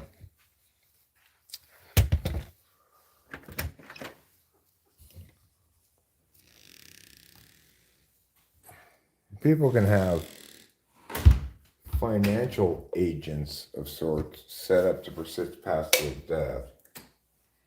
And those can be sued as though they were living agents because financially they're treated as such. If there were an explanation for typology, how would you reason the intentional bifurcations for knowing action, etc.? Why aren't there only 4 types instead of 16? Well, because there are 2 ways of each kind of paying attention. One of them, attentionally suitable for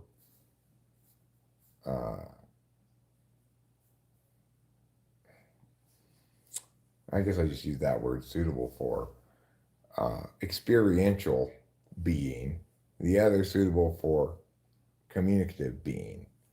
So to pay attention via knowing, intuition is maximally suitable kind of knowing for communicative being, in that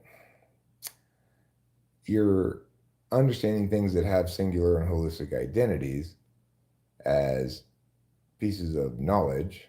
In other words, you're understanding, you're knowing about objective things. You're knowing objectively, in that you're not trying to link to your own experience.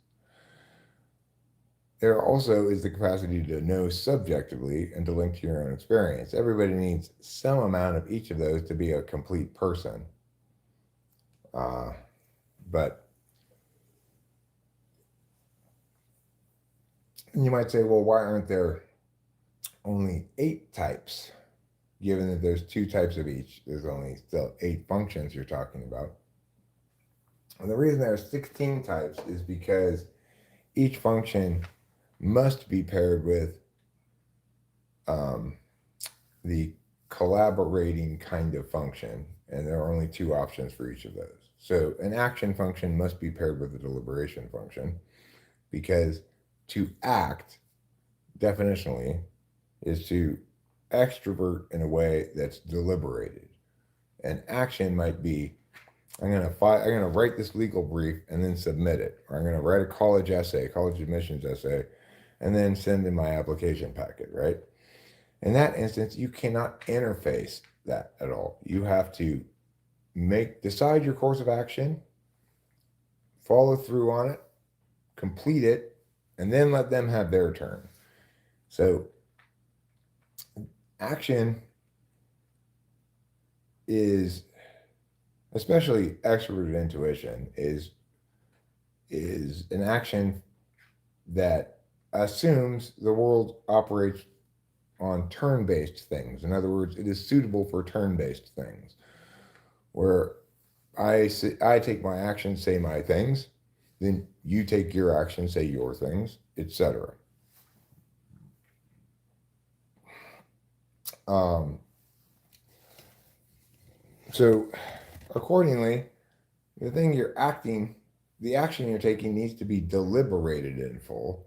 It needs to be assuming you can parse out a correct, incorrect conclusion about things and then act. That the the pertinent factors to consider when deliberating something out won't change during the process of that deliberation.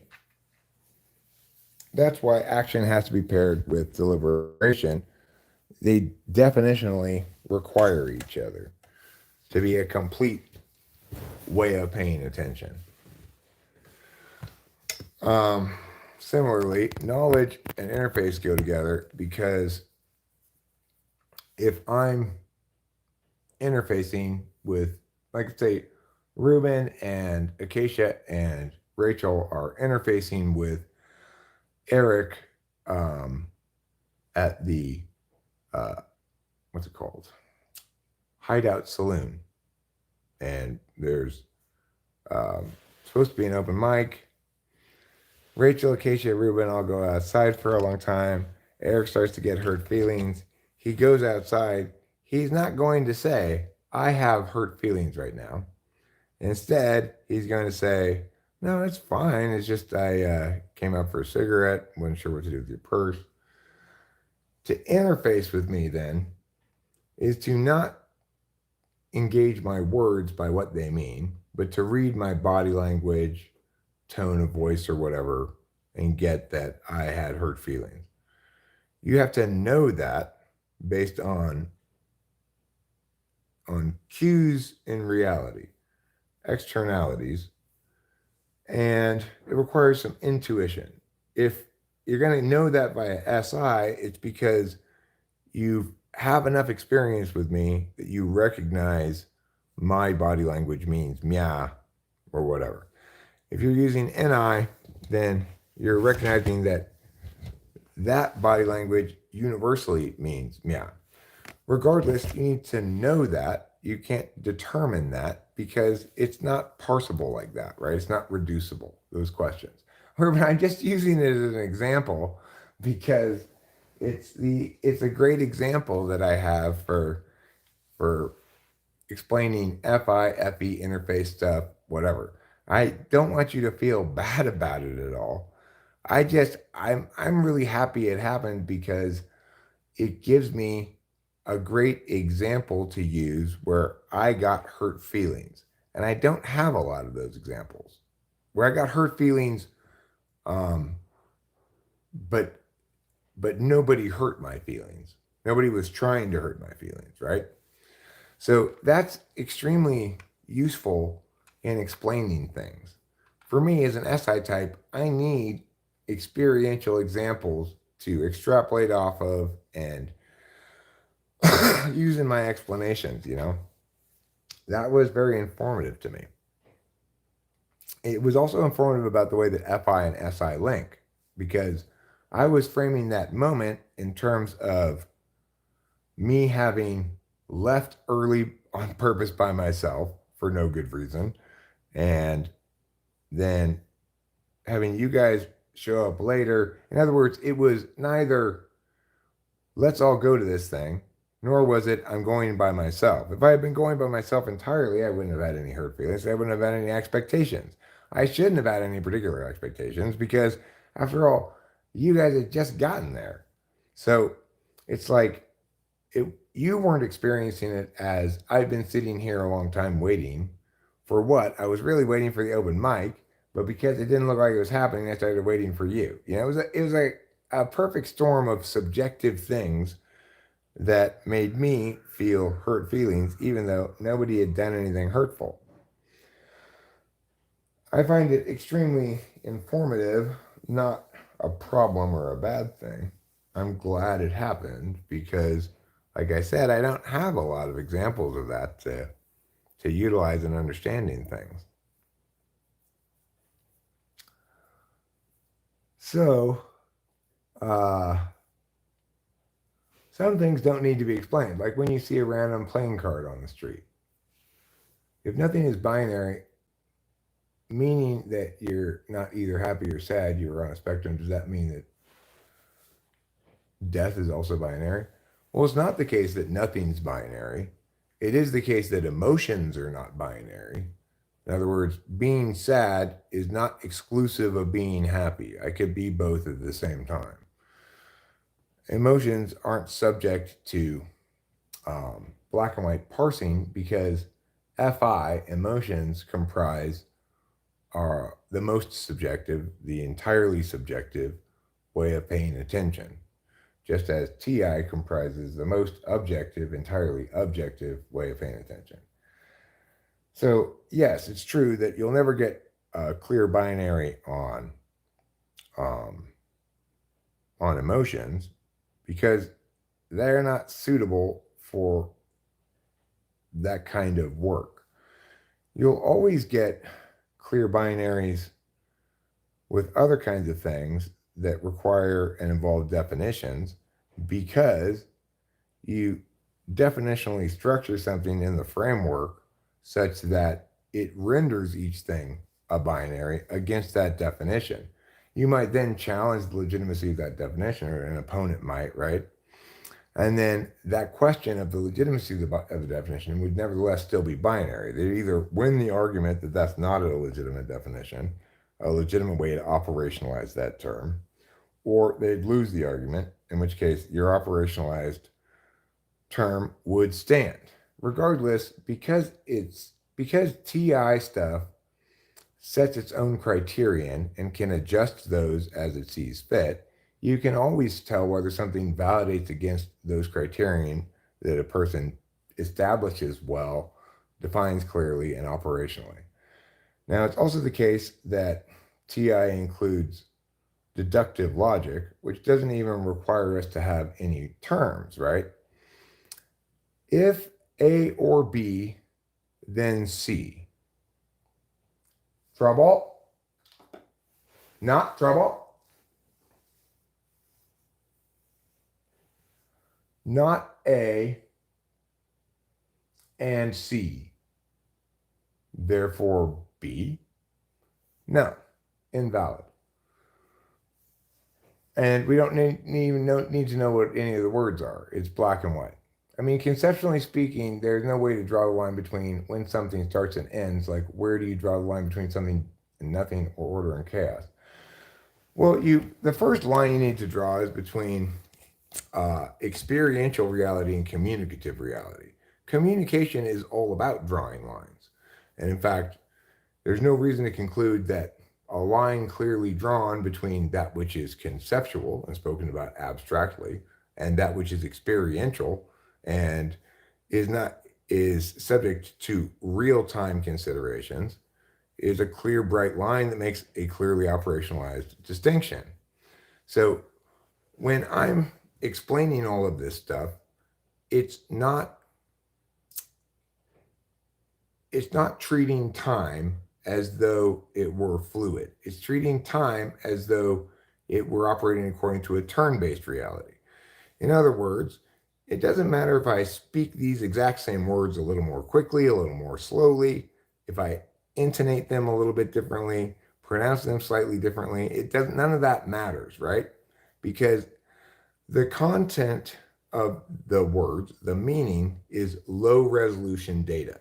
It's been stripped of everything dynamic from it in order to allow us to do specific kinds of work on static objects. Any dynamism being represented by those static objects, those words, is nevertheless rendered into a static operationalized distinction between mia and mia. And that term or distinction is used to establish the status of mia and mia for some other argumentational reason. In other words, it never occurs in a vacuum.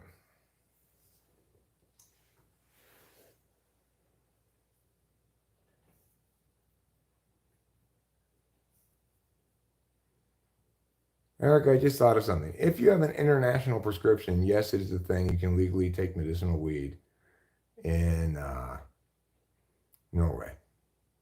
Oh, you can take it to Norway. Oh. So implicit versus explicit understanding. Well, human glitches, I would question the use of understanding to refer to experience. It is the case that people experience things that have zero linkage to understanding and any meaningful understanding of the word, right? So when I experience the satisfaction of drinking a drink when my throat is parched, on some level, my throat is parched comprises an understanding that I'm thirsty, right? And on some level, you could argue that drinking a cold glass of water comprises an understanding that I'm quenching my thirst. But that would really be kind of abusing the word understanding. What you're really talking about there is knowing, and knowing is distinct from understanding. So we know that's a form of paying attention. We determine that's a form of paying attention. Understanding is not a form of paying attention. But understanding is something that people who are particularly communicatively configured are going to prioritize, and they're going to understand it to be the outcome of correctly parsing and processing those definitional things and having the resultant sets of words or explanations be validated by their general applicability to other matters. Or in other words, to find your own analysis abilities empowered by this new lexicon of terms. So we, in some sense, we could call anything understanding if one pays attention successfully in some way. Like the fact that I dug this hole successfully means I understood how to dig a hole, or at least that I understand how to now.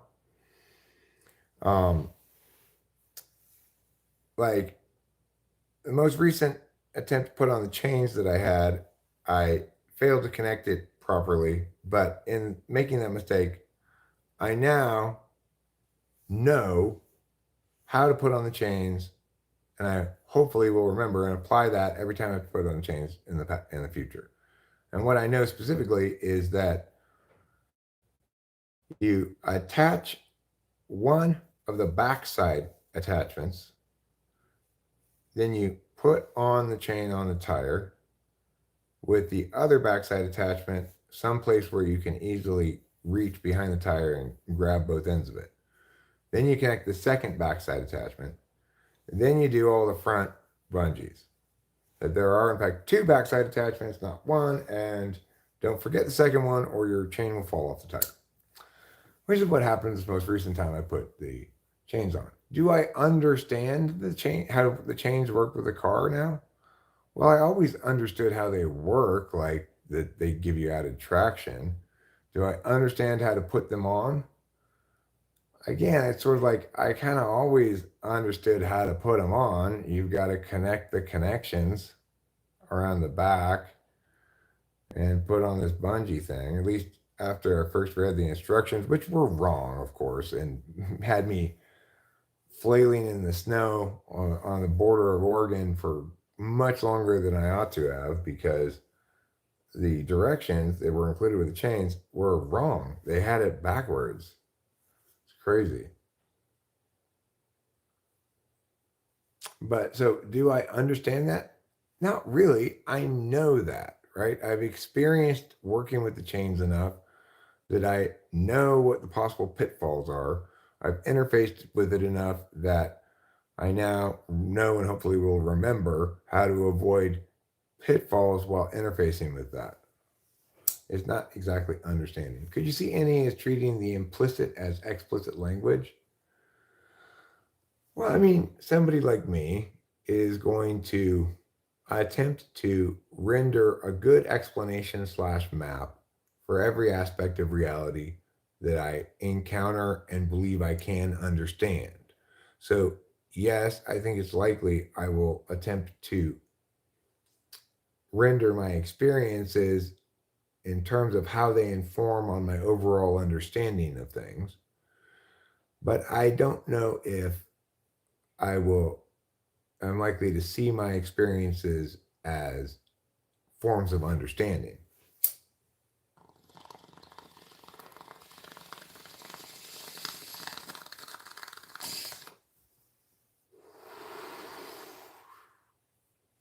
I hope my answer answered your question, Money. If it didn't and you want to clarify, please do clarify. But I want to ask more about death, because what does it even mean when you die?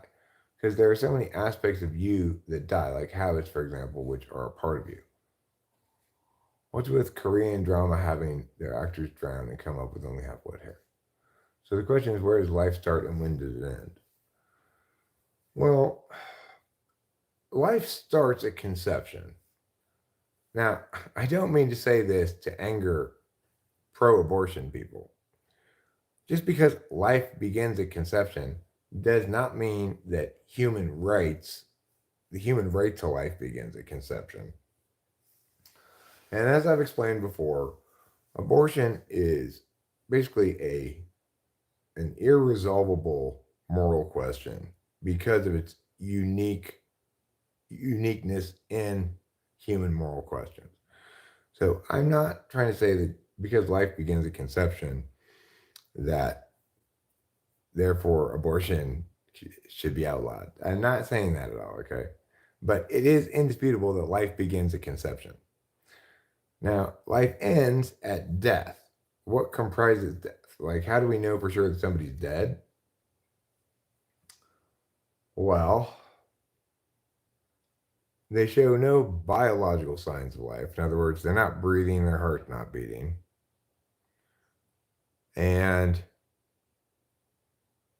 they've been that way long enough that we've given up on trying to resuscitate them. At that point, we can reliably assume that that person,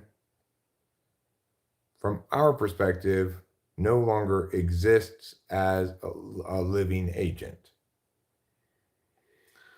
And we can ascertain that / prove that definitively by measuring certain biologics like heart rate, breathing, brain waves. But we can also measure it determinatively by the fact that we cannot interface with them anymore. We cannot take action and expect it to have any impact on them anymore. We cannot get any indication from them that they are receiving whatever information we're putting towards them. We can reliably anticipate they're never going to put any information towards us. In other words, they cease to be a living agent. we have a self-concept of ourselves as a single identity traveling through time. It's conceivable for us, we can conceive of that identity persisting when our bodies are not working, in part because when we're asleep, even we're not even consciously being on a mental level, we still carry that identity with us into our dreams, and our identity experiences things that our body is not doing. So we know from that alone that we can conceive of our identity persisting and doing things without our body having corresponding experiences. From that reality that we know, we can imagine our identity persisting in the complete absence of the physical body, not just in a period of time when the body's in a shutdown state, right? So naturally, people imagine essentially that death involves persistence of the identity in the absence of the body, in the same way that sleep involves persistence of the identity's agency beyond the scope of the body, right? Obviously,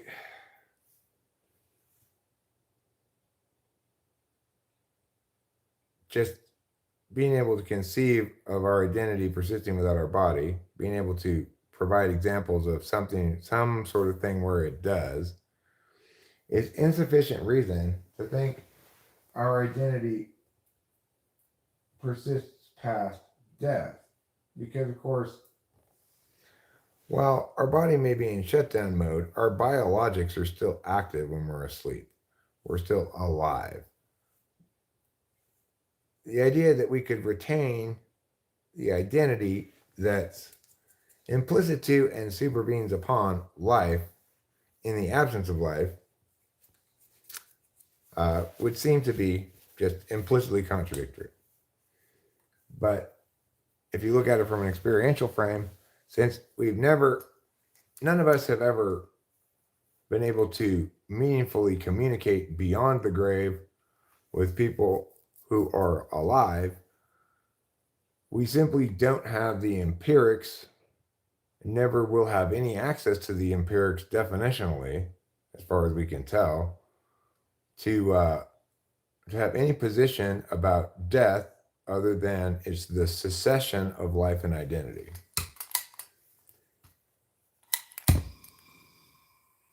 Are ENTJs the best debaters? No. It's INTJs, INTPs, and ENTPs. Based on my long experience as a debate coach, those three types are the best debaters. But a more important question is, who is the best debater? And the answer to that is Eric.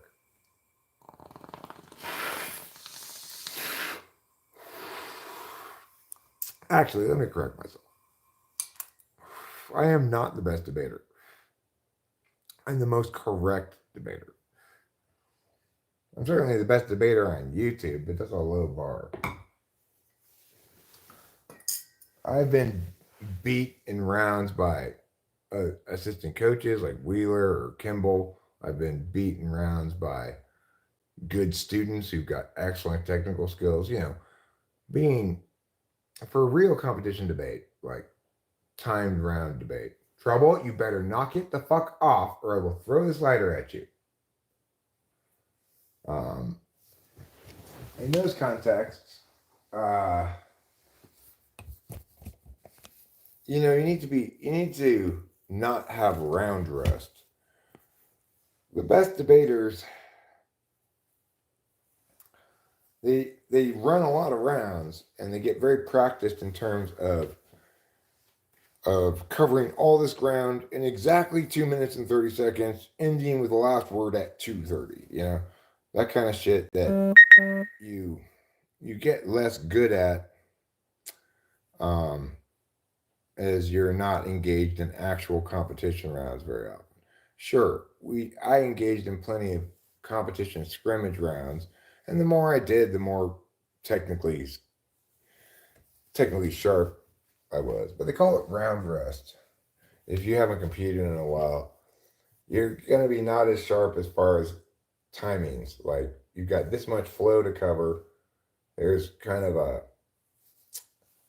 a habit of knowing how much time you should direct towards each thing, so you make sure you cover everything without running out of time, and also to make sure that you direct the most time to the most votery shit and the least time to the least votery shit. In other words, you can win this sub point of this contention level argument because it doesn't impact up. The best it can do is solidify a claimed non-decisive impact that you're establishing. Then obviously you're not going to spend a lot of time answering that.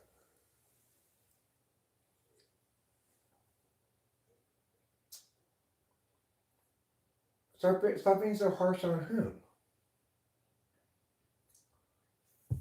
Who am I being harsh on? I don't think I'm being harsh on anybody. I'm not talking about anybody right now. I'm just talking about ideas, arguments, whatever.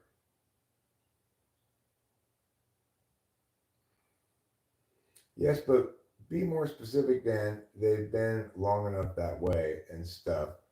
I think when you start to get more specific, that's where nothing makes sense anymore.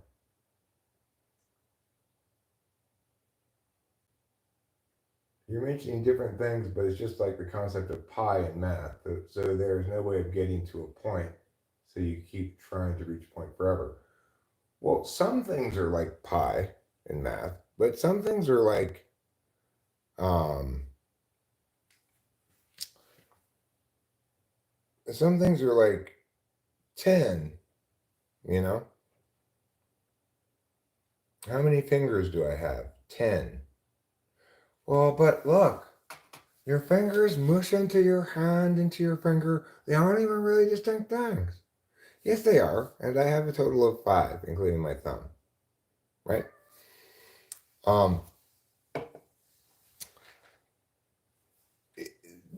But most importantly, what you need to remember is that we establish things as being meh or meh uh, as being open to interpretation, or a question that has a definitive answer, or a point in dispute needing resolution. We determine all of those things as part of the Communication Act. So the mistake in thinking that, like, because of the nature of words, namely that they are designed to communicate things that can be communicated, namely things that are easily binaried into 1 or 0, right?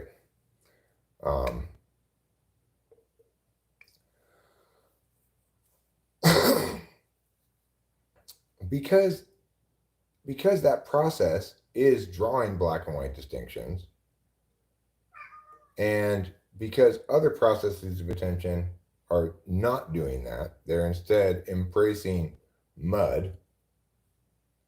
In other words, embracing experience as being too dynamic, nuanced, and whole and rich, or whatever, to be meaningfully reduced to a symbolic representation.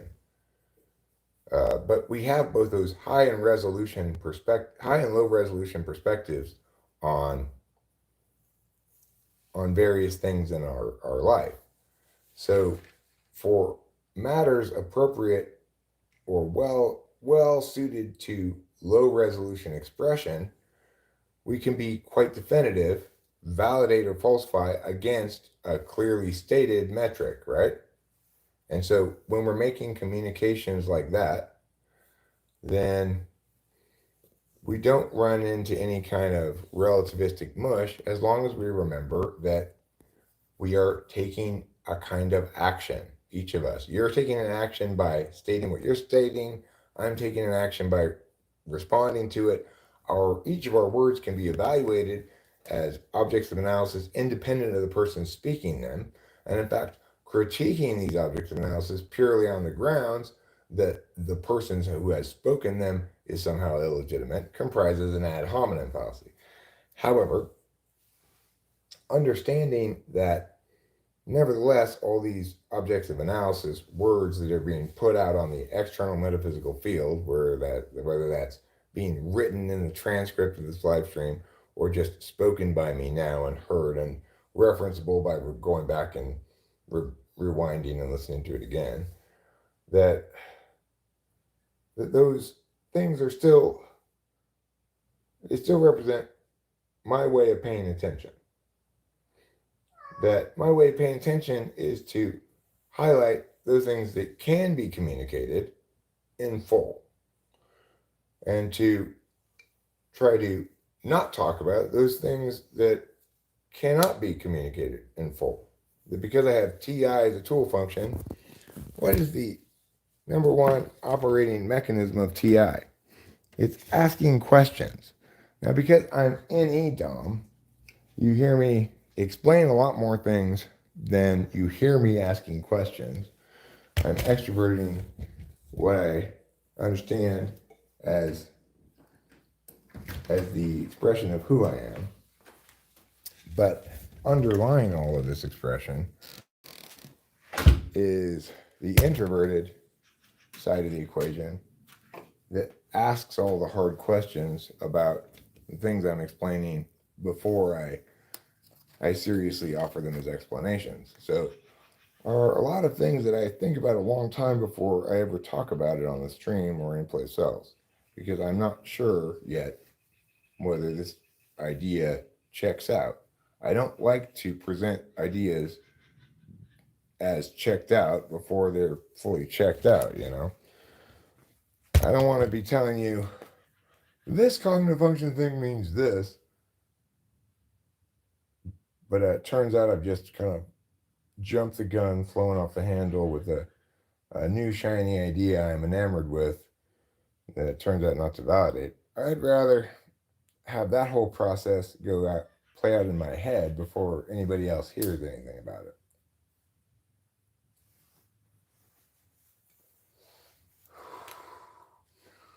In contrast with my music, I will put up stuff that's not to my standards because I can't really make things that are to my standards.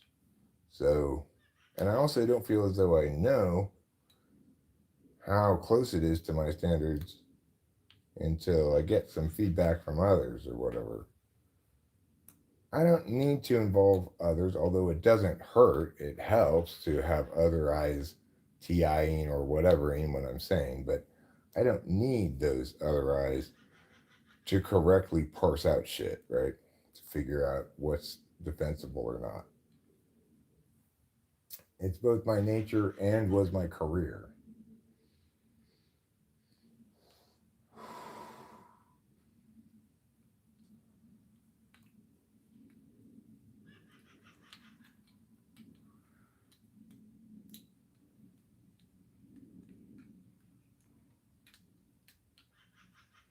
All this talk really makes me want to work on something, either music or explaining cognitive functions in a book of some sort.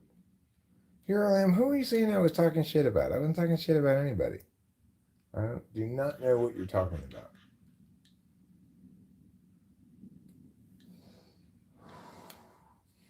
I'm fearing you're talking about Cone Man. You said he's nice. But when was I talking any shit about Cone Man today? I did mention the oddness of being told yesterday that I was closed-minded, conventional in my thinking, and that I debated like a child. This seems so just kind of overtly contrafactual that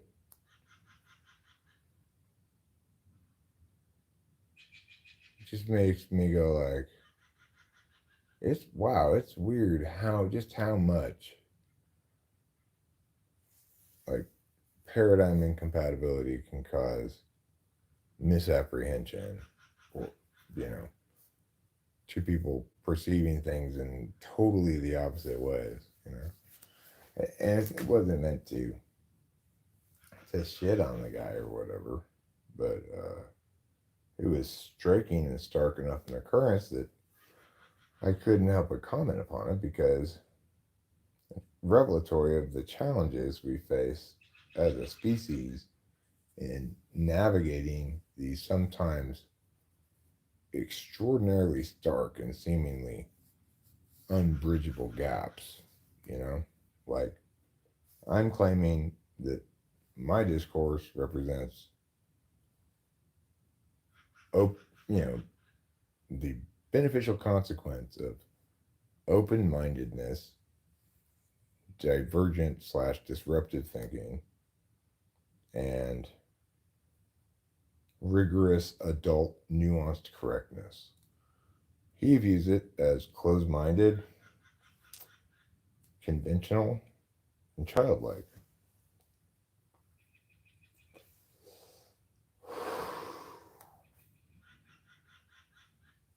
It's obviously memorable and deserving of note from my perspective when there seems to be such a stark disagreement regarding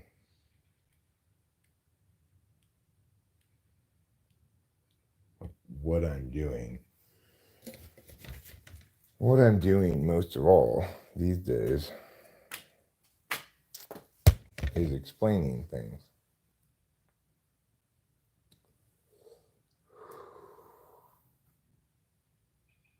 And I guess I was positing perhaps something along the lines of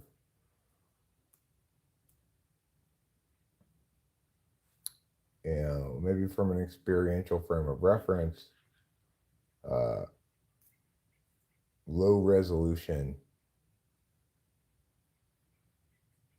you know, operating in a low resolution reality where words mean specific things and not other things is just doing a disservice to the high resolution reality those low resolution renderings purport to represent, you know.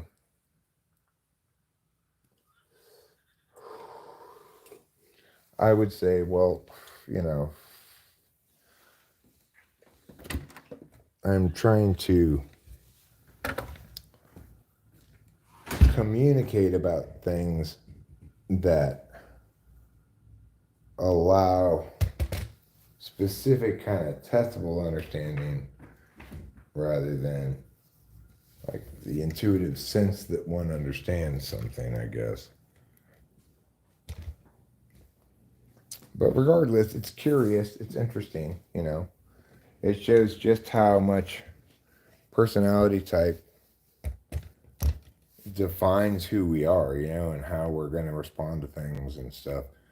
It's why accurate personality type actually allows a person to make a lot of predictions that will validate, you know, way more than really anything else in psychology.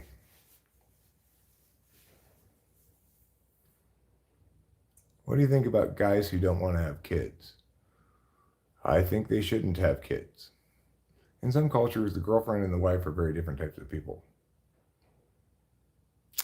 Well, I mean, my girlfriend was the same person as my current wife. The only thing that changed was she got a title of Mrs. and she changed her last name to Strauss. And that might be because she was tired of her last name meaning hairy woman. Rachel and I don't want to have any kids, or actively preventing that, you know. I already have one from a previous marriage. Her name's Delilah. She's 25. She lives in Los Angeles.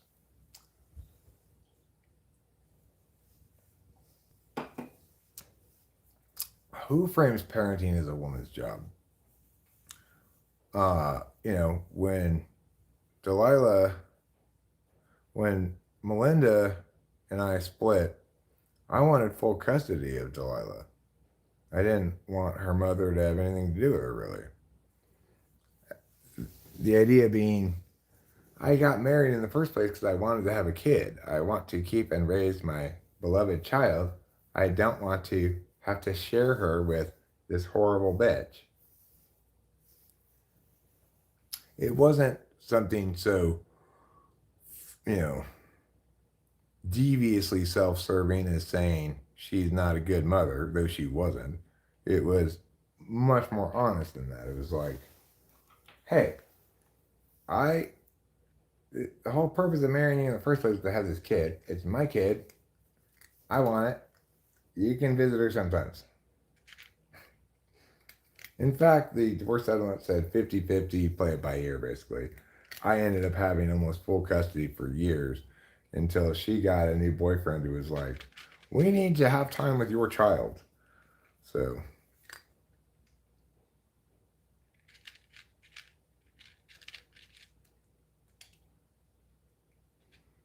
many men don't deserve to reproduce. They don't play their role as provider.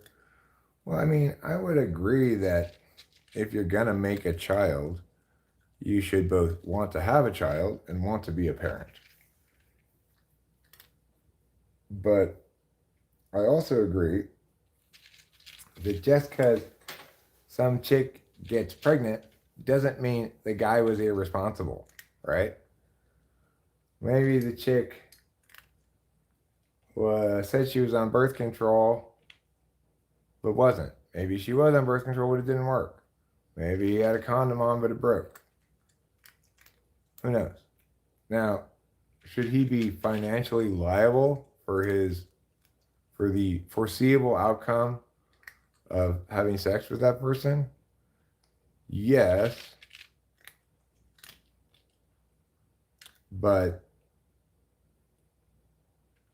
it's really not fair that only the woman gets to determine whether to carry the pregnancy to term, and the man's financial liability is determined by her decision. That's not fair. If you're going to be pro-abortion, then you should be in favor of men who don't want that financial responsibility to request an abortion, and if that request is declined, to have the woman give up rights for parental support. If you want to have abortion. Or if you want to not have any abortion, then fine. They're both financially responsible for their shared work product. Having kids is what makes you an adult. Having kids did not make me an adult.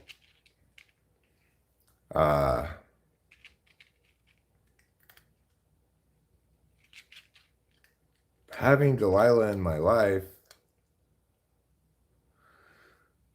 plays some role in helping me to adult better, I guess. But because I want to make sure that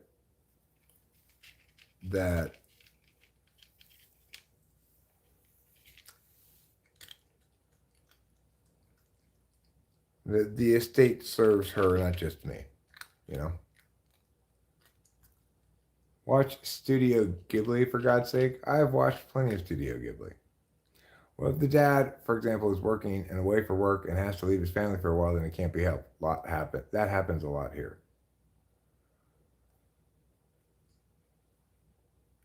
Can't argue with that, Eric. So, I'm a lot more adult now than I was when I had Delilah.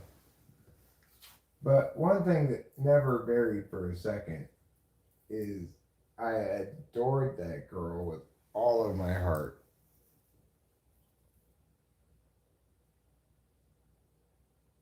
And told her that all the time,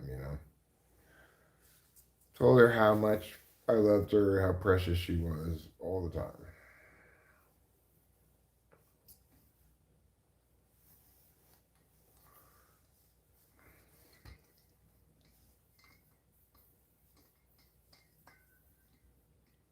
You know, in some ways, I was more of an adult then. Like I was working full time, more than 40 hours a week, and providing well. And then for some of her childhood, actually, I was on unemployment. I was off for a stretch of time. After the unemployment ran out, Candace supported me for a little while, and it's like that was her like first grade year. I got to ride bikes with her to school every day. It was nice. And then after I started working, at first for a while I was just working there in Temple City, kind of part time, and I was able to continue that with Delilah probably through her second grade year.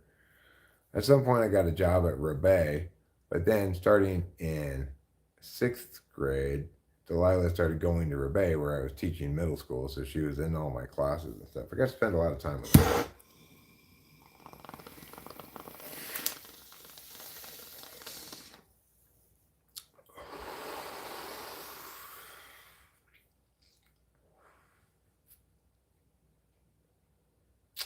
I was definitely not an adult at 18 either. But it's like I think we use the term adult as an ideal to aspire to. Like we'd all we'd all like to be responsible, on top of our shit, um, financially secure, muggity muggity meow. And depending on our circumstantial advantages, it can be either vastly easier or vastly more difficult to attain that. It's definitely the case that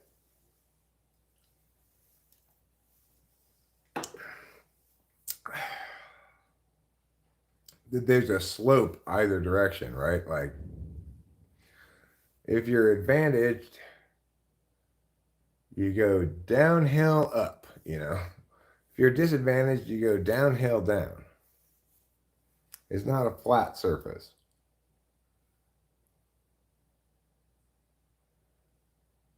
You kind of have to purposely go uphill to fail if you're advantaged enough. You were hoeing around. Look, Hero Lamb, your years as a farmer, hoeing the fields, planting the seeds, growing the crops, they taught you a deep and meaningful understanding of soil and life that I will never have. So don't feel ashamed of yourself for fucking all those bitches, okay? You have a deep and rich understanding of a part of life that I will never understand. I'm not jealous of you, but I also don't condemn you. Uh, there are plenty of hoes out there who just want a lot of dick. And who am I to say that they shouldn't get it?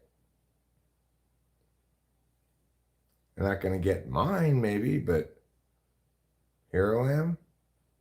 In some sense, you did God's work by providing all those horny sluts your dick. Okay? So don't feel bad about it. Right now, each of those ladies, here I am, is probably in the middle of writing you a thank you note. Dear Hero Lamb, you may not remember me, but my name is Annie. And there was a party a few years back. I was getting kind of drunk. And you let me blow you in the bathroom. I just wanted to say thank you so much. Period. I remember it so well. And I think about it every time I masturbate. Anyway, hope things are going great for you. Love, Annie. What do you think about that, Hero Lamb? Do you think that's what's happening? Because I think it is. It's a number of days expired after your birth. It is not a subjective state of being. So you mean being coming up on 53 is not a subjective state of being because it is an accurate description of the total number of days I've been alive? Fair enough. Fair enough. Fly guy, I am going to agree with you. You just earned my agreement. How does it taste? Kind of gamey? How does my agreement taste, Fly Guy? Let's see here. Winston Churchill's gold-mounted dentures. Expected to fetch between $6,000 and $10,000. I mean, it would be worth it if they fit me, right? Then I wouldn't have to get any more dental work. It would be cheaper than getting dental work. Can I try them on first?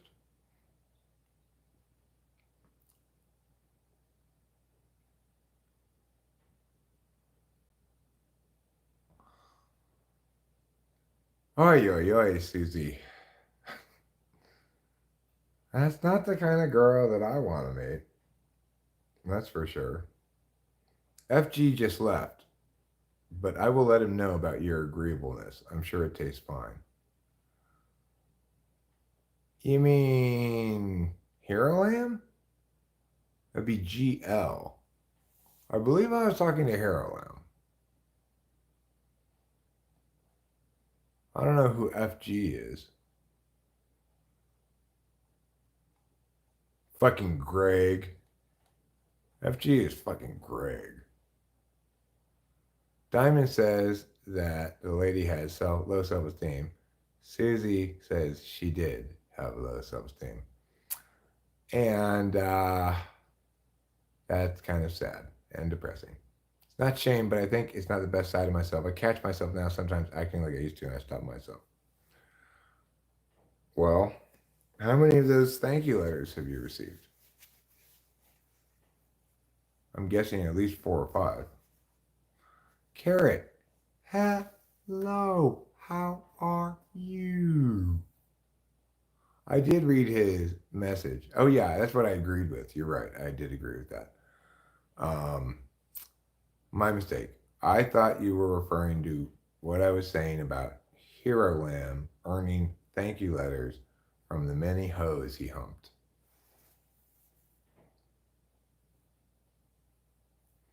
Hell can only exist for people who don't kill themselves out of resentment for existence.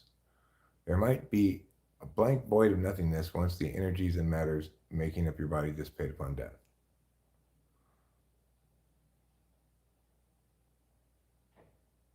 So, hell's reserved for people who don't commit suicide? You mean hell exists in life? I mean, I feel like honest and whole awareness of your own moral failings is hell.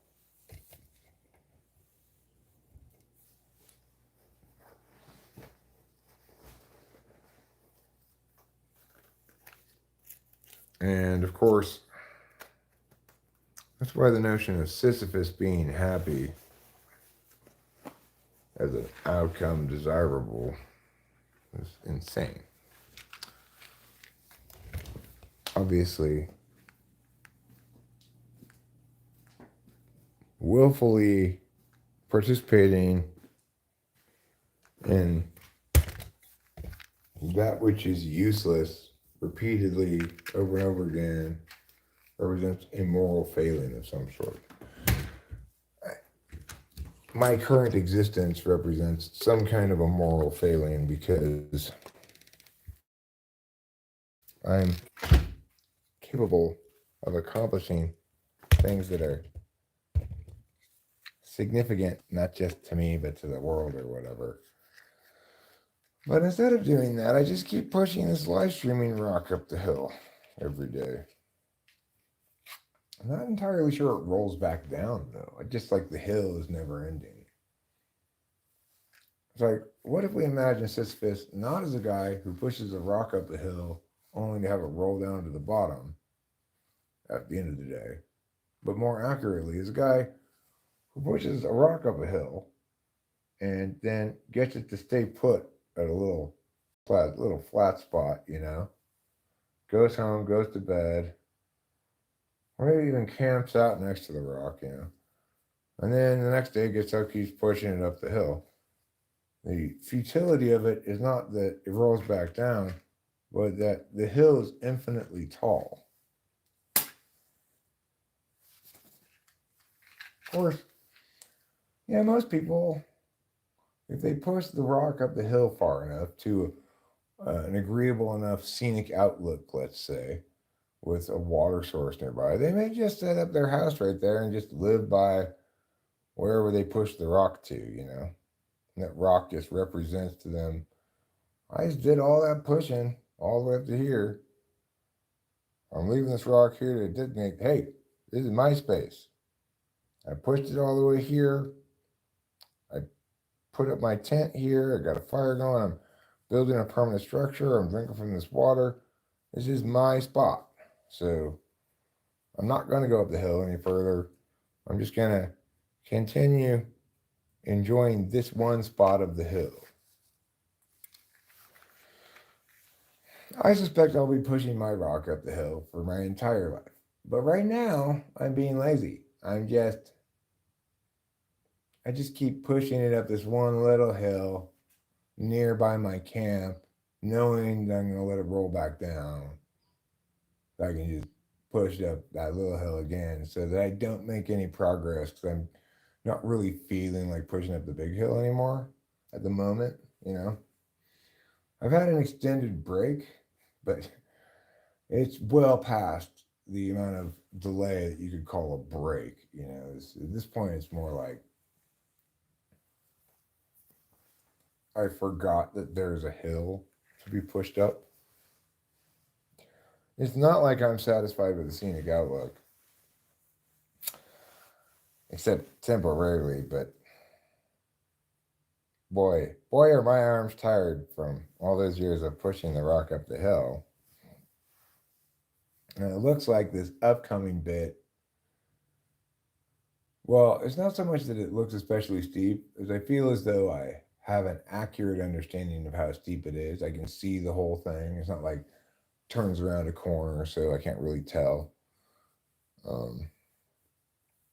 Makes it a little more daunting to me to resume rock push uphill.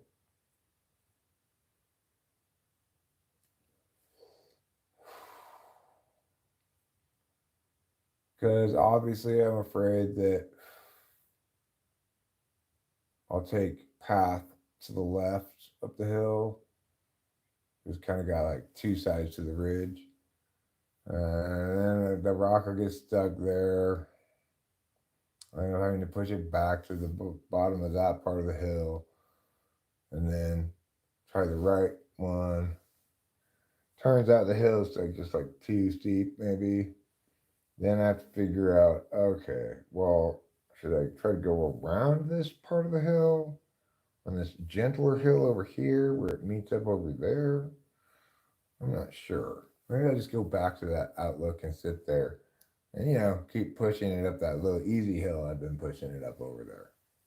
Now, if you're really going to meaningfully make hay with the myth of Sisyphus, you do it like that, right? Make your analogs more accurate.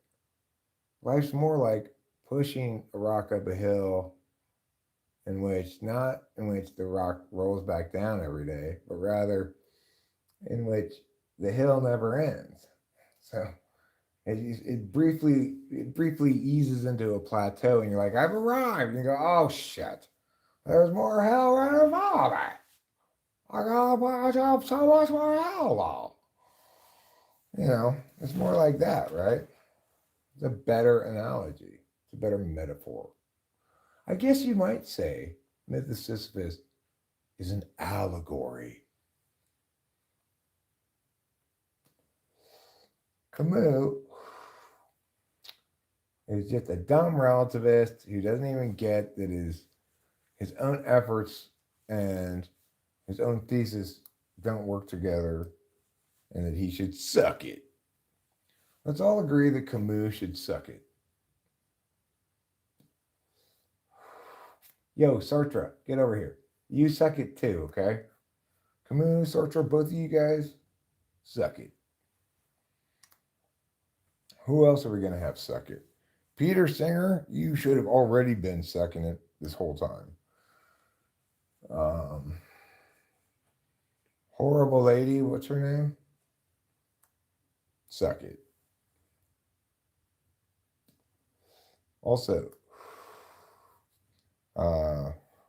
Foucault needs to, can you guess what? Suck it. Should have already been sucking it with Peter Singer, really. But yeah, of all the sucketers, like Foucault needs to suck it. Zizek should already be sucking it as well, just like Foucault should have already been.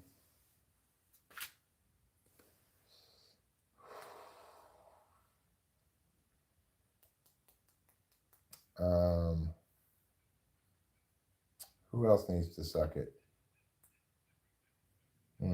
B.F. Skinner needs to suck it as part of his training to learn to love to suck it. We'll reward him with candy after each time. Let's see. Fuckface McDumbass needs to suck it, whoever that is. Foucault is the worst. Thank you, K.E. K.E., I'm giving you an unreciprocated digital high five. That means your hand, regardless of where it was, just got high-fived without your consent. You could call it digital high-five assault if you'd like, and you wouldn't be wrong, except in the following sense. Because you are in a different country. You have no jurisdiction, no standing to file any kind of charges against me. Oh, you reciprocated it. Okay, well then never mind. I was trying to prevent you filing charges against me when I didn't even need to prevent it. It turns out you're going to be cool about it. So, okay, fine. Good enough. That was a very satisfying reciprocated high five. And for those of you who don't know, if you want to make sure you hit someone's hand with a high five, look at their elbow as you're hitting their hand and you'll never miss. Handy tip and or trick / life hack that somebody around Talking with Famous People told me about that Rachel and I have tested multiple times, and it works. It works. Another handy life tip / hack /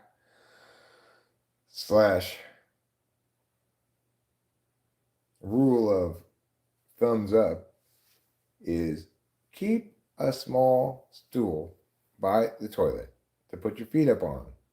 The higher your feet, ideally you want your knees above your hips, but really even like your shins above your hips. I have a little step stool there. The higher your feet up are, the easier for the poop to come out of your butt. It's a good piece of advice. Everybody should follow it. A third good piece of advice that a lot of people need to hear because they neglect this: don't forget to wash behind your ears. This part back here actually gets quite oily. And what you want to do is make sure you don't forget it in your quick washing of things. If your ears are really flat to your head, it might be extra easy to forget it. I'm not sure. I've never had ears with any degree of flatness other than my ear's current degree of flatness. So maybe I could get reverse Will Smith plastic surgery, which makes my ears go more like this. I could get that. I could get some of that blotchy person cream to make myself blotchy. Obviously, I need to get eczema little red bumps on me. Maybe if I rub up against the arm of somebody who already has it, I can catch it too. I can be blotchy, have red bumps, and whatever the other thing I was saying. Yeah, all those things. Okay, so Winston's mom offers a pink hand, which is suggestive that her hand has recently been scalded by some boiling water, and that please do not high five her because it'll sting a lot. Read Ligotti's The Conspiracy Against the Human Race. It's a scary read. No thanks. If there's any particular warrants slash claims slash impacts that you think are particularly convincing or informative, please feel free to restate those here.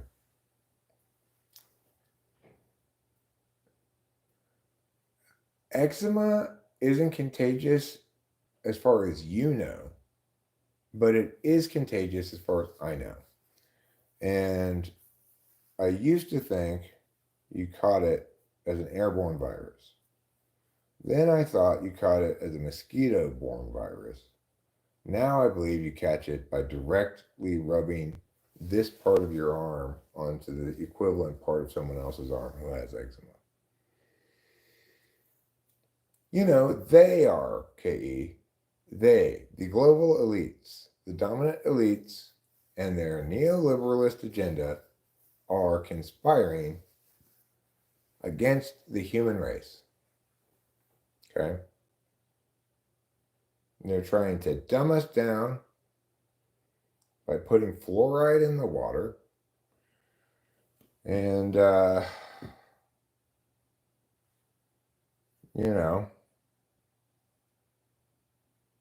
try to make us all subjected to their elitist autocracy.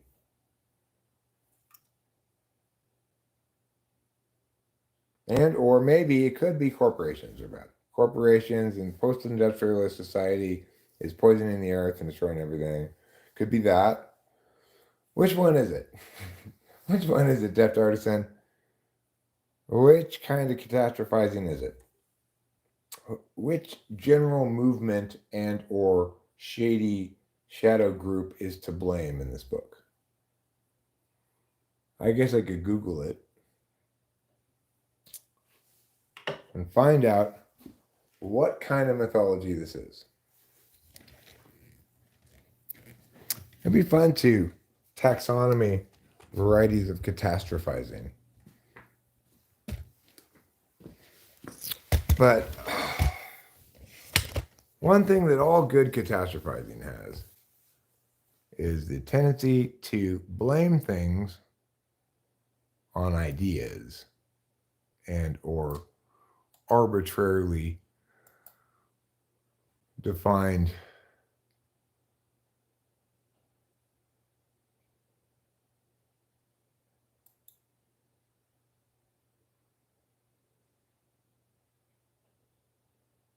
better known as a horror fiction author. With Conspiracy, Ligotti offers a series of essays exploring his philosophical pessimism and anti-natalist views. Also, he's opposed to population growth. The book is noted for its repeated usage of the phrase malignantly useless, as well as the manner in which philosophical thought and literary analysis coverage in his writings. The manner in which philosophical thought and literary analysis converge in his writings. They don't converge. What that means is the way in which philosophical thought is rendered useless by being treated as a matter of interpretation rather than of question answering. Insane to say that those two things can converge. Ridiculous. One is a rigorously applied discipline. The other is an exercise in writing stuff nobody wants to read. Being alive is not all right. Making is a starting assumption the premise that being alive is not all right, or that in general suffering outweighs pleasure. He argues that the existence of consciousness entails a tragedy. I mean, the thing is, of course, the question is never, does suffering outweigh pleasure in general, right? It's a question for each individual person to determine for themselves. At a certain point, very late in his life, for my father, suffering outweighed pleasure and he ended his own life. That doesn't mean that for him throughout his life, suffering outweighed pleasure, nor does it mean that if on balance in the world, suffering outweighs pleasure, that my own life can't be validated against that same metric, provided my own pleasure outweighs its suffering. This kind of garbage is so easily dispatched with, you know?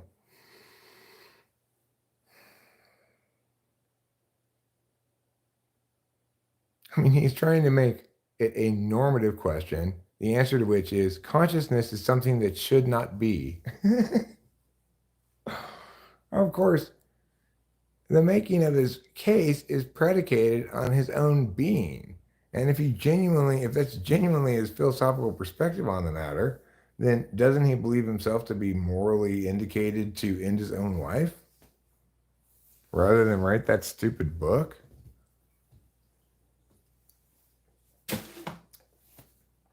Nonsense, insanity, ridiculous.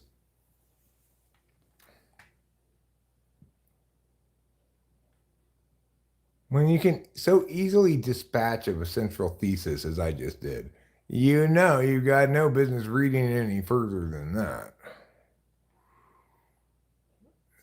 Now, obviously, the person's not speaking carefully at all, you know. All right, I'm going to wrap this up and call it a stream. Wish you all a very happy day. And I want you each to turn the shade of your soul just a little bit more pink today because pink is a happy color.